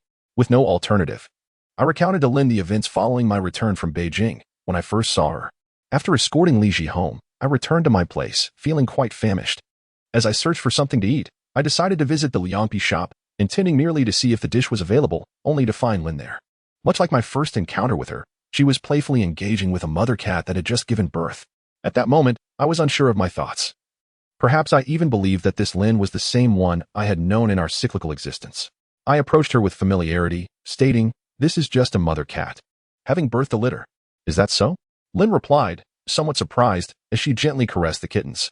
I nodded with a smile. "Indeed, we shall name them Liangpi." It seemed my words resonated deeply with Lin, and we engaged in delightful conversation, exchanging phone numbers and adding each other on WeChat before parting ways. Lin, seated in the car, laughed heartily and playfully tapped my shoulder. "Quite impressive. You so swiftly dispelled my caution." I merely smiled. For our exchange mirrored the essence of our first meeting, where Lin had also exhibited a sense of wariness. However, one matter perplexed me. After a moment of contemplation, I resolved that sharing my thoughts might yield clarity, as an additional perspective could illuminate the situation. Lin gazed at me curiously, seemingly unsure of my sudden seriousness. "Speak," she urged. I simply stated, "A month prior to our encounter beyond the cycle, we established our relationship, and subsequently, we indeed procured a travel card." "What?" Lin looked at me in disbelief. I was certain she comprehended, yet her astonishment prompted her reaction. Almost immediately, Lin retrieved the card from her bag, asking, "Is this it?" It was identical. I examined both sides and confirmed it was indeed the card we had obtained together during that time beyond the cycle. Lin appeared unable to accept this. Shaking her head vigorously, "This is impossible. We only met 3 days before our trip. How could—" "Then how do you explain this card?" I questioned. Lin shook her head in response. I understood that we could not provide an explanation. I had previously considered it merely a matter of temporal logic. Yet now I found myself even more perplexed. Why did the card, acquired a month prior to our encounter beyond the cycle, exist before I had experienced this event? However, I noticed that Lin seemed rather lost, remaining silent until we reached the meeting point, indicating that this situation had indeed caused her considerable distress. "He hasn't arrived yet?" Lin remarked as she surveyed her surroundings after stepping out of the car. We all understood who Lin was referring to, and with a resigned nod, Xiao Tian curiously interjected, "I just learned that the last incident was due to a car accident." I was in De Long's car, completely unaware of what transpired until it was too late. De Long himself seemed unclear about the circumstances at the time and turned to me for clarification. The car was speeding and collided with the roadside after a rear-end crash. "We can ask him for details when he arrives," I stated succinctly. Had it not been for Xiao Tian's inquiry, I might have nearly forgotten about the incident that transpired 3 months prior, a significant span in my experience. I recalled that I couldn't find Sure Yun at that moment. During our wait for Li Ji, I discovered, through casual conversation, that only my time outside the cycle had been prolonged, a fact known solely to Lin, as I had not mentioned it to De Long or the others. What puzzled me was that during this extension of time outside the cycle, the street appeared devoid of any noticeable changes. "Have you noticed?" "There are no changes in the details this time," Lin whispered to me, leaning in closer. I nodded, then realized that Lin's gaze towards me held a hint of skepticism. I loathed being doubted and impatiently retorted, "I speak only the truth. I believe you." "But this seems to contradict what we've experienced before," Lin murmured. She appeared to place great importance on rationality. Yet I was uncertain who first discerned the connection between the changes in time outside the cycle and the alterations in details, as if it were an unwritten rule. Was it necessary for the details to change whenever time outside the cycle did? I did not subscribe to that notion, though it appeared Lin regarded it as a principle. Just as I wished to refrain from further discussion on this matter with Lin, a BMW passed by us. Whether it was inadvertent or coincidental, I happened to glimpse the driver, the man wearing a cap. The car was headed in the same direction we intended to go. "Look, there is a change," Wasn't that the car we often saw during the last incident when Li Ji rear-ended it? I exclaimed, pointing quickly at the vehicle. Lin frowned. It seems so. I remained uncertain about Lin's thoughts or her perception of me, but based on these two instances of time outside the cycle, I realized I did not truly know her well. However, after speaking, Lin nudged me with her elbow, and I understood her glance, nodding in agreement. She seemed to prefer keeping my voice down so Xiao Tian and the others wouldn't overhear, suggesting her inclination to keep my secrets safe. Why hasn't Li Ji arrived yet? DeLong remarked, glancing at his watch. I checked my phone. He was already late, perhaps about to set a record for tardiness. Xiao Tian, growing increasingly impatient, observed. At this rate, we won't make it to the ocean park. I pulled out my phone, only to realize that today, Li Ji had not established a small group as he usually does, nor had he sent any messages. Upon inquiring, I discovered that Li Ji had not contacted any of us at all. Where could he possibly be? I directly dialed Shiyun, thinking that with Li Ji's absence today, the call would likely be unreachable. However, even Shiyun's phone rang without anyone answering. Li Ji's call was also unsuccessful. Xiao Tian held his phone and remarked, I had anticipated this. Listening to the busy signal, I wondered why Shiyun was not picking up. Could it be similar to the last time? Suddenly, Shiyun's call connected, and I hurriedly asked, Where are you? Why haven't you arrived yet? Yet, the call lasted only 2 seconds before disconnecting, and subsequent attempts to reach him proved futile. Did it connect? Lin looked at me with curiosity. I nodded. It connected for just 2 seconds, then it was unreachable. Upon hearing this, I noticed their growing anxiety, yet at that moment, my feelings were entirely different, for in those fleeting 2 seconds of silence, I had heard an unsettling sound. Chapter 21. Who is in distress? What is the matter with you? Lin inquired, her tone laced with curiosity, startled by the sudden voice. I was momentarily taken aback, still reflecting on the peculiar phone call I had just received. Upon looking up, I realized it was Lin speaking to me, while DeLong and a few others regarded me with expressions of confusion. After a brief pause, I managed to recollect Lin's words. What did you just say? Lin furrowed her brow. Did the call go through? What is wrong with you? The mention of the phone sent a jolt through me, and I tightened my grip on the device in my hand. No, it's nothing. The call connected, but no one spoke, and then it just disconnected. What are Li Ji and Shiyun up to? Lin murmured under her breath. I noticed her glancing at me occasionally as she spoke, and even DeLong appeared skeptical of my explanation, his gaze fixed on me. Indeed, I had heard something on the line, albeit for only 2 seconds. I distinctly heard someone cry for help. I was certain I had not misheard, yet the voice was so faint, likely distorted by the struggle to call for aid. I could not discern whose voice it was. After all, I was calling Shiyun's phone. Surely, it couldn't have been answered by someone else. In a rush, I jumped into my car without calling out to Lin and drove off. Hey, what are you doing? Xiao Tian shouted after me, alongside Xiao Tian's voice. I could also hear DeLong and Lin, but I had no intention of letting them hinder my resolve, so I hastily rolled up the window. Soon, my phone rang. Without glancing at the screen, I answered it, and indeed, DeLong's voice came through. Are you going to look for Shiyun? Yes. I believe there is more to this than meets the eye, I replied candidly. The reason I didn't consult them was that I anticipated they would try to dissuade me. DeLong echoed my thoughts on the call, but I was unwilling to be perpetually relegated to waiting for circumstances to unfold. I preferred to take initiative. DeLong continued to plead with me, but I had no desire to listen, so I ended the call. I had only visited Shiyun's residence twice. Yet since he and Li Ji shared the same courtyard, locating them would not prove arduous. I drove at breakneck speed to the courtyard. Disregarding the number of red lights I ran, in the midst of this cycle, my actions would not bear consequences for the next round. Upon entering the courtyard, I realized that to reach Shiyun's home, I would have to pass by Li Ji's front door. And there it was, Li Ji's car still parked in the designated space. Indeed, Li Ji had not departed for the meeting place, which indicated that at the moment I had called Shiyun, the two had not yet crossed paths. As I hesitated on whether to seek out Li Ji first, a figure suddenly bolted from Li Ji's building, colliding squarely with me. Fortunately, the individual reacted swiftly, pushing me aside to mitigate the impact. I regained my balance only to see the figure fleeing in a panic, and just as I was about to shout, I recognized the man. This was the very same disheveled individual I had encountered on multiple occasions. How did he come to be here? Reflecting on previous encounters, I recalled that I had seen this man at the scenes of various incidents. Wherever he appeared, trouble seemed to follow. Therefore, encountering him here could only herald misfortune. As I pondered this, I noticed something had stained the chest of my black coat, damp and sticky.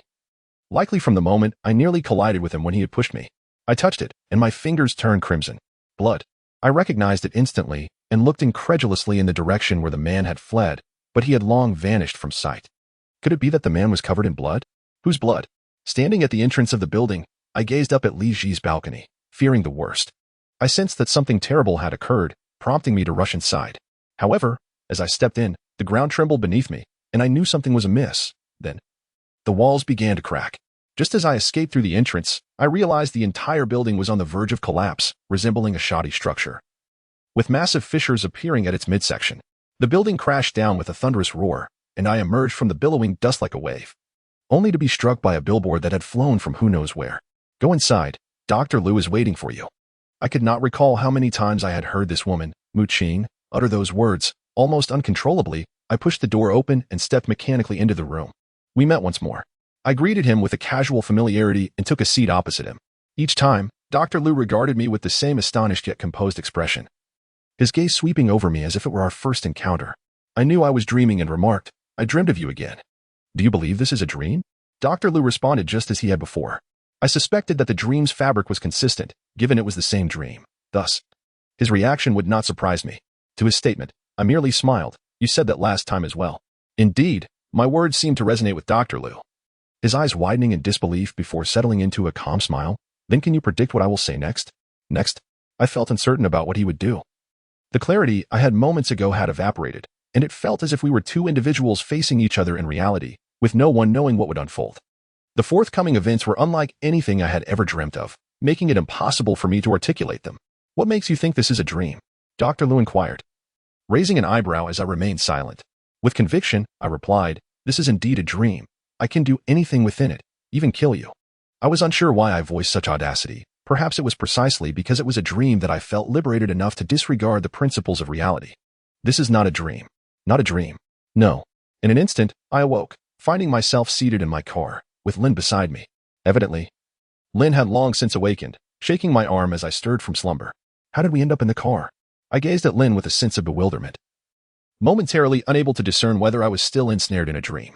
Lin pointed to the time displayed on the central console, and it dawned on me that it was once again the day of our cycle. However, this time we had awakened directly in the parking lot without any passage of time outside the cycle.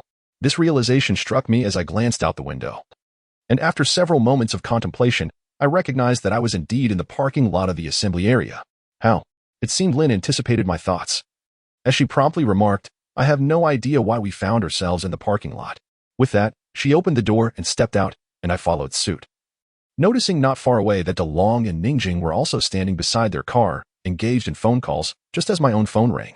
When DeLong spotted me, he ended his call, and I could see the surprise etched on his face, as if he had not expected Lin and me to appear in the parking lot. This time, we awakened directly in the parking lot, DeLong stated as he approached. I refrained from responding, sensing that he had noticed our expressions bore no hint of surprise. With a sigh, DeLong conceded, well, it seems you were in the same predicament. Soon, Xiao Tian arrived, and it became evident that he shared our circumstances. It appeared that not only had time outside the cycle vanished, but even the time within the cycle had been truncated, as we had bypassed the journey to the assembly area and found ourselves here instead. This was the conclusion we collectively arrived at. Though no one could ascertain the reason behind it, speculations arose that it was due to actions taken by either Li Ji or Yun. I refrained from mentioning the disheveled man I encountered at Li Ji's doorstep, yet I was certain he was connected to the shortening of time within our cycle. Even if he were not directly involved, I believed he possessed some knowledge of the situation. And then there was the blood on his hands. By the way, where were Li Ji and Yun? It seemed at that moment that someone finally remembered the absence of individuals. I surveyed my surroundings. They are likely somewhere in the parking lot. Let us look for Li Ji's car. Initially, I assumed that Li Ji's vehicle would be nearby, as DeLong's and mine were not far apart, but I realized I had never parked in this particular spot before, suggesting that the parking arrangements might be random. The parking lot was divided into several sections. Previously, we had always gathered near the entrance, so this sudden awakening in an unfamiliar area left me somewhat disoriented. Thus, I proposed that we split up to search for them and maintain contact via phone once we located them. However, after parting ways, I recalled that Lin and I had appeared together, not merely because we shared a vehicle, but likely due to our relationship. A similar case for DeLong and Ningjing. Xiao Tian, on the other hand, had appeared alone, and I hadn't heard him mention where he had awakened. But I suspected it was not within a car, perhaps in a nearby location. As for Li Ji and Yun, it was highly probable that they would not manifest in the same place simultaneously. Thus, I attempted to call Yun, but the line was utterly unobtainable. It is quite likely that prior to my suggestion to search separately, someone among Xiao Tian and the others had already reached out to Shi Yun, and their failure to connect led them to acquiesce to my proposal. I should have anticipated this. However, on my phone, I discovered that I had been added to a small group, from which Shi Yun was conspicuously absent. As I gazed at my phone, I pondered whether Li Ji had awakened to the situation before any of us, and upon his awakening, had already included us all in the small group. I was uncertain of the circumstances, yet it is worth noting that being added to a WeChat group chat does not require consent. Was everything indeed set to appear as we now perceive it? While lost in thought, I abruptly spotted Li Ji's car, though we had arrived at quite a secluded corner. The vehicle was locked, and its occupant was absent. I could not open the door, so I peered inside, finding no one within. However, as I turned back, I was startled to discover an imposing figure standing behind me, towering over me by a considerable height. Chapter 22. Who is Li Ji? I gazed at Li Ji in astonishment, immediately noticing the peculiar pallor of his face. His eyes were fixed intently upon me, his lips trembling visibly, and a look of sheer terror flickered within his gaze. In that instant, I recalled the last encounter at his apartment building, where I had seen that disheveled figure. Bloodied hands and all. Could it be? Lost in thought, I suddenly noticed Li Ji sway unsteadily. Initially, I believed he was approaching me again. But to my horror, I saw blood trickling down the back of his left hand, cascading between his fingers and pooling onto the ground.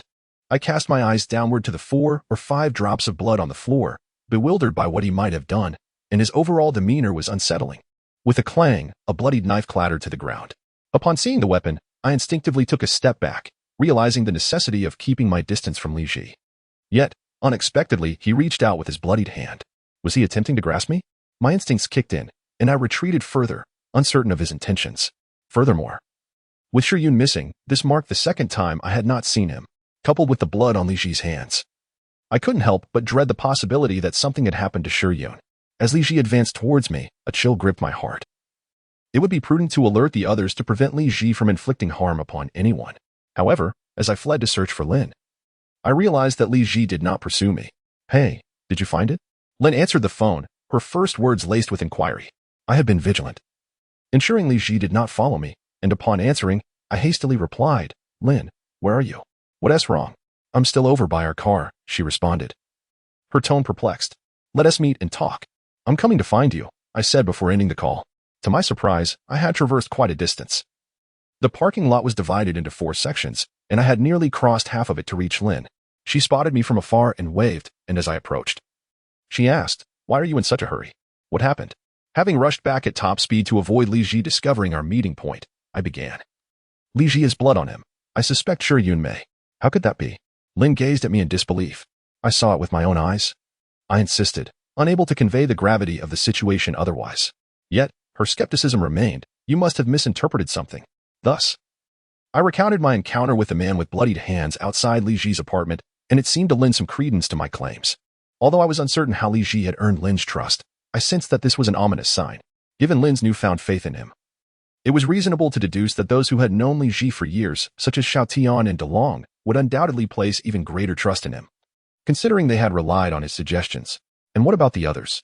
Lin inquired. I shook my head. I felt a sense of danger and fled quickly. They should not have followed me. For now, we are safe. At that moment, De Long called, instructing me to gather at the parking spot, stating that he had located Shi Yun. When I informed him of my current location, De Long assured me he would soon arrive with Shi Yun. After hanging up, I found myself perplexed. If De Long had indeed found Shi Yun, it implied that Shi Yun was unharmed. But what then accounted for the blood on Li Ji? De Long had indicated that he had found Shi Yun and would be arriving shortly. I noticed Lin gazing at me in confusion, prompting me to candidly share the contents of the call. Lin paused for a moment after hearing this. You found him? Didn't you just say? As for the details, I couldn't clarify, but time was of the essence. Before long, De Long arrived with Shi Yun, and upon seeing Shi Yun was as usual.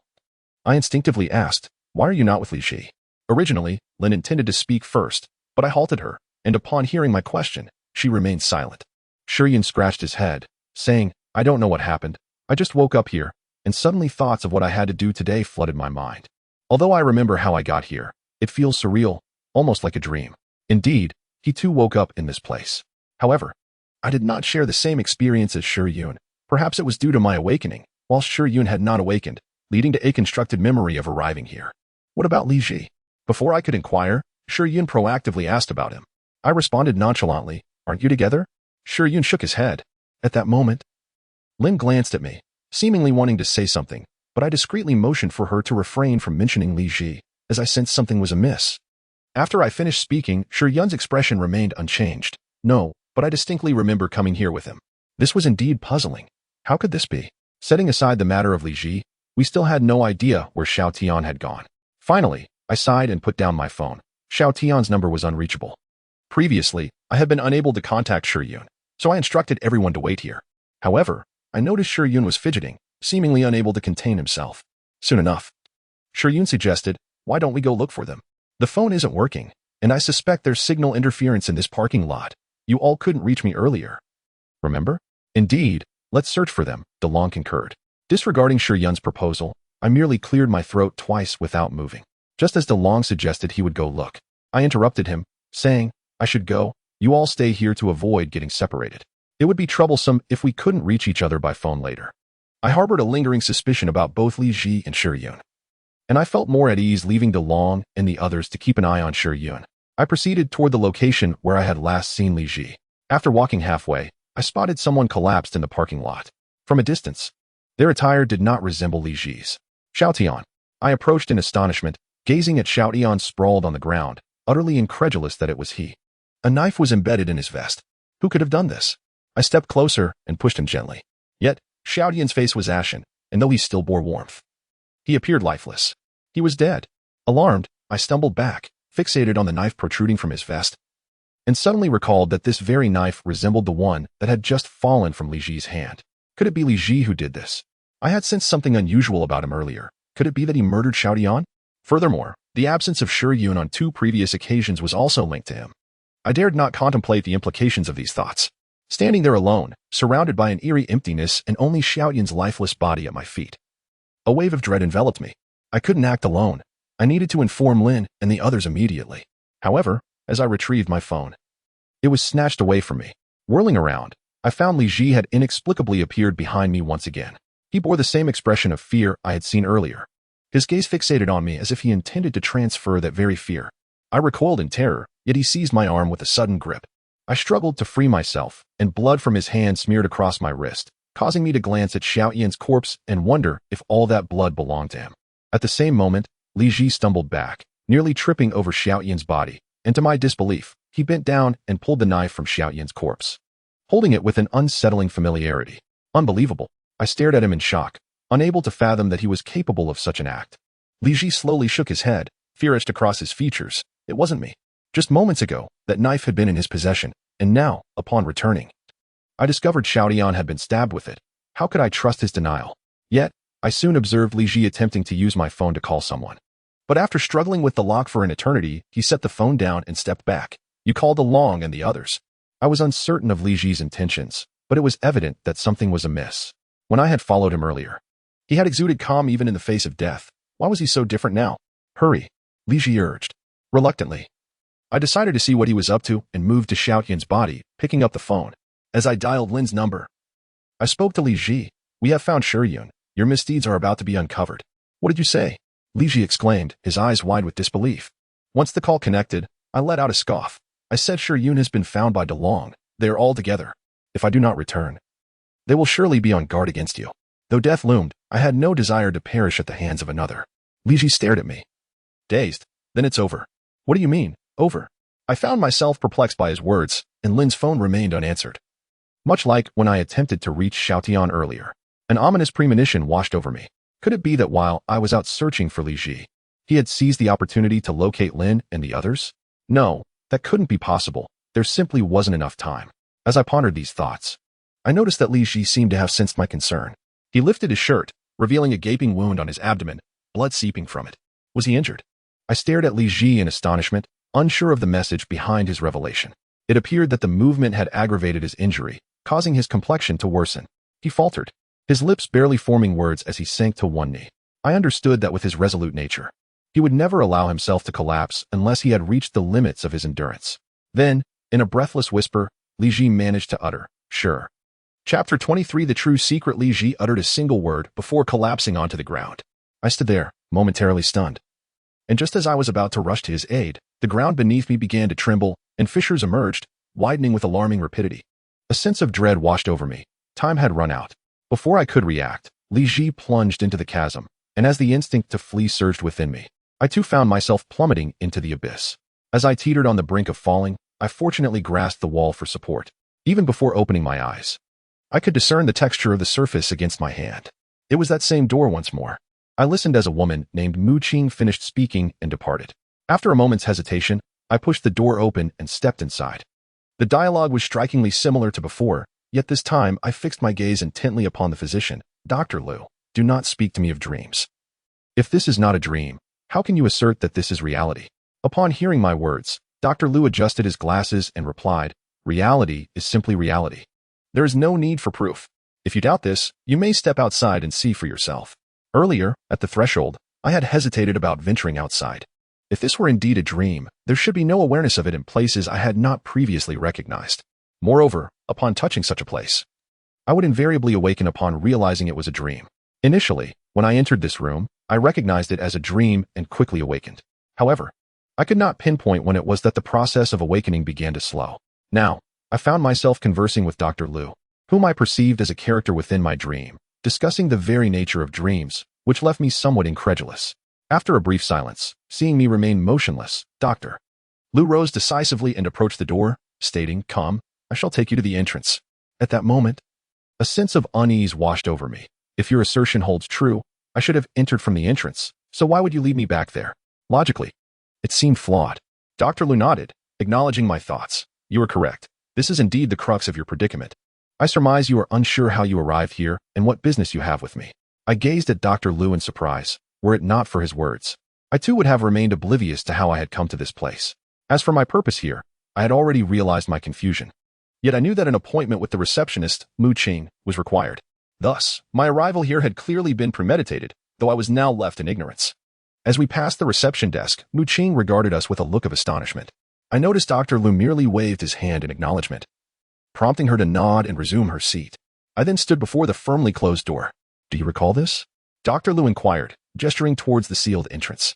I scrutinized it carefully and shook my head in response. The puzzled expression on Dr. Liu's face traversed my own before he nodded, indicating that I could now push the door open. With a slight exertion, I pushed open the seemingly heavy door, much to my astonishment. However, gazing at the bustling street and its passers-by, I realized I had never set foot in this place before. It was utterly unfamiliar. Confounded, I looked outside. It seemed that Dr. Liu had anticipated my reaction as he gestured towards the surroundings, urging me to observe more closely. Shifting my gaze from Dr. Liu, I surveyed the area, yet my discoveries remained scant. To my surprise, I noted that nearly every shop was represented along the street, and from my vantage point, I could see an intersection bustling with various vehicles and pedestrians, appearing and vanishing in a ceaseless flow, only to be replaced by new arrivals. The reality of the scene left me almost devoid of adjectives to articulate my current sentiments. This is impossible. I gazed at Dr. Liu in disbelief, but he merely smiled at me with an air of calmness. Suddenly, I felt a gentle nudge, and upon awakening, I realized I was standing with Lin, who had just nudged me, beside me. The rapid transition of scenes left me somewhat dazed. Lin frowned and remarked, "I've called you for quite a while. You just stood there, unresponsive." Awakened? It dawned on me that this time, I had not awakened in a vehicle or at home, but rather in an open environment. Looking up, I was astonished to find myself at the entrance of the ocean park. How did I end up here? I gazed at Lin in confusion. Lin, irked, gestured with her chin towards a certain direction. Ask him. Following her gaze, I noticed Long and a few others were firmly pinning someone to the ground, while curious onlookers passed by, seemingly uninterested in intervening. Shuryun. I shot a surprised glance at Lin, piecing together what had transpired before my awakening, and swiftly approached. What on earth is happening? The only bystander who had not engaged physically, Li Ji, scoffed. Had I not awakened to find Shuryun about to attack you, you would not be standing here conversing with us. Attack me? I stared at Shuryun in disbelief. At that moment, he was firmly restrained on the ground, his cheek pressed down as he struggled to lift his head, but Xiao Tian held him down with considerable force, allowing only a puff of air to escape, stirring up dust from the ground. Wait, I finally grasped the implication of Li Ji's words and inquired. Are you suggesting that You were killed once before, Li Ji asserted confidently, shifting his gaze to Shuryun. I had no recollection of such an event and looked to Lin for confirmation. She nodded. Shocked, I regarded them, realizing that I had indeed perished the last time, which meant the incident where I witnessed Li Ji being injured was from a prior occasion. I was killed by Shuryun. Confounded, I looked at Shuryun. questioning why he had undergone such a drastic change in temperament to commit such an act. Surely there must be a reason. Last time, he nearly killed us all. Xiao Tian declared fiercely, seemingly eager to take vengeance on Shi Yun at that very moment. I immediately intervened, asserting that after knowing each other for so many years, Shi Yun would not act without reason and deserved an opportunity for explanation. Conversely, Li Ji merely scoffed, entirely dismissing the notion, seemingly unwilling to grant him that chance. I glanced at the others, who remained motionless, but when my gaze swept past, De Long slightly loosened his grip. Sensing De Long's release, Li Ji shouted, "If you let him go, he will kill Ning Jing again. Have you forgotten how Ning Jing met his demise last time?" This statement struck a nerve with De Long, igniting his fury as he forcefully restrained Shi Yun once more, who, despite being pinned down again, laughed. "Li Ji, how dare you speak of me so brazenly? What have I done?" Li Ji's expression shifted noticeably. I looked at the two of them in confusion, sensing that their conflict was the catalyst for the turmoil that enveloped us all. Shi Yun smirked. "Your eagerness to deal with me stems from the fact that I have uncovered your secret, doesn't it?" I turned my gaze in astonishment towards Li Ji, who had always struck me as enigmatic. I had even followed him to Beijing during the time outside of reincarnation, though I had discovered nothing, yet that sensation had lingered. Once my focus shifted back to my dreams, I ceased my inquiries. Now, with Shi Yun's words, that feeling resurfaced. Indeed, I sensed something peculiar about Li Ji, and I silently agreed with Shi Yun. Simultaneously, as Shi Yun finished speaking, I noticed a flicker of change in Li Ji's expression before he retorted. "What nonsense are you spouting? I have no secrets. Then why do you always act alone?" I pressed on, as soon as I spoke. Shi Yun looked at me in surprise, evidently not expecting me to side with him. Moreover, Lin approached to restrain me, signaling for me to remain silent. But I disregarded her and continued. "We are all terrified of death, yet you appear so composed when facing it, almost eager, as if you wish to embrace it. Explain this to me." My rapid-fire questions seemed to stifle Li Ji's impending defense, leaving him frozen in place, lips moving without uttering a word. After I finished, Shi Yun let out a cold snort. "I don't know about the solitary actions you mentioned, but I am aware of his secret." Upon saying this, Shi Yun chuckled to himself. A secret? I wondered why Shi Yun persistently referred to it as a secret without revealing its nature, which left me feeling anxious. "Speak quickly," Xiao Tian urged. Shi Yun glanced at him from the corner of his eye. "Let me go, and I shall reveal it." Li Ji hastily interjected, "Don't release him, or he will escape. And what if I expose your matters?" Shi Yun provocatively challenged Li Ji. It seemed that the strength within him had not diminished in the slightest. Shi Yun coughed lightly and remarked, "Allow me to offer you a hint. Have you forgotten how, for the past 2 months, we were utterly unable to reach him?" As he spoke of this matter, I noticed that both De Long and Xiao Tian hesitated, as if they had only just recalled the events from 2 months prior when indeed no one could get in touch with Li Ji. What relevance could that hold? Li Ji chuckled softly, dismissing the concern. I too looked at Shi Yun in bewilderment, for during the time outside the cycle, I had accompanied Li Ji to Beijing and was well aware of what he had been engaged in during those 2 months of silence.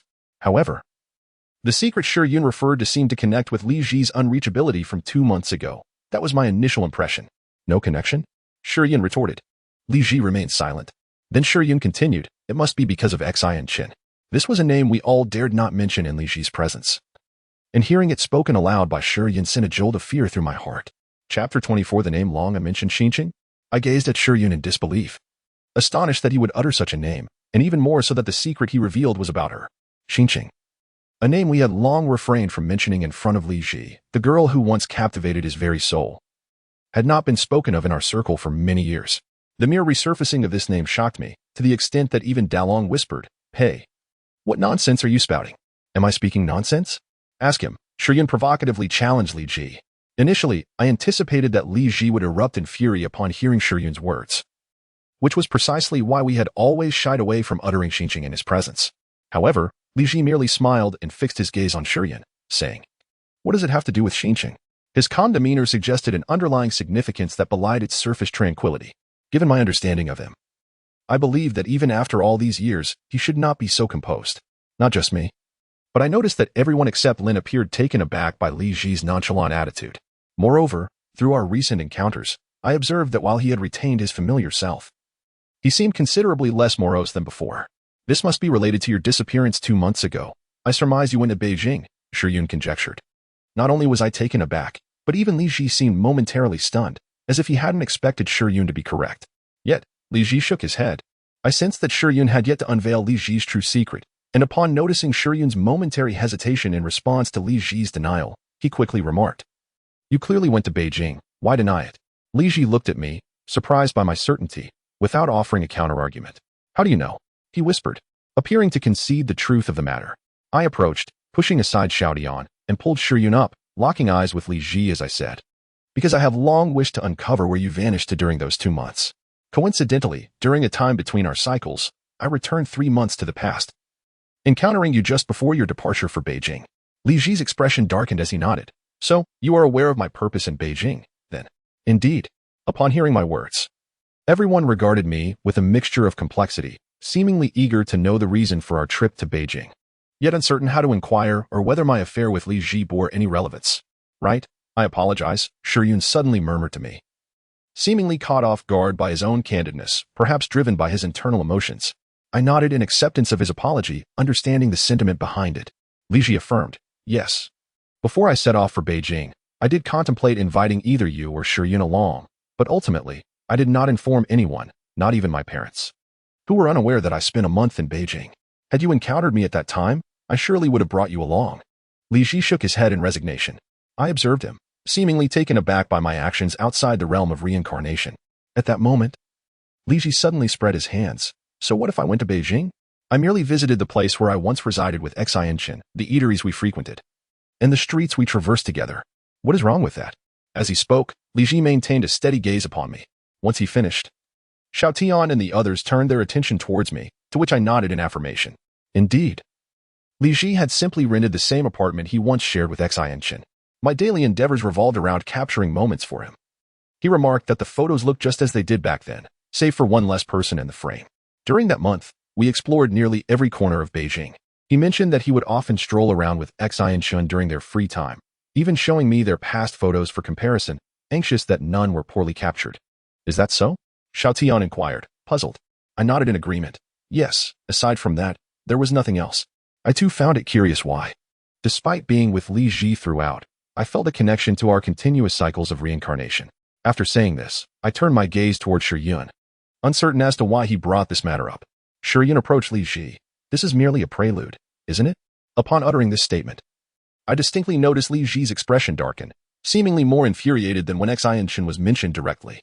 Li Ji seized Shiyun by the collar, only to be shaken off. He then urgently pointed at Shiyun, declaring, he is the one who killed you. You should seek him out instead of directing your ire towards me. Caught off guard by Li Ji's pointed accusation, I suddenly remembered my prior demise at Shiyun's hands. And even the time before that when I had called Lin after finding Li Ji. At that moment, Lin and the others were likely already. Were you all being used? Shiyun gazed at us in astonishment. I was completely bewildered by his words. Used by whom? By Li Ji?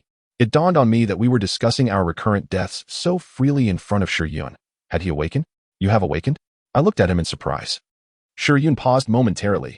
Yes, so this is what you refer to as awakening. I was entirely oblivious to Shiyun's awakening. And judging by Lin and the others' astonished expressions, they too seemed to have just realized it. Only Li Ji wore a grim countenance, as if he had long been aware of Shiyun's awakening. Indeed, during each gathering, it was always Li Ji who met Shiyun first. If Shiyun had awakened, Li Ji would undoubtedly have been the first to know. But why had he chosen to conceal it from us? Why did you hide this from us?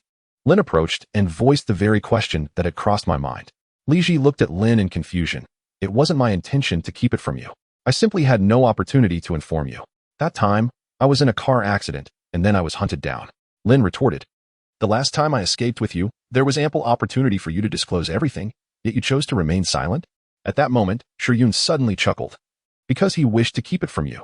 That is how he could achieve his objective, is it not? I was struck by the realization that Shiyun might not know Li Ji's secret at all. His words were always ambiguous, providing neither clarity nor relief, while simultaneously applying pressure on Li Ji.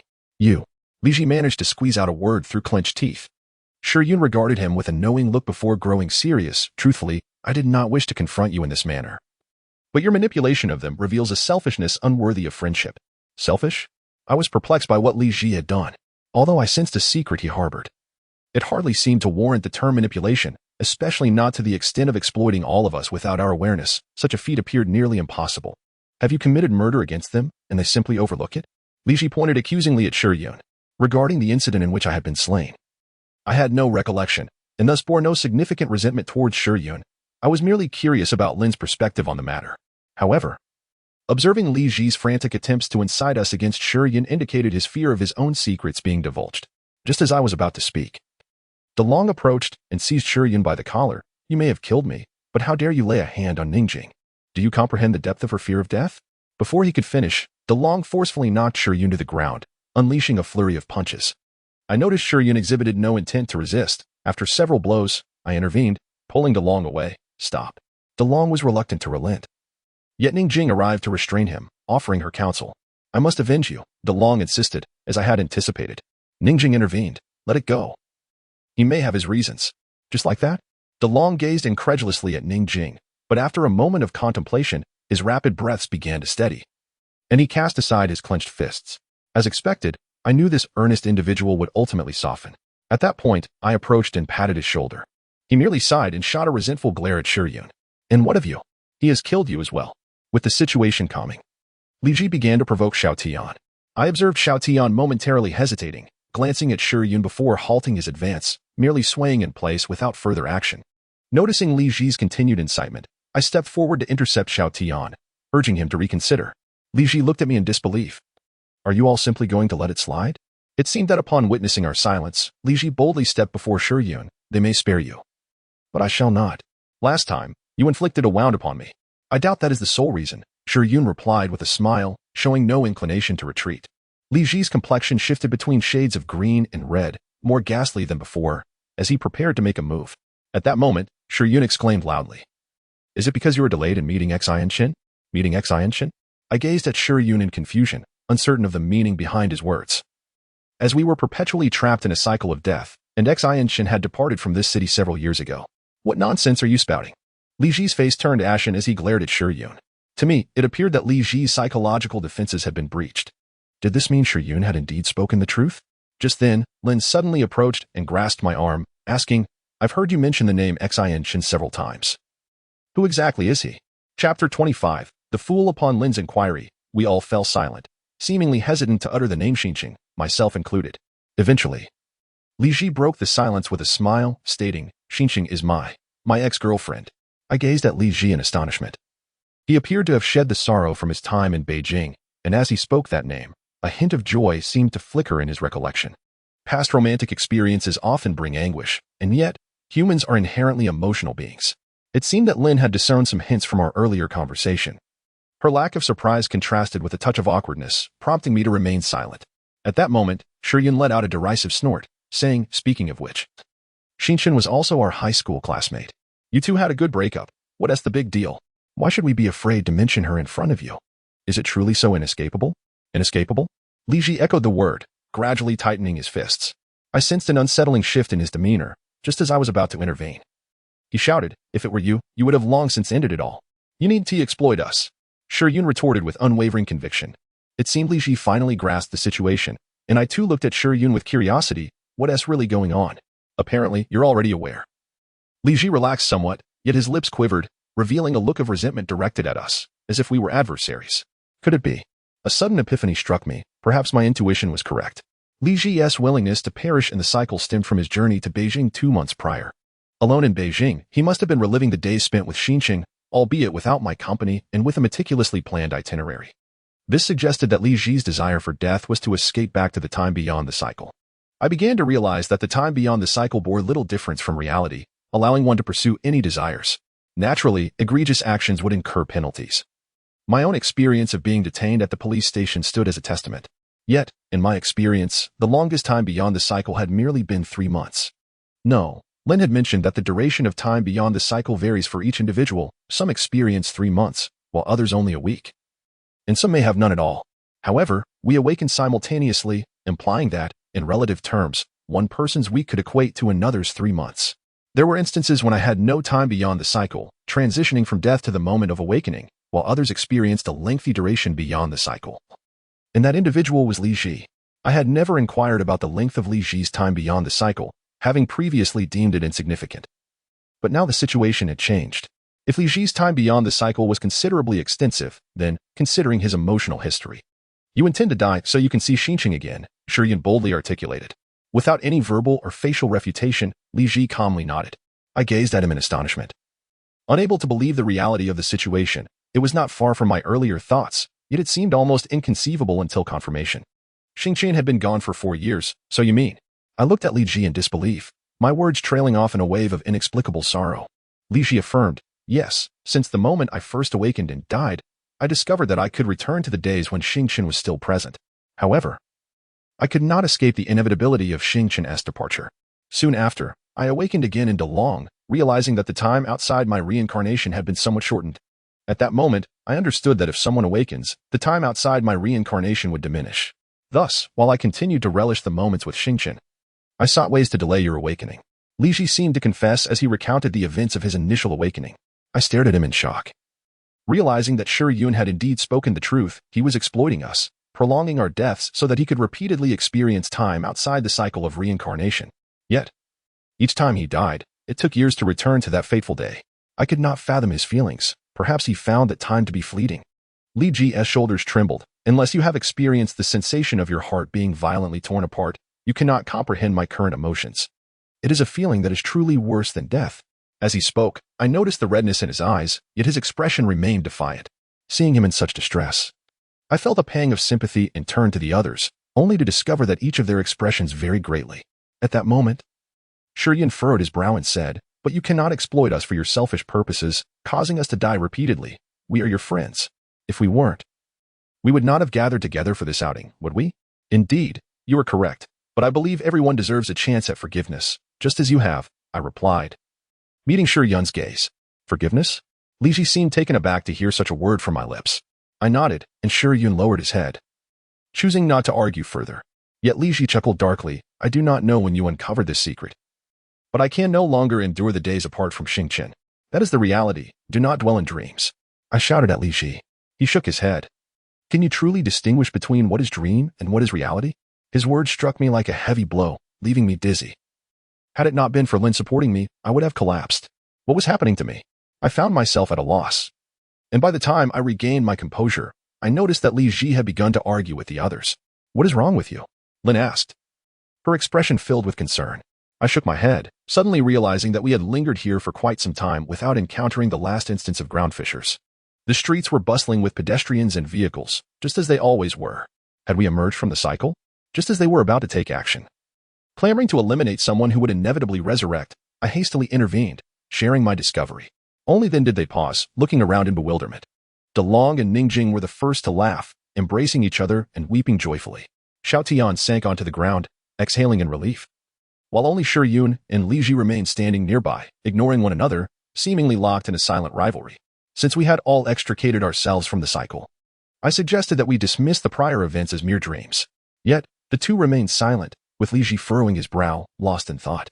Lin gazed at me with concern. They won't do anything reckless now that we've been liberated, will they? If that were the case, it would be irretrievable. Rest assured. They should be fine. They are adults and know their limits, I reassured Lin, understanding her worries and recognizing the diminishing moral compass that can arise from endless cycles. Indeed, the absence of consequences for pursuing one's desires can easily lead to disorientation outside the cycle, yet in reality, it is merely a last resort when all else fails. No. Li Ji suddenly exclaimed. I looked at him in confusion, noticing he was pointing towards the street corner ahead. I glanced over but saw nothing amiss. However, at that very moment, DeLong and the others also turned their attention to it. Why are there only these few vehicles? DeLong pondered aloud. It was then that I realized the situation he referred to. It was not just the cars, but also the same pedestrians that had passed by repeatedly. It's a loop, Shi Yun murmured. I observed the situation they described for a while, then checked my phone. Indeed, we were ensnared in an extreme time loop. No wonder the disaster of ground subsidence had not occurred. We were trapped in a smaller cycle, the duration of which had yet to reach the moment of subsidence. Li Ji glared at us in indignation. This is all the punishment you've brought upon yourselves. How is this our fault? You were the one who sought to use us from the very beginning, Shi Yun retorted. Li Ji scoffed, pointing at me. I had a solid plan. Although my awakening came a bit late, I was confident it would occur if I persisted. But you, with your incessant disruptions, not only shortened the time outside the cycle but also compressed the journey post-awakening. It dawned on me why Li Ji had looked at me with that glare during those instances when I had curtailed the time. It was because I had reduced the time he could spend with Xianqin. Then Li Ji pointed at Shi Yun.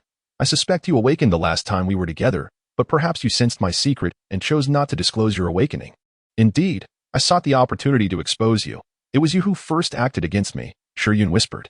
Now I comprehend. During that incident when Li Ji encountered the car accident, Shi Yun was not found in his vehicle. It must have been Li Ji who instigated the confrontation, leading Shi Yun to mistakenly believe we had conspired, which resulted in his quest for revenge against us. The situation has become exceedingly chaotic if it continues to spiral. The misunderstandings will remain unresolved. Time outside the cycle is fleeting. Are you satisfied now? Li Ji bellowed. I sighed, reflecting. Despite your incessant recollections, in the end, Xinqing must depart. No matter your actions, you cannot alter this truth. It is time for you to awaken.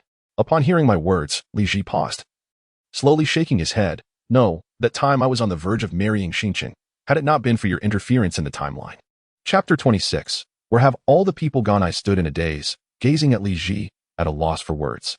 It seemed he had entirely accepted the time outside the cycle as his reality. Noticing my silence, he finally withdrew his gaze. Yes, I intended to delay your awakening. I yearn for the days spent with Xianqin. What of it? Li Ji spoke, a smile breaking across his face. Ningjing could no longer contain herself, pointing at Li Ji and exclaiming, I think you have lost your mind. And what of it? Li Ji turned to regard her. Ningjing, frightened, hid behind DeLong, who stood tall, exuding an air of defiance that hinted he would not shy away if Li Ji advanced. However, I observed as Li Ji swiftly shifted his gaze to encompass everyone present, finally resting his eyes upon me. Now you understand, don't you? My heart sank. It dawned on me that Li Ji had long been wary of my attempts to follow him. No wonder I had only succeeded once in my pursuit. All subsequent attempts had yielded no results. This meant that his earlier collision with the guardrail was intentional. He sought to hasten his return to the time outside the cycle before I could intervene and truncate that period. Ultimately, Li Ji aimed to return to the time outside the cycle as frequently as possible to meet Xianqin. In response to his earlier query, I nodded, acknowledging.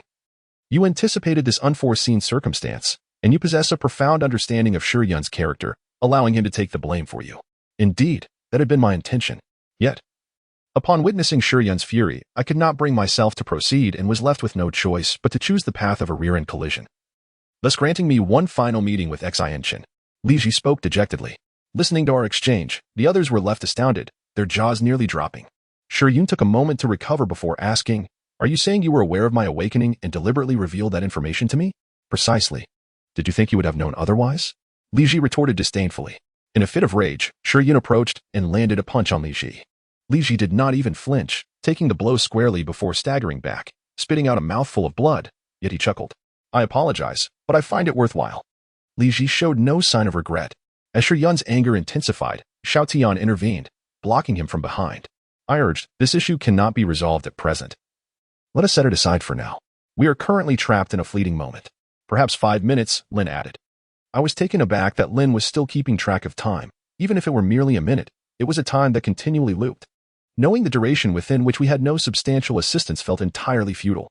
After speaking, we all turned our gazes toward Li Ji. He looked at us in confusion. There's no point in staring at me.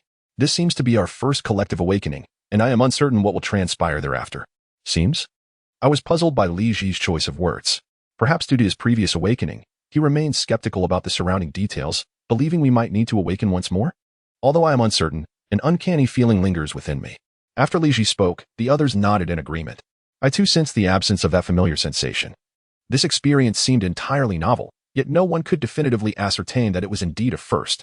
Subsequently, Li Ji shrugged, choosing to remain silent. I understood that these individuals had consistently adhered to Li Ji's plans, yet now, regardless of what he proclaimed, they would harbor skepticism. For no one desires to be manipulated. Were I in Li Ji's position, I too would wisely refrain from voicing any opinions. Even if he were to express a viewpoint, I doubted anyone would place their trust in him. However, the essence of his thoughts would inevitably influence decisions, revealing that he harbored no malicious intent. I recognized that Li Ji was not inherently malevolent. His heart was fundamentally good, yet the scars inflicted by Xianqin were profound. Perhaps, in the years to come, the wounds would heal, but the scars would remain. Yet, with Li Ji's silence, I observed that these individuals appeared devoid of direction, utterly unsure of their next steps. Let us venture to the ocean park, I suggested. No sooner had the words left my lips than I witnessed Lin kick the nearby trash can, an action that drew the attention of passers-by, yet in our group, no one dared to intervene. My proposal to visit the ocean park went unanswered, leaving me feeling somewhat awkward, prompting me to quietly ask Lin, Why did you kick the trash can? Lin merely gestured towards her watch, offering no reply. 5 minutes later, we remained at an impasse, and I noticed that DeLong seemed inclined to leave. Look, Lin pointed towards the trash can we had just seen. I had been perplexed by Lin's earlier action. But now I understood. In the brief span of those 5 minutes, the trash can had reverted to its previous state. I swallowed hard, realizing that no matter how one might destroy something here, it would revert when the 5-minute cycle was complete. This implied that if I were to take a life, that individual would resurrect after 5 minutes? Xiao Tian glowered at us. Upon hearing his words, a chill ran down my spine. It was perplexing that Xiao Tian, who had always played the mediator, would suddenly utter such a statement. Shiyin furrowed his brow and retorted, "What nonsense are you spouting?" Xiao Tian awkwardly chuckled. "I was merely hypothesizing. I felt it imperative for us to establish some rules. Without constraints, chaos would ensue. And no one could assure that they would keep their temper in check." Lin proposed. DeLong was the first to respond, looking at Xiao Tian and saying, "I was about to mention this very matter." Under DeLong's scrutinizing gaze, Xiao Tian seemed to shift uncomfortably, akin to a vampire exposed to sunlight, rapidly losing his cover. "Why are you looking at me? I have never harmed anyone." Xiao Tian quickly redirected his attention elsewhere. Shiyun's eyes widened, ready to take action, but Xiao Tian, frightened, hastily clarified, "I didn't specify any names. I intervened between the two. Enough, enough." Then, he turned to Li Ji, who, upon noticing my gaze, nonchalantly remarked, "I can comply, but if anyone fails to do so, I won't hold back."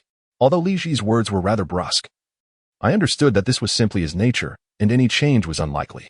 Subsequently, Lin articulated the principles she had in mind, and we made modifications and additions based on any inappropriate aspects until we reached a consensus. First, no actions that harm others physically or violate moral standards are permitted. Second, inciting others to engage in improper conduct is prohibited. Third, no solitary actions are allowed. Fourth, in situations where assistance is permissible, help may be selectively offered. If one is not assisted, reprisal afterward is forbidden. These principles we ultimately established align closely with societal norms, with the only exception being the prohibition on solitary actions, which serves to facilitate mutual supervision, a notion originally proposed by Lin. As for the fourth rule, I found it somewhat unnecessary. I would undoubtedly come to the aid of a companion in danger.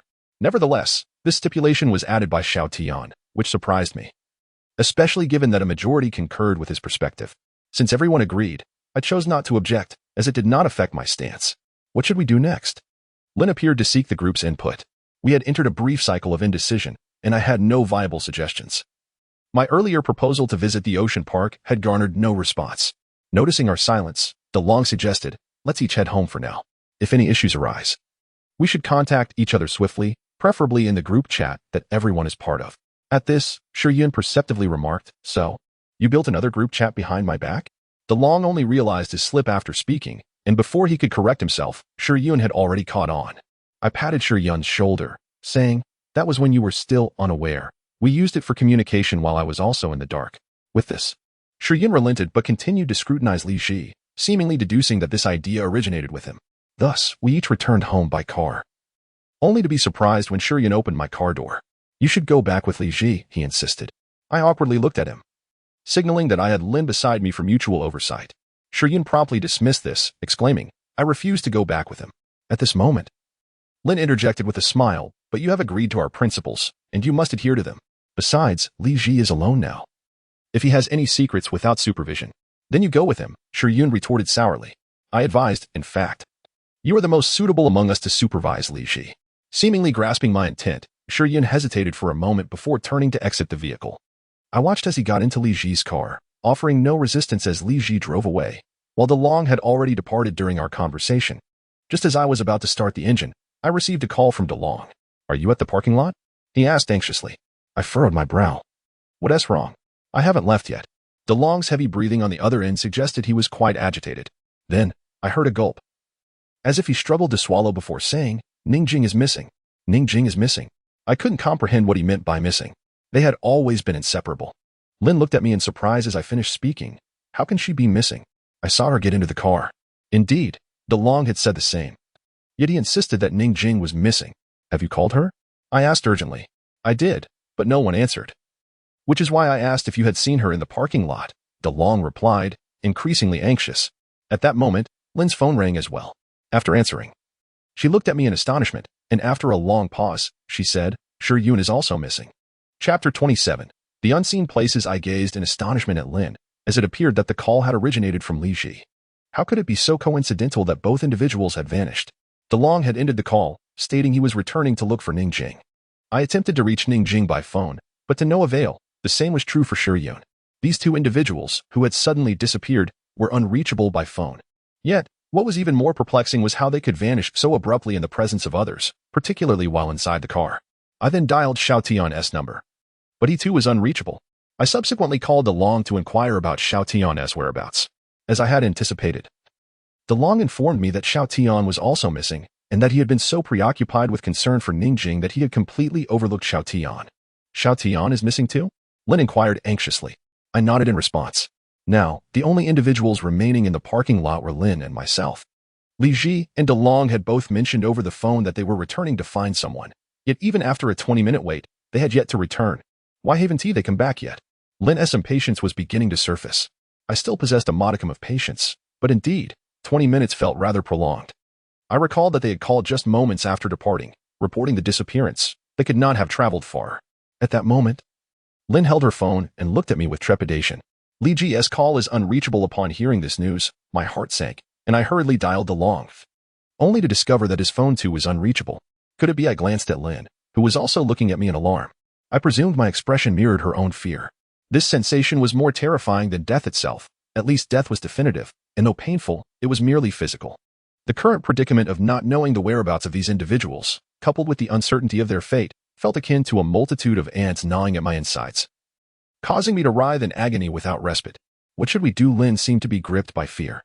I, too, was at a loss, unable to comprehend how the situation had escalated to this point. I could only offer reassurance, saying, I believe they will be fine. Let us wait for them to contact us. Although Lin nodded, her concern was palpable as she anxiously searched the surroundings for any sign of them. As 5 interminable minutes dragged on, I felt increasingly restless. Unable to endure the waiting any longer, I abruptly pushed open the car door. The sound startled Lin, who immediately grabbed my arm. What's wrong? I asked, taken aback by her reaction. Nothing, just don't leave. What if you disappear too? What would I do? Lin gazed at me with worry. Her expression was almost pleading, filled with vulnerability, which prompted me to nod and close the car door. At that moment, my phone buzzed with a message. It was a WeChat notification. I glanced at my device and promptly unlocked the screen. I'm in the parking lot. Where are you? It was a message from DeLong, and I looked up, realizing I had not seen his car return. Could it be that he was parked outside? Although I found it somewhat implausible to remain outside, I replied, we are still at the place where we parked earlier. Noticing Lin's concern, I showed her my phone, informing her that I had already contacted DeLong. As for the others, I believed they were likely untroubled. Were we merely frightening ourselves? Lin gazed at me with hesitation. To reassure her, I nodded, yet I could not fathom why Ningjing and Xiao Tian had vanished from DeLong's car without a trace. Shortly thereafter, a message from DeLong arrived, and I joyfully shared it with Lin, who finally broke into a smile. However, upon unlocking my phone and glimpsing the message on the screen, my smile abruptly faltered. I am at the same place where you parked earlier. I did not see your car. This was DeLong's response, and upon reading it, an overwhelming sense of dread enveloped me, unlike anything I had felt before. It seemed Lin sensed my shift in demeanor. She leaned over to look and nearly gasped in shock. Could it be that we were trapped in a loop? She uttered in fear, her voice trembling. Listening to her unsteady tone, I realized she was genuinely terrified. While I had always been an atheist, disbelieving in superstitions. There are no ghosts. I will step outside and check. He must have gone to the wrong location. As I opened the car door, I sent DeLong a message, curious about his response. DeLong insisted he was not mistaken and was indeed at the original parking spot. He even claimed to have parked there. Lin looked at me in terror, saying, I have not seen any cars approach. I had not, either. While it is possible for a person to overlook something, a vehicle of that size could not go unnoticed. Moreover, I had remained stationary. DeLong's car could not possibly be parked here. I cannot see you. I messaged DeLong, accompanied by a photograph of my surroundings. However, a considerable amount of time passed without a reply from him. Lin watched me anxiously, asking, Are you unable to reach him again? I shook my head, uncertain of the situation. Perhaps DeLong had encountered others, which explained his silence. The parking lot was vast, and it was entirely plausible for him to misremember the location. At that moment, I noticed Lin continuously rubbing her fingers, seizing her hand. I realized her palms were clammy with sweat. It's all right, don't worry, I reassured her. Lin sniffed and nodded. I patted the back of her hand, stating, I think I should step out to search for DeLong. Since he is already in the parking lot, he should not be difficult to locate. Besides, waiting here indefinitely is not a viable solution.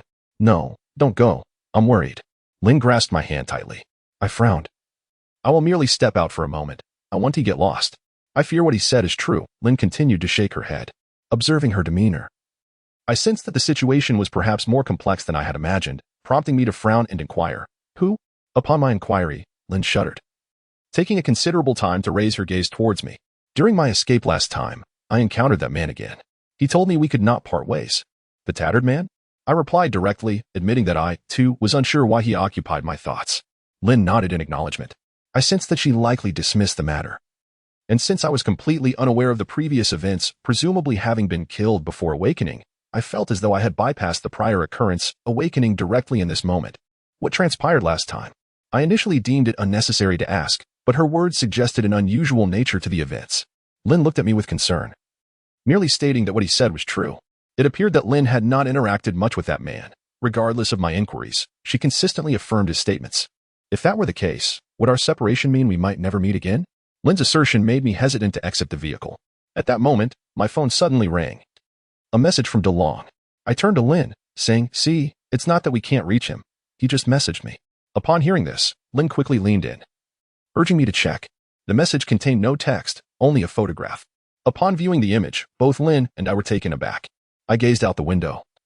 Comparing the photograph, it was unmistakably taken from our perspective, with no deviation, only it was captured from outside the vehicle. "Where is he?"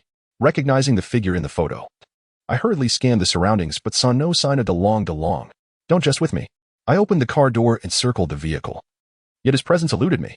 When I returned to the car after my search, I discovered Lynn was missing. It dawned on me that Lynn had previously mentioned something, and I distinctly felt her grip on my arm when I rushed out to find DeLong. However, in my urgency, I paid no heed to it, and that hold suddenly vanished. Had she disappeared at that moment? Confounded, I stared at the passenger seat. Where Lynn had been seated just moments before, the door had not even been unlocked, and she had vanished without a trace. "Where are you?" Lynn messaged me. I took a moment to respond, informing her that I was still in the car, yet I could no longer see her. Before I received her reply, I noticed a message in the group chat we had established. Yun had sent a note. "I had a car accident. Where's Li Ji?" Li Ji replied, "My car is fine. Where are you?" Yet, as I observed the messages, Yun insisted that his car had indeed crashed. And he felt as though he had been unconscious for a time, completely oblivious to what had transpired or Li Ji's whereabouts. In contrast, Li Ji maintained that his car was unscathed and that Yun had simply vanished. It was only after Lynn and I joined the conversation that they learned we had originally been in the same vehicle, but once I exited, Lynn became invisible to me, just as I was to her. The sensation is akin to existing within a familiar yet distinct realm, where connections can still be forged among individuals. Shortly thereafter, both Xiaotian and Dalong began to converse in the group chat, prompting me to suggest that they converge at a common location, in hopes of discovering the possibility of mutual visibility. Even if I were unable to perceive them, it did not imply that one among them could not see another. However, my optimism proved to be somewhat misplaced, as we were indeed unable to see one another and could only communicate through the software. Dalong subsequently shared a photograph I had seen previously, and others followed suit, capturing images to confirm their presence at that location while lamenting their inability to see each other. The photographs appeared strikingly similar. Without careful observation, one might easily mistake them for duplicates of Dalong's earlier image, differing only in minute angles and heights. At that moment, Dalong inquired within the group, "Have you all seen Ningjing? Why hasn't she spoken in the chat yet?" An immediate silence enveloped the group. Yet a spark of inspiration ignited in my mind, leading me to ask, "Xiaotian, you were in an accident as well, weren't you?" Chapter 28. Who did it indeed? "There are some, but I am unscathed. I merely thought that the two of them had vanished." Xiaotian replied in the group. It was indeed reminiscent of the situation encountered by Yun. "So, could it be that Ningjing soon?" DeLong responded in the group. "Are you saying that Ningjing was in a car accident?" "It is quite possible. I am not alone in this." Lin feels the same. Just as I was about to articulate my thoughts further, I noticed that the messages on my phone were swiftly disappearing, just as they had when they first arrived, gradually retreating into oblivion. Oh no, the 5-minute cycle time has elapsed. I watched as the messages vanished one by one. In the blink of an eye, the group chat was entirely empty. What is happening? This was the first message sent by Yun. The 5-minute cycle has ended. Soon. Others began to share my sentiment, and the majority leaned towards this notion. Yet, I was acutely aware that the current situation was even more dire than before. At the very least, just moments ago, we had been gathered together, and although we had discovered the 5-minute cycle, we could still discuss matters face to face. Now, I was left alone, speaking only through my phone, and one person was missing, leaving me in the dark about what had transpired. Clang. The trash can, previously kicked by Lin, toppled over, spilling its contents onto the ground. The trash can has fallen. Did you see that? Shiryun immediately inquired in the group. I stared in astonishment at the trash can, then at the flurry of responses from the others, realizing that we were indeed in the same temporal space yet could not see or touch one another. What is going on? I gazed at my phone in confusion, feeling utterly isolated in this moment, as if the conversations displayed before me were mere simulations generated in response to my thoughts. No, they are my genuine friends. How could I suddenly entertain such a notion, having only just vanished for a moment? The discussions among the group aligned with my perspective, and eventually, DeLong admitted to having kicked over the trash can. I could empathize with DeLong's feelings as far back as I could remember. Although we were caught in a cycle of death, DeLong and Ningjing had never been separated by it. This is quite intriguing, Shiryun replied in the group, seemingly unfazed. Yet, I sensed that Li Ji had spoken significantly less, perhaps still preoccupied with Xian Shen's matters. After all, I had heard him mention that he and Xian Shen had almost married once. That must have been his wish, nearly realized. I suppose I cannot truly comprehend that feeling. Just then, a person suddenly collapsed on the roadside, blood gushing from their neck, struggling for a moment before falling still. Bystanders were horrified, yet none dared to approach. I curiously walked over and discovered that this individual had been slashed across the throat. How could this sudden death occur? My gaze shifted to the recently toppled trash can, and I pulled out my phone, where the group was already discussing this inexplicable fallen person. DeLong, was it you again? I hesitated momentarily before sending the message. Soon enough, Long replied, it wasn't me. I merely kicked the trash can. I naturally knew Long was innocent. His inherent honesty rendered him incapable of such outrageous behavior, even within this brief 5-minute cycle. Of course, Lin could also be ruled out. My intuition assured me she would not act in such a manner. As for the others, I felt that Li Ji was unlikely to be involved, yet I could not be entirely certain. Perhaps the incident with Xian Shen had left him profoundly affected. As for Shiryun and Xiaotian, it was only upon the occurrence of this event that I realized I could not ascertain whether they might be capable of such an act. I was the first to voice my suspicion of Long in the group chat, hoping to gauge the reactions of others. For my earlier analysis could hardly serve as a reliable reference. What a bore, Li Ji replied. Lin quickly followed up with, you scared me to death. Naturally, Long, being wrongfully accused, denied any involvement, and I had already dismissed him from suspicion, given his character.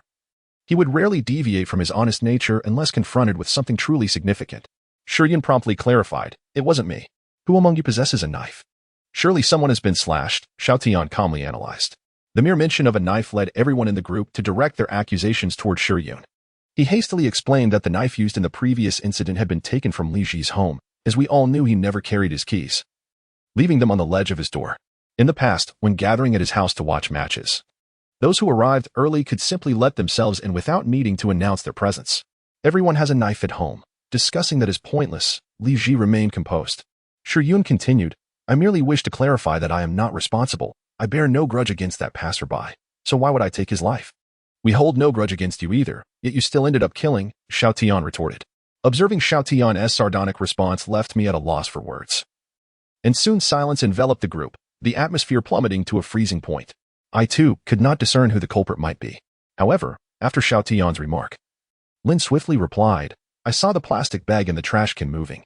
Someone must have rummaged through it and used a sharp object to slit that person's throat. Damn it, who would do such a thing? No one stepped forward to acknowledge their involvement. Had I been in their position, I would not have confessed either. Yet, I could sense how exhilarating it must be to engage in an act so unfathomable at that moment. I thought it imperative to devise a plan, for it was uncertain whether that individual might strike again. Thus, I suggested in the group that we head to the ocean park. Lin was the first to agree. It seemed unlikely we would return home. Our long-standing destination was the ocean park. Let us at least go and see what awaits us there. There is no harm in that, I proposed once more in the group. This time, I garnered more consent, with only Long remaining opposed. What about Ningjing? Will we just disregard her? Long inquired in the chat. Although I can comprehend the essence of what he intended to convey, the multitude of typographical errors is quite evident, revealing his profound dissatisfaction with my proposal and his palpable agitation. Had I been present, I likely would have been pushed aside with the least of effort. Silence enveloped the group. Perhaps everyone was awaiting my response. Among them, my rapport with DeLong was the most robust, making it most fitting for me to counsel him. After organizing my thoughts, I remarked, given the speed at which you were driving, it is unlikely that Ningjing sustained life-threatening injuries in the accident. I surmise she may merely be unconscious. That seems plausible, DeLong replied. I know DeLong well. He has never been one to drive recklessly. He continued. We can leave her a message in the group. When she awakens and checks her phone, she will surely see our messages and reach out to us. Then she can make her way to the ocean park. What if that doesn't work? DeLong appeared quite cautious. I fell into silence for a moment before typing on my phone. If that's the case, we might just have to wait until we all perish, possibly starting anew. And Ningjing would naturally return to life. However, just as I was about to send this message, I hastily deleted it upon catching sight of the pedestrian still lying on the ground. A complex array of emotions surged within me, prompting me to respond. Fortune favors the virtuous. I trust she is unharmed. You must believe me as well. Once we discover a means of escape, Ningjing shall be saved. After my words, along with the encouragement from Lin and the others, DeLong, being somewhat pliable, agreed to accompany us to the ocean park. Thus, our plan was tentatively established. With Li Ji, DeLong, and myself possessing vehicles, the fate of the others remained uncertain. Upon my inquiry, Lin mentioned she could drive my car, which momentarily stunned me. It took a while to grasp that to her. While I had vanished, the car remained. With Lin's dilemma resolved, only Shi Yun and Xiao Tian remained, both of whom had wrecked their cars. DeLong's car should still be operational. The damage is not severe, Xiao Tian replied. As for DeLong's confusion regarding Xiao Tian's statement, I clarified it for him. His response seemed ambivalent. But as long as Xiao Tian could make it to the ocean park, that sufficed. However, Shi Yun indicated that Li Ji's car had sustained significant damage and was likely no longer drivable. The group brainstormed solutions for Shi Yun, who ultimately stated, I might as well borrow a car to drive there. After all, there is no loss in this 5-minute cycle. Borrow? I mused that Shi Yun must have made a typographical error. He likely meant to say steal. As I glanced towards the spot where the pedestrian had fallen, I realized that everything had reverted to 5 minutes prior. The records on my phone had vanished, and the pedestrian who had been killed earlier was now walking the street as if nothing had transpired. Let us proceed with that plan. Xiao Tian did not object. Our immediate priority was to reach the ocean park. I was indifferent to Shi Yun's method. Yet it was clear he could have falsely claimed Li Ji's car was drivable but chose to articulate his own solution instead. This suggested to me that the likelihood of Shi Yun having harmed the pedestrian had significantly diminished. I pondered quietly. Was it said intentionally, or was it completely unmasked? Suddenly, I found myself contemplating the very real possibility of harming that passerby, albeit through the lens of another's perspective, and I couldn't help but chuckle at my own self-deprecation. Here I was, analyzing others, yet I had unwittingly become a subject of suspicion myself. The journey to the amusement park unfolded with unexpected ease. As I perused the messages in the group chat, the atmosphere seemed to lighten significantly. Yet, I was perplexed. Had they not noticed that there wasn't a single vehicle on the road? The expansive thoroughfare was devoid of cars, save for my own solitary presence. While I observed them continuously sharing their locations, their speeds appeared comparable to mine. Yet I could see neither the silhouette of a single vehicle nor even the glow of a taillight. The surrounding silence was so profound that I could hear the wind colliding with the car's body, as well as the engine's rhythmic strain as it consumed gasoline. Yet, no human figures were in sight, and I felt as though I were enveloped by an enormous, gaping specter of malevolence. Beep. My phone screen, unbeknownst to me, had locked itself, and a notification popped up. Chapter 29. Someone is killing me. I have arrived. The message consisted solely of these 3 words, and the number displayed was one I had not saved. I was puzzled as to whose phone number it could be, for I believed I had stored all relevant contacts. Could it be that someone had sent me a message using a different SIM card? Who are you? I replied in the text. I felt a sense of ease as I operated my phone, for I was alone on the road. Once I adjusted my direction, this coastal avenue could be traversed in a straight line for over 20 minutes. After pressing send, the message failed to go through, finally displaying a red exclamation mark. Failed to send? I pressed send again, but to no avail. How fortuitous it was for me to receive this message, I wondered. So I inquired in the group chat if anyone had arrived. The responses from Lin and the others indicated they were still en route. Upon reflection, this made sense. We had all departed nearly simultaneously, and even with no traffic, it was implausible for them to have arrived yet. Who, then, could the sender be? Upon reaching the entrance of the ocean park, I found myself still alone, though others in the group had begun to arrive. However, I could not see them. Photographs of the entrance to the ocean park filled the chat, each individual sharing a snapshot. Although taken from different angles, they confirmed that they all had indeed arrived. Shall we go in? I found myself wavering in my decision, but since we had come all this way, it seemed unreasonable not to enter. Lin expressed her reluctance, admitting that she felt a bit frightened to go in alone, yet DeLong insisted we should take a look, if nothing unusual occurred. He intended to return to find Ningjing. Indeed, there had been no word from Ningjing thus far, and my concern began to grow. Then came the vote. and the majority favored entering. Standing at the entrance of the ocean park, the original ticketing area was deserted. Not only was this space empty, but even peering through the main gates revealed no sign of life. The gates of the ocean park were shut. If we wished to enter, we would have to climb over. I've climbed in, Xiao Tian was the first to announce in the chat. After reading this, I too scaled the not-so-high barrier, and immediately, alarms began to blare, accompanied by flashing red lights. Startled, I realized it was merely an alarm. These red lights would cease their flashing shortly, and no staff appeared to intervene. There were no personnel present at all, and I felt a wave of relief wash over me. Glancing at my phone once more, I sought along ribbing Xiao Tian for his prank. It seemed the usually docile DeLong, upon witnessing Xiao Tian's safe passage, had also ventured over, only to be startled by the blaring alarm, just as I had been. At that moment, there was still room for jest. Lin commented at the bottom of the chat. I found Lin's message peculiar. I could not quite grasp the sentiment behind her words, as if in such circumstances, women possessed a certain maturity beyond men. Following this remark, silence enveloped the group. Perhaps they felt as I did, akin to children caught misbehaving by their parents. I have entered, Lin announced. Upon hearing Lin's words, I cast a glance at the vast, deserted road ahead, where, at the far end, I could faintly discern the countless Transformers models that had once been crushed underfoot. The only stark difference was the absence of any other soul around, rendering the scene eerily reminiscent of a ghost town. Had Lin already ventured inside? I found myself perplexed by the audacity of a girl who typically feared such situations, now bravely stepping into the unknown. Perhaps it was my unwillingness to be outdone by a girl, or some other convoluted emotion I couldn't quite grasp, that compelled me to take a step forward. The sound of my footsteps echoed solitary along the path, which was somewhat reassuring. However, the emergence of another set of footsteps would undoubtedly instill a sense of dread within me. At that moment, I noticed a nearby sapling sway unexpectedly. I immediately halted, a chill creeping down my spine, as my phone vibrated in my hand, causing me to shudder involuntarily. Goodness, that startled me. I glanced at my phone. Li Ji had commented in the group chat, "Who was bored enough to kick a tree trunk?" I, without hesitation, confessed to the act. Damn it.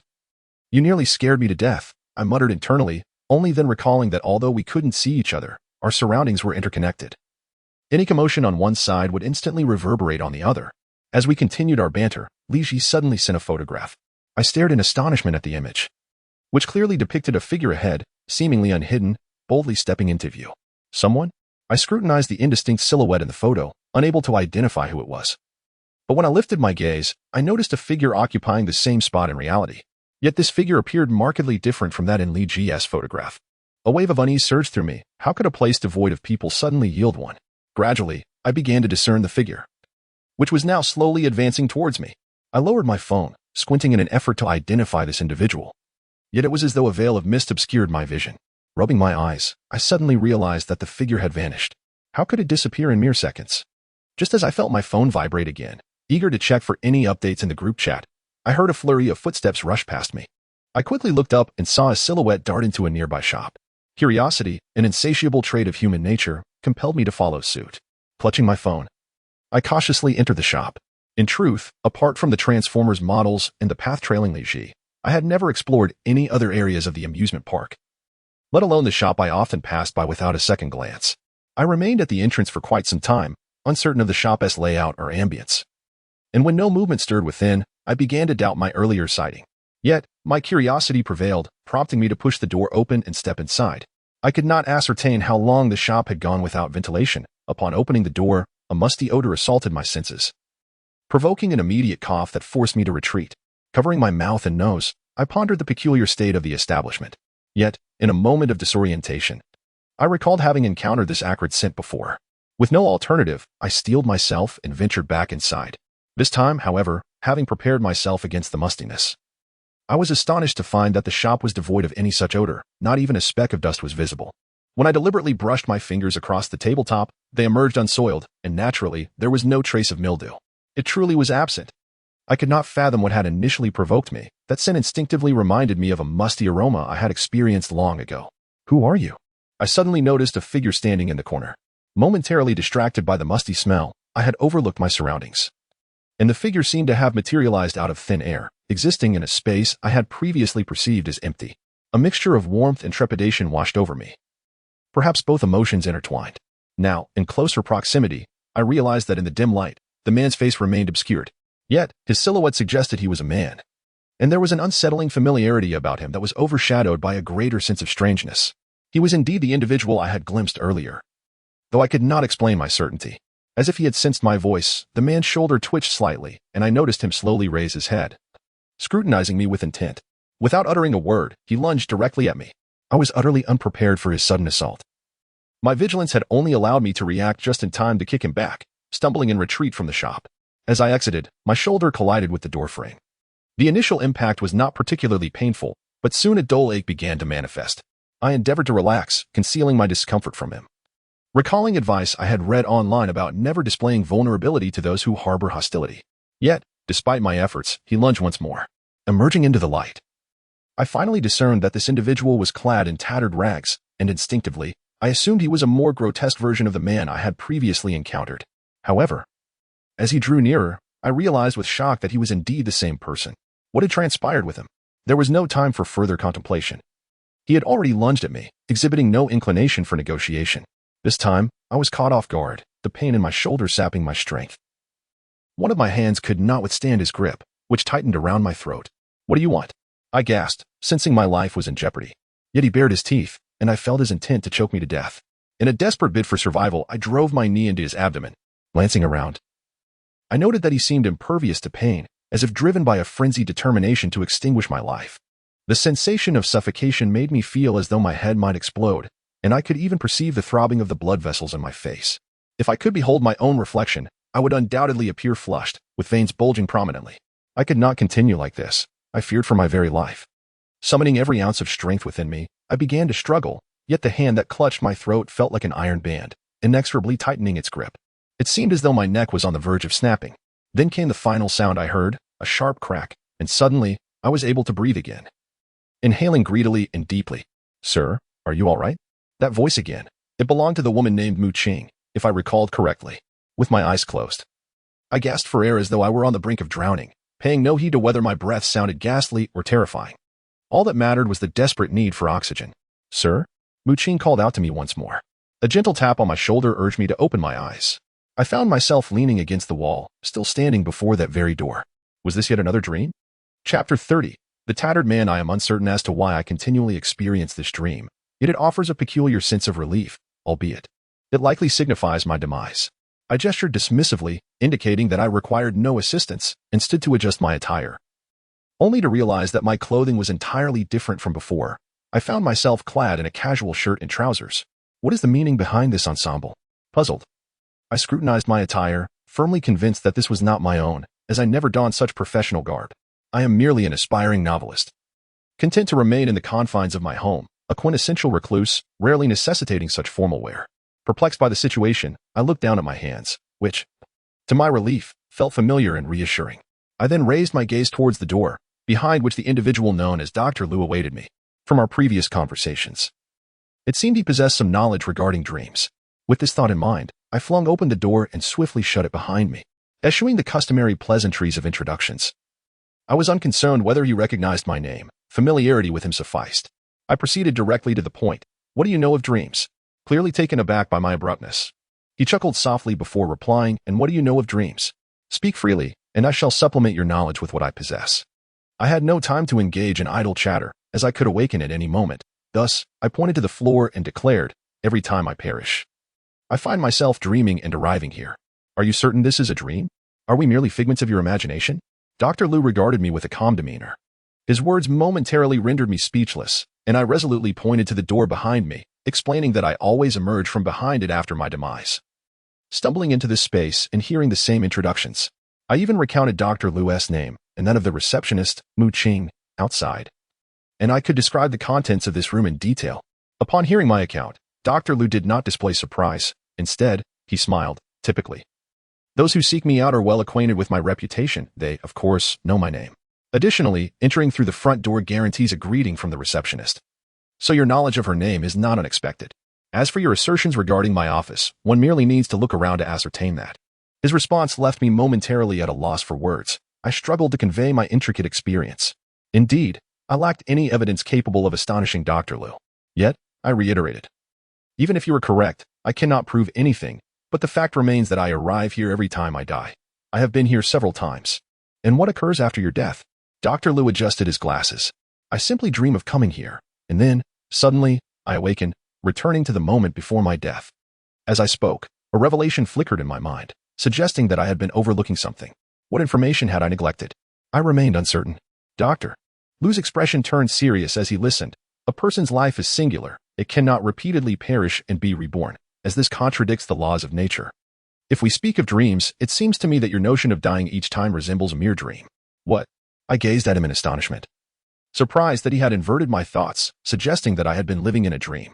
This was utterly absurd. I could not comprehend why I would meet him in a dream, given that he was merely a construct of my imagination. My understanding of dreams was limited, and the characters within them were undoubtedly formed by my own perceptions. Clearly, Dr. Liu lacked any profound insight as well. It was laughable that I was conversing with a figment of my own creation. Was this not akin to engaging in a dialogue with myself, a mere soliloquy? Upon this realization, I resolved to leave, but to my surprise, Dr. Liu swiftly intercepted me. Let me elucidate what is real. I was yet to grasp the meaning of his words, but his unexpected intervention momentarily stunned me. In the blink of an eye, I felt his grip on my finger, which he twisted forcefully. The intense pain in my finger made me cry out, accompanied by the sound of cracking joints. Yet, as I inhaled sharply and opened my eyes, I found myself standing at the entrance of an ocean park. I was awake. This time, I hesitated, for Dr. Liu had asserted that my current state was a dream. Was this truly a dream? I chuckled softly, sensing that this moment felt more tangible, especially in the eerie silence that surrounded me. How could this be a dream? Perhaps I had truly lost my senses. I retrieved my incessantly vibrating phone, discovering a multitude of messages.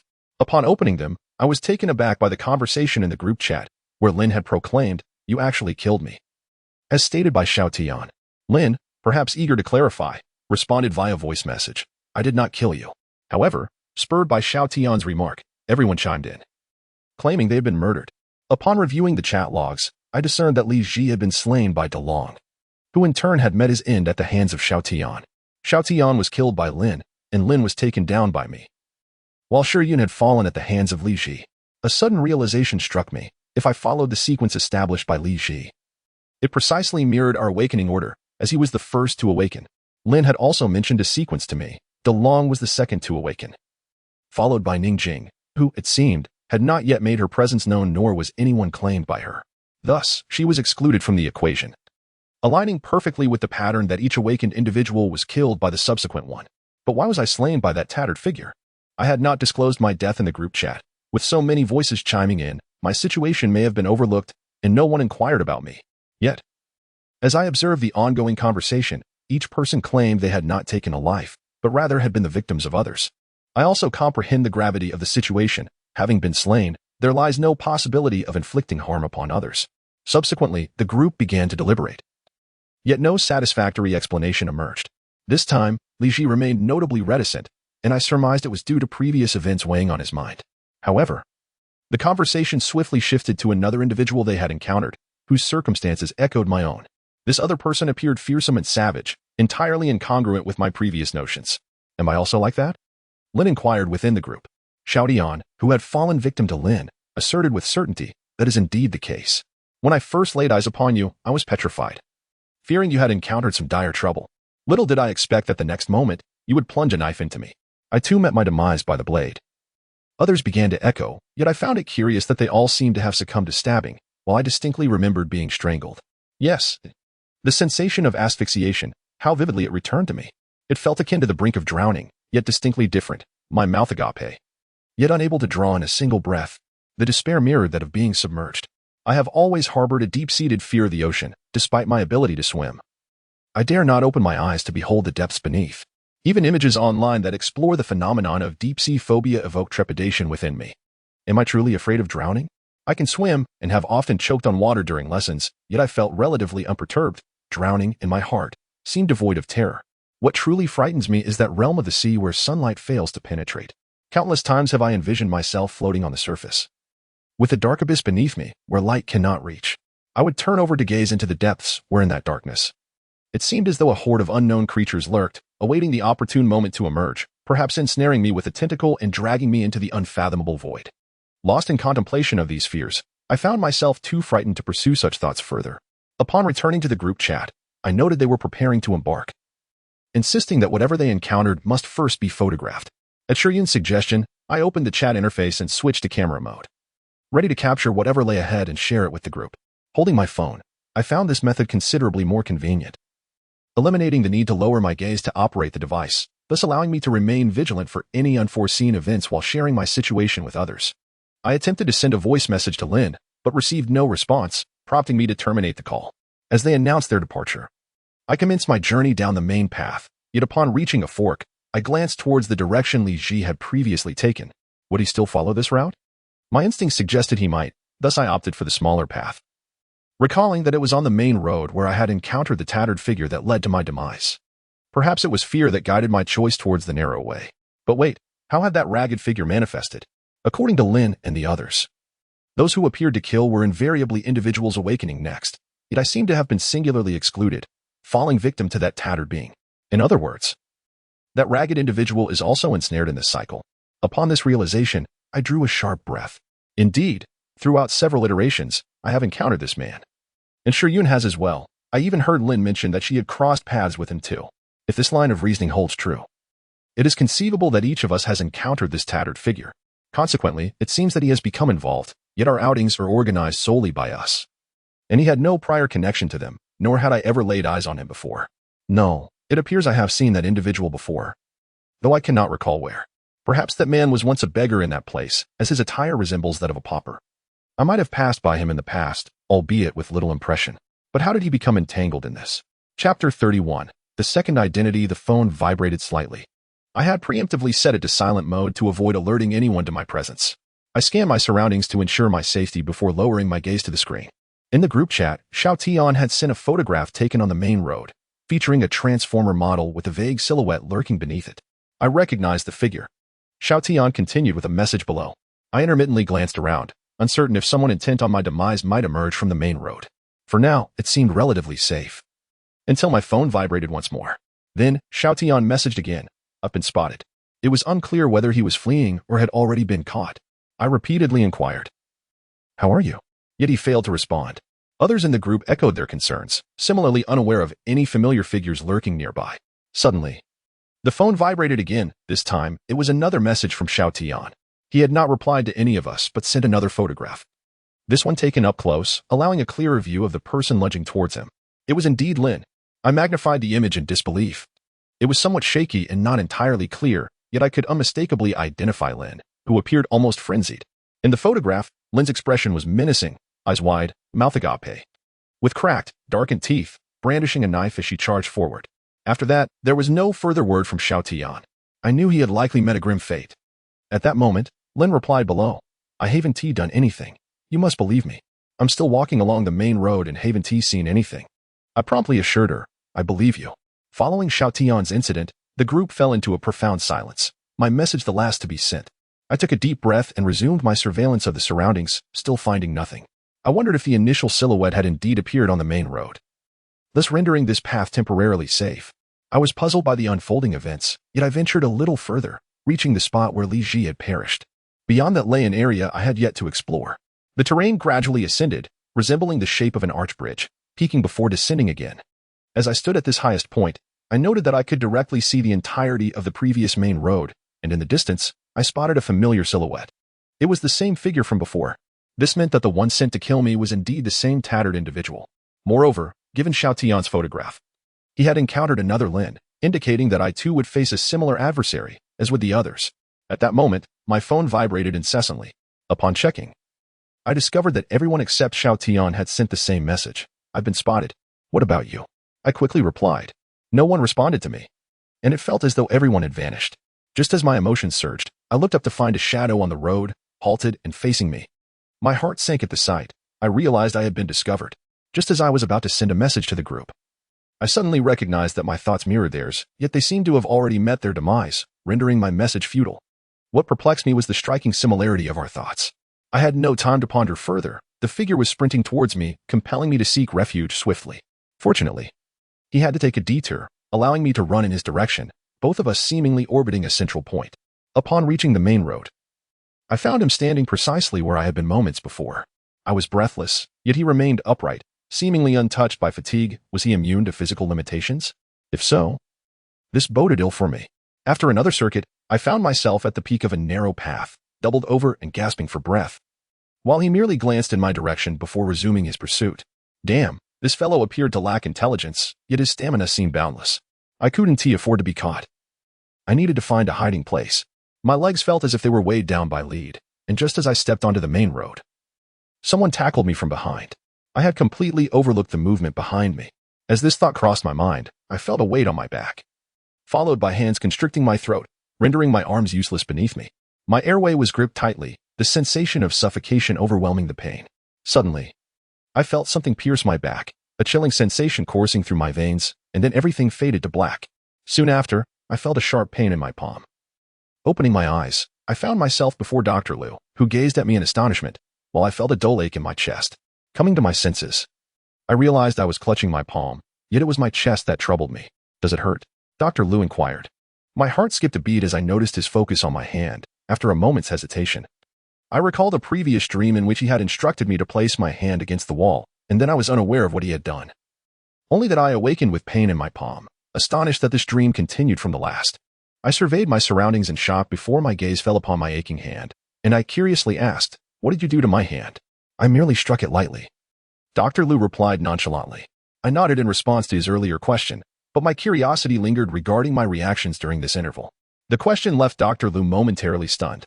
He merely informed me that during that period, I had been holding my palms without uttering a word, and he worried that the pressure might be too intense for me to bear. What could this possibly mean? Do you still believe this is a dream? Dr. Liu gazed at me with composure.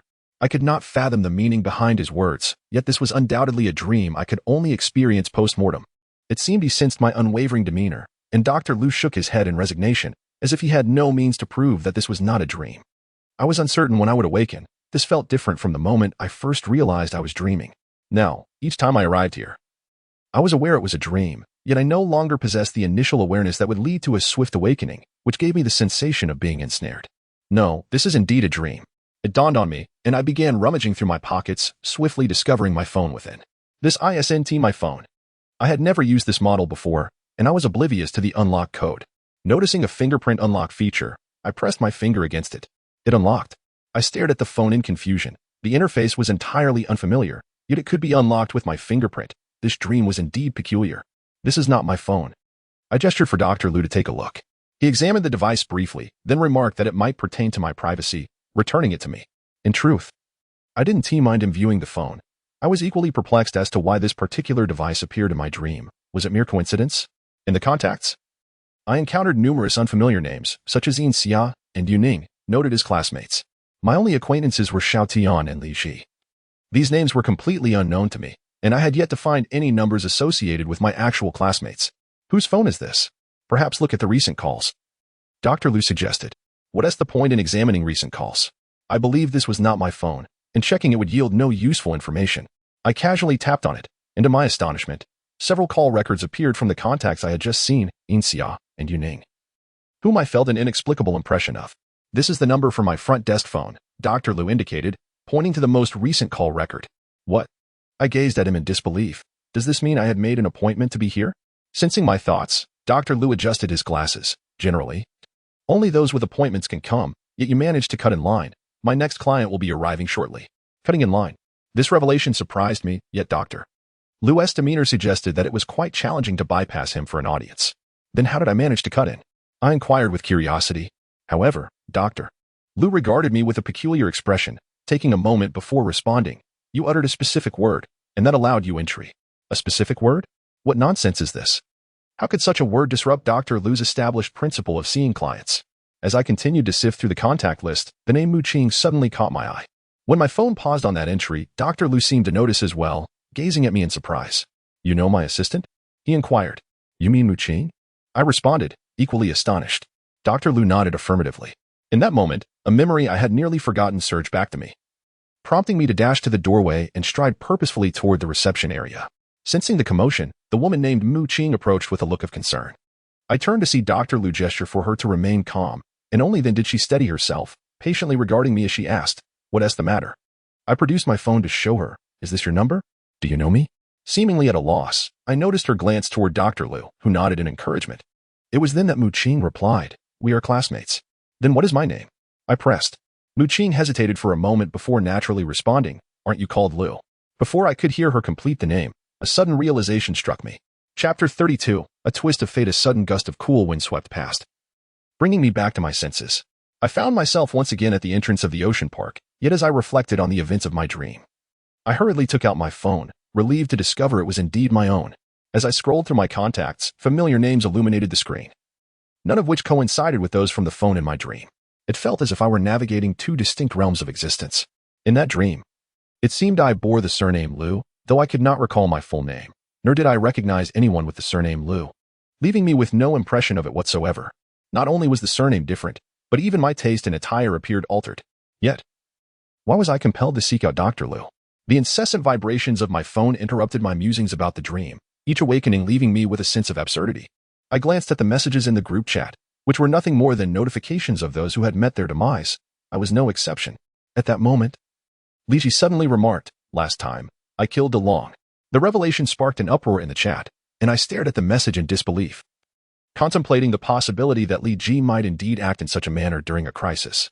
"What did you say?" DeLong seemed taken aback, though he appeared visibly displeased by Li Ji's statement. Thus, Li Ji elaborated in the chat, conveying that another formidable figure, also named DeLong, had emerged with the intent to take his life, leading him to retaliate, ultimately succeeding beyond his expectations. I sensed that the matter could not conclude so simply and inquired. "And then?" "I saw DeLong's corpse, seemingly stabbed from behind," Li Ji replied. For a considerable time, silence enveloped the group until DeLong finally spoke. "Yes." This ignited a flurry of inquiries from the group, all demanding to know how Li Ji had come to witness DeLong's body and what events had transpired to bring them back to this moment. Eventually, Li Ji recounted that he too had been astonished to encounter DeLong's corpse, which others had been unable to see, prompting him to investigate. However, during his examination, an assailant, emerging from the shadows, had overpowered him, delivering 2 fatal blows to his back, resulting in his demise. "Did you catch a glimpse of your attacker?" Lin asked. Li Ji replied with certainty, "No." Observing their conversation, I speculated that DeLong had crossed paths with Xiao Tian, who must have been the one to end his life previously. Thus, it was plausible that Li Ji had also fallen victim to Xiao Tian. This thought seemed most likely, and I voiced it in the group, immediately garnering DeLong's agreement. "I have encountered another Xiao Tian, who appears behind me each time.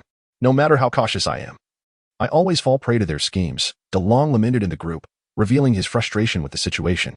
I found this peculiar and soon realized that DeLong's straightforward nature might render him unaccustomed to being outmaneuvered. Upon contemplating the intricacies of scheming, my thoughts immediately drifted to Xiao Tian, a man renowned for his cunning. During our school days, he was the quintessential peacemaker, adept at navigating the various factions within the institution. One might even say he was akin to a reed swaying in the wind. In the previous encounter, Li Ji had slain DeLong, suggesting that DeLong possessed a fundamentally docile nature. Consequently, the emergence of another DeLong, intent on eliminating Li Ji, might prove to be more manageable. Is it possible that the difficulty in addressing an adversary is contingent upon their character? How did you manage to kill DeLong? This inquiry seemed to resonate with an underlying curiosity. Li Ji, in a voice message he sent, remarked, "It wasn't overly complicated." When there was no avenue for escape, I took refuge indoors and employed a diversionary tactic to subdue him. After that, it appeared that Li Ji was reluctant to divulge further details, perhaps out of concern for provoking DeLong's ire. Nevertheless, from this exchange, it became apparent that my earlier deduction was accurate. Li Ji was fortunate to encounter a DeLong who was relatively easy to confront. In this scenario, the only individuals I found particularly formidable were Xiao Tian and Li Ji himself. Xiao Tian's character, marked by meticulous calculation, presented a challenge, while the other Xiao Tian, as DeLong had mentioned, had a penchant for underhanded tactics, which even Li Ji had fallen victim to. Furthermore, it was clear that the other Li Ji had inherited his unique trait, an icy resolve in moments of desperation, which I surmised compelled him to act against the other DeLong for the sake of survival. Conversely, Lin appeared to be more manageable. However, I refrained from voicing these speculations, concerned about imposing undue psychological pressure on them. One must recognize that despair often leads individuals to abandon all hope. This led to the contemplation that had DeLong managed to endure during the last confrontation, it is plausible that one might have witnessed him engaging with the other Xiao Tian. Shiyin suddenly interjected with this thought. His statement sparked a realization within me, as it seemed almost accurate. Li Ji appeared to have grasped this notion as well. That seems likely. Thus, we devised a strategic plan to prolong our engagement. The later one awakens, the more time we must buy, resolving to confront those who threaten us only when we possess absolute certainty. This plan was not originally mine. but I found myself in agreement. I understood that this would necessitate a significant delay for those of us awakening later, while Li Ji, positioned first, would need to act more swiftly than before in dealing with the other DeLong. They discussed entering the fray now. Yet my mind lingered on the man I had encountered previously, an individual I had yet to mention to them. Conversely, they seemed unaware of any such figure as presence. This left me with a sense of unease. Once we entered, Li Ji communicated in the group chat that he would lure the other DeLong, suggesting that DeLong should first seek refuge in the shop closest to the main road. As for the others, I instructed them to focus on stalling for time. None could predict whether Li Ji would indeed cross paths with DeLong after his ruse. I walked towards the narrow path, making an effort to remain hidden. Last time, I was inadvertently discovered. This path was rather open, devoid of any suitable hiding spots, so I decided to conceal myself within a trash bin. Peering through the narrow gap where refuse was discarded, it was challenging to be detected here, but if I were to be discovered, escape would be impossible. I had no choice but to take this gamble. I opened my phone, remaining vigilant for any activity in the group chat, knowing that if Li Ji succeeded, he would promptly inform DeLong. As for DeLong's whereabouts, none of us had any inkling. The outside was eerily silent, devoid of any sound, as if even the wind had ceased. Suddenly, my phone vibrated. I quickly lowered my gaze to see that Li Ji had announced in the chat that he had resolved the situation and was now heading out to locate DeLong, urging him to report his position. I am at the store closest to the Transformers, on the east side. DeLong responded in the group. This revelation surprised me, initially. Li Ji had instructed him to remain at the store by the main road, yet he had unexpectedly retreated deeper inside. Perhaps he was harboring suspicions about Li Ji's intentions. All right, was Li Ji's sole reply. However, it wasn't long before he updated the group, stating that he had spotted another Xiao Tian at the entrance of DeLong's hiding place, advising him to remain silent and wait for Xiao Tian to leave before proceeding. I haven't heard any commotion outside, DeLong replied in the group chat, which puzzled me. According to our earlier deductions, this scenario was unexpected. After a prolonged silence, Li Ji cautioned, "You mustn't come out, that Xiao Tian is barefoot, so he moves very quietly." I only discerned this upon closer inspection. Goodness, how cunning. I felt a sense of admiration for Xiao Tian's strategy. It proved useful in such perilous times. Yet, shortly thereafter, a message from Shuryan emerged in the group, indicating that he had been discovered and urging Li Ji to act swiftly. Damn it, how could Shuryan be found so quickly? It was still too early for him. As I silently cursed in my mind, I suddenly sensed something amiss and lifted my head to find a dark face pressed against the trash bin, gazing at me through the refuse opening. A shiver coursed through me. When had he arrived? I hadn't heard a single sound. I shook the trash bin vigorously, causing it to collide with the man's face, yet he merely staggered back a few steps before lunging at me again. Unable to escape, I tipped the bin over, allowing it to roll down the surface. The speed increased, and I lost track of my whereabouts, protecting my head as I soon collided with an object. As I laboriously crawled out, I caught sight of the man charging towards me in a frenzied manner. With no chance of evasion, I grabbed a stone and hurled it at him. The stone struck him squarely on the forehead, causing a gash to split open, blood gushing forth, which took me by surprise. I observed him clutching his forehead, appearing to be in considerable pain, and inwardly scoffed. Did this fellow truly understand the meaning of pain? However, this seemed to enrage him. Disregarding his forehead injury, he charged at me with a thunderous roar. I dodged and fled, narrowly escaping his grasp multiple times. After circling around, I found myself once more at the apex of the winding path, utterly exhausted. Breathing heavily, I had no desire to run any longer, watching as the man drew ever closer. As I fled, I sensed my phone vibrating incessantly, leaving me anxious about the progress on Li Ji's side. Had DeLong been rescued? Could Shuryan endure? And what of Lin? Yet, before I could ponder these questions, I had to confront the man before me. Glancing around, I noted the absence of railings, perhaps. At that moment, he lunged towards me. Without a second thought, I turned my back to the edge, colliding with him, and we both tumbled downwards. The height was merely that of a two-story building. While a fall could be perilous, it was unlikely to be fatal. With this thought, a bitter smile crept across my lips. Thud. I heard a dull thump, and, groggily opening my eyes, I half expected to find myself before that door again. Yet, to my astonishment, I lay beneath the man, unharmed. Had he perished? Chapter 33. A stranger's name. I felt unscathed as I rose from the man beneath me. Glancing back at the spot from which I had just fallen, the scene still vivid in my mind. Fortunately, during my descent, luck was on my side, and that man had served as a cushion.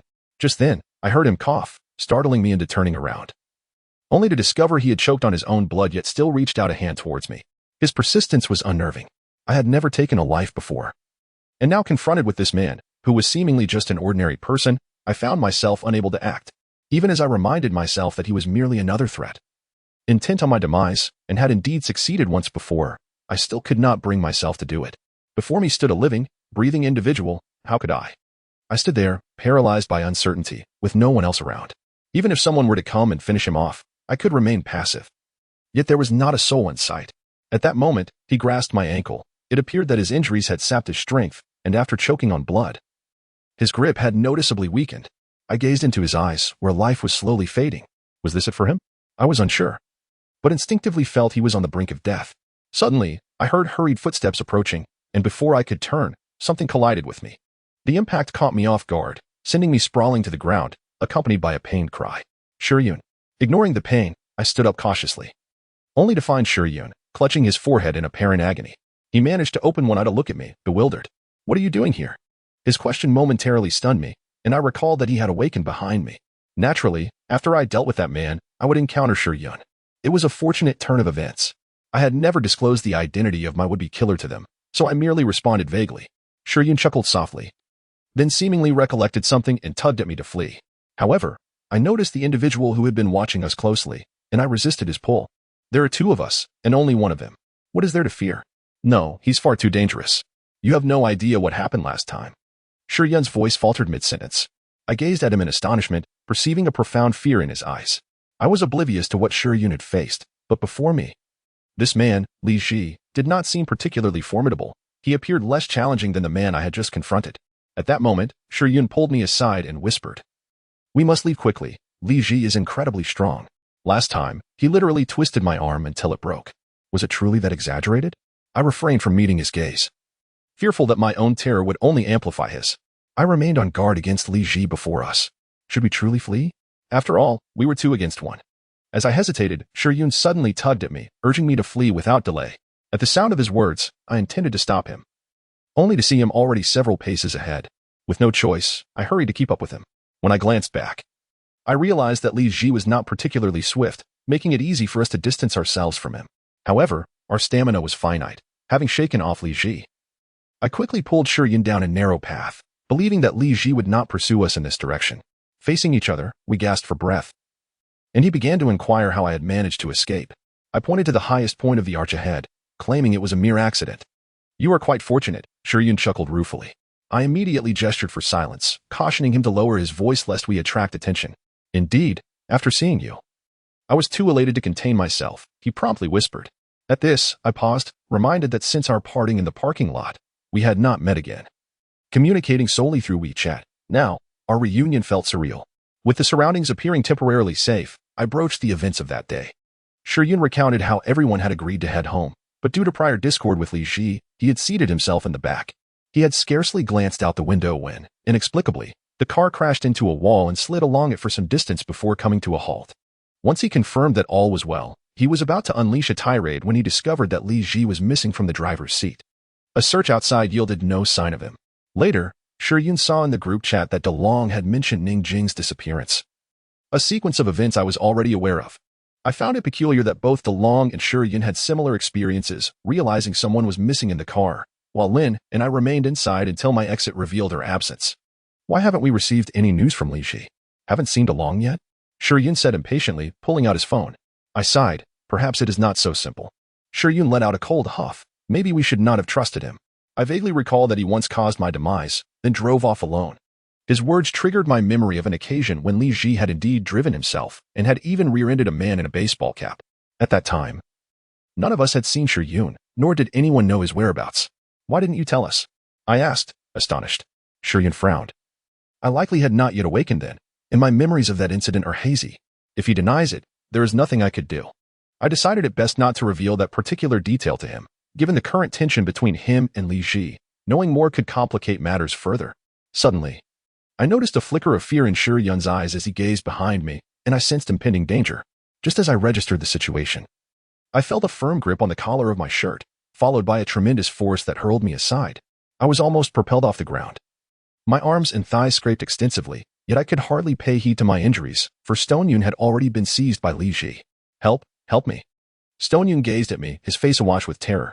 I staggered to my feet, the raw skin burning painfully, and before I could fully gather my senses, I witnessed Stone-Yun being hurled away.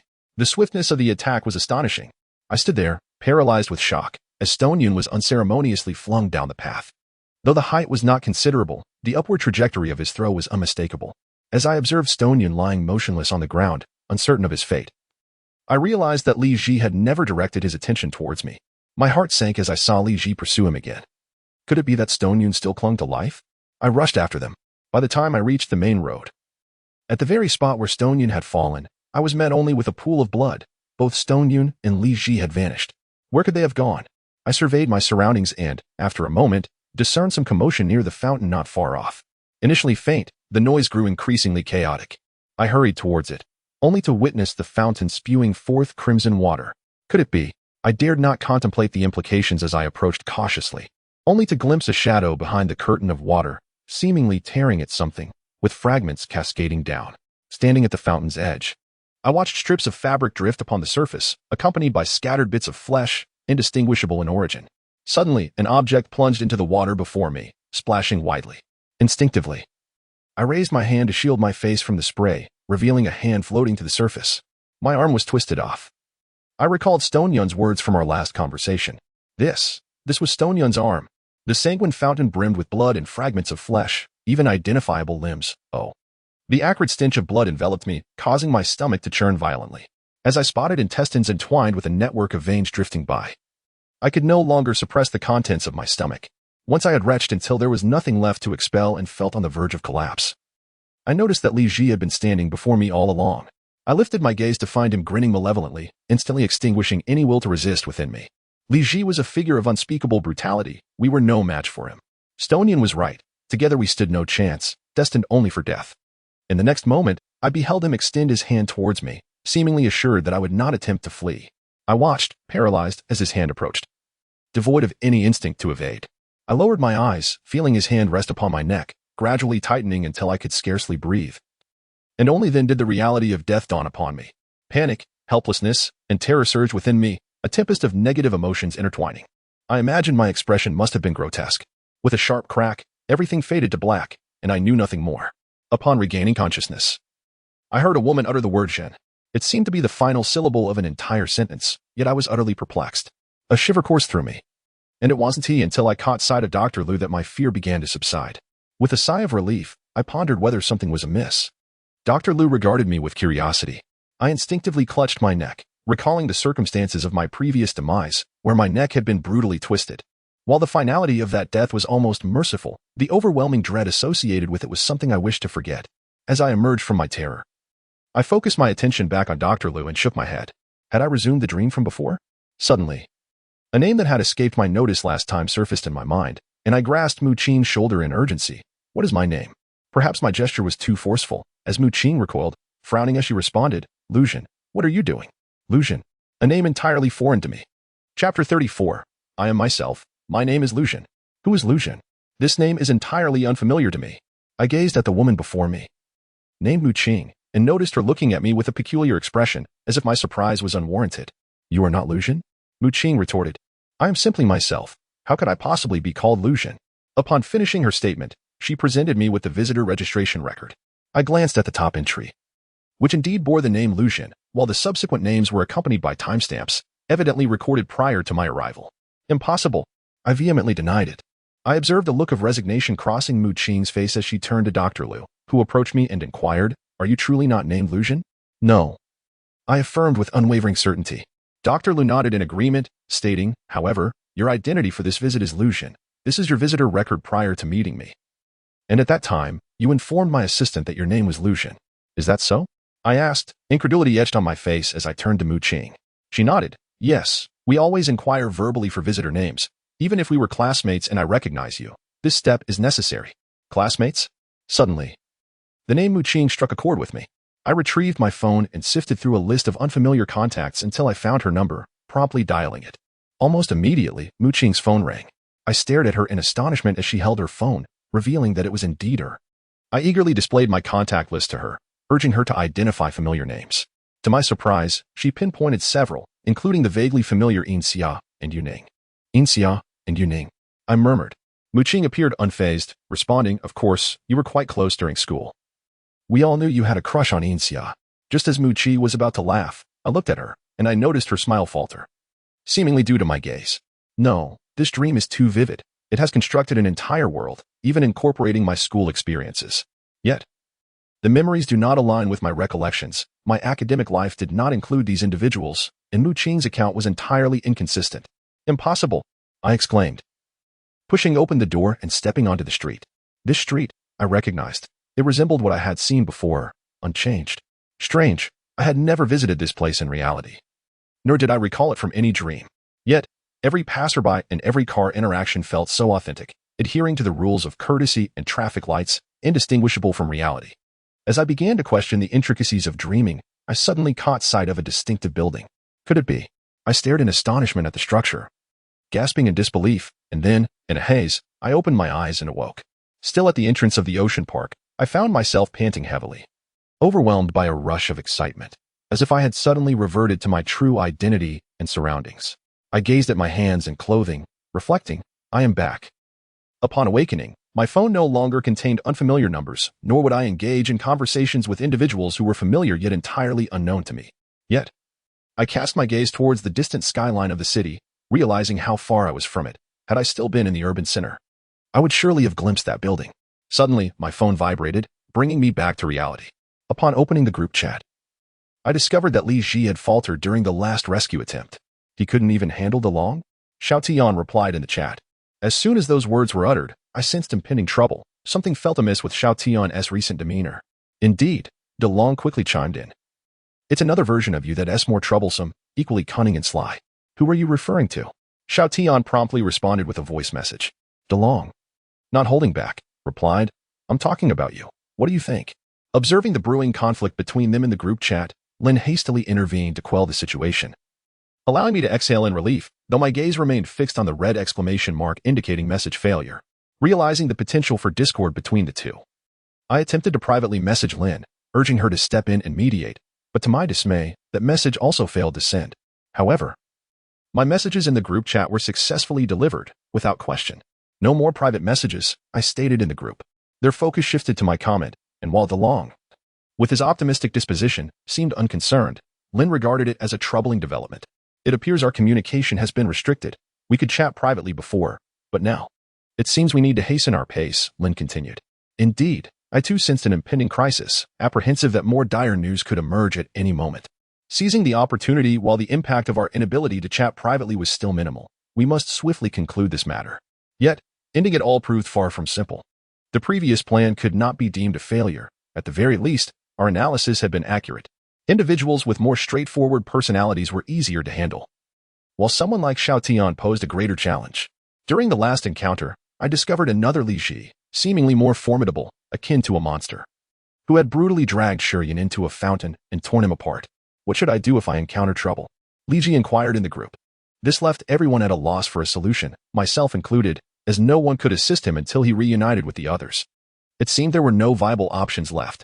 Lin ultimately stated in the group, we shall act according to the circumstances. Following that, silence enveloped the chat. I stood momentarily at the entrance, contemplating the uncertainty that lay ahead should I choose to enter. As Li Ji navigated his way through challenges to reach me, I couldn't help but wonder if he would endure until then. Avoidance is the strategy one now adhere to. Regardless of any disturbances outside, I resolutely remained indoors, securing the shop door tightly before retreating to the rear exit. This strategic maneuver allowed me to evade detection as I shifted between several locations. However, the man had already wreaked havoc on the storefronts along the main road, leaving only a few intact establishments. I realized that if I continued this way, my concealment would soon be compromised. Observing a shop across the street, I contemplated my previous tactic of seeking refuge there should the man discover my current hiding place first. If he did not find me, I could remain hidden for a while longer. Yet, if he eventually came here, I would have nowhere left to escape. Although this strategy had afforded me some time, it was clear that I needed to adapt. Relying solely on one method could not sustain me indefinitely. Thus, I decided to exit through the back door and slipped into the first shop I had previously hidden in, which had already suffered damage. Surely, he would not return here. As I anticipated, after the man had vandalized the remaining two shops, he began to loiter on the main road, while I stayed concealed, holding my breath each time he passed by. Buzz, I succeeded. I found DeLong, Li Ji announced in our group chat. How splendid. Li Ji had also succeeded. Though it had taken an excessive amount of time, I had already changed my hiding places numerous times. As I pondered this, an unsettling feeling washed over me. And upon raising my head, I realized I had been discovered. Damn it! How could this man have such keen hearing? Able to detect even the vibration of a silent phone? Fortunately, his speed was not particularly swift, allowing me to evade him and find a new hiding spot. I had never been in this area before, but judging by the map of the path I had recently traversed, I was no longer near the entrance. I hadn't examined the map closely, but I recalled that the entrance covered a relatively small portion of the entire layout. And I now found myself in the aquarium section. The aquarium area was considerably larger than others and relatively spacious, provided there were no visitors.